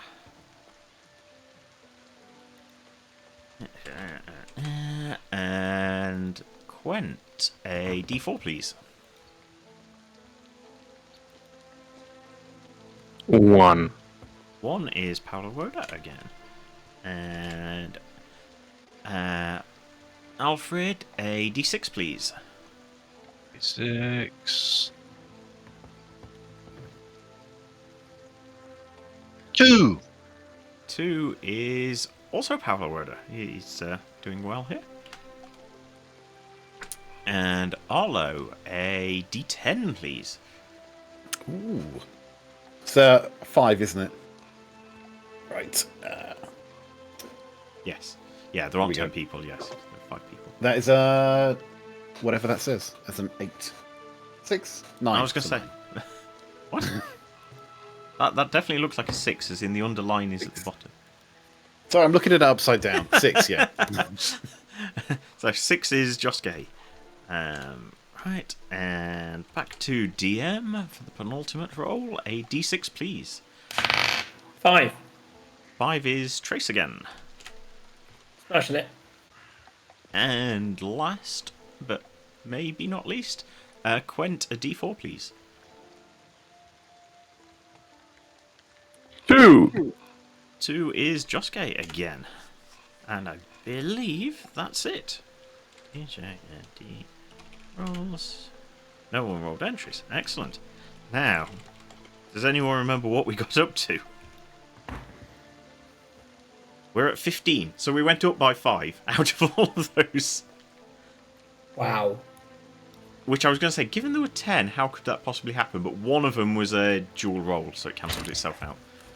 We did. Right. There was it the horses or something where we got a crit 1 and a crit 20 In the same go, yeah. In the same go, yeah. So they cancelled out. So yeah, we've gone up for $15. Amazing. And that, I think, is that. Yeah, we've covered next session. We've covered. Well, we have got one thing left to ask. Eagle, having mourned your character Taser, how are you feeling about your cleric? I'm still undecided about cleric so far. I think smashing it. I love I it. think he's absolutely knocking it out of the park. Yeah, it's good work. Yeah, I do think we need to do some adjusting here for the decks. And maybe getting rid of one of my cantrips and doing something better with it. Well, your cantrips, you can definitely change those because Yep. clerics You can can change their change spells every any day. spells every day, yeah. So if you want to switch out a spell, you're about to have a long rest. Yeah, because So- Ashrin is stuck with the spells he's got. I can only use the ones in my book, but you have access to the whole spell list. Yeah, when I If you level, go- I can gain 1 and I can swap 1. Which is what I When did. you got it, I gained when Gentle you go- Repose and I swapped Twin Spell for the Flame thingy. Not Sacred Flame. if you go to spells and then click on Manage Spells, you'll see that you can.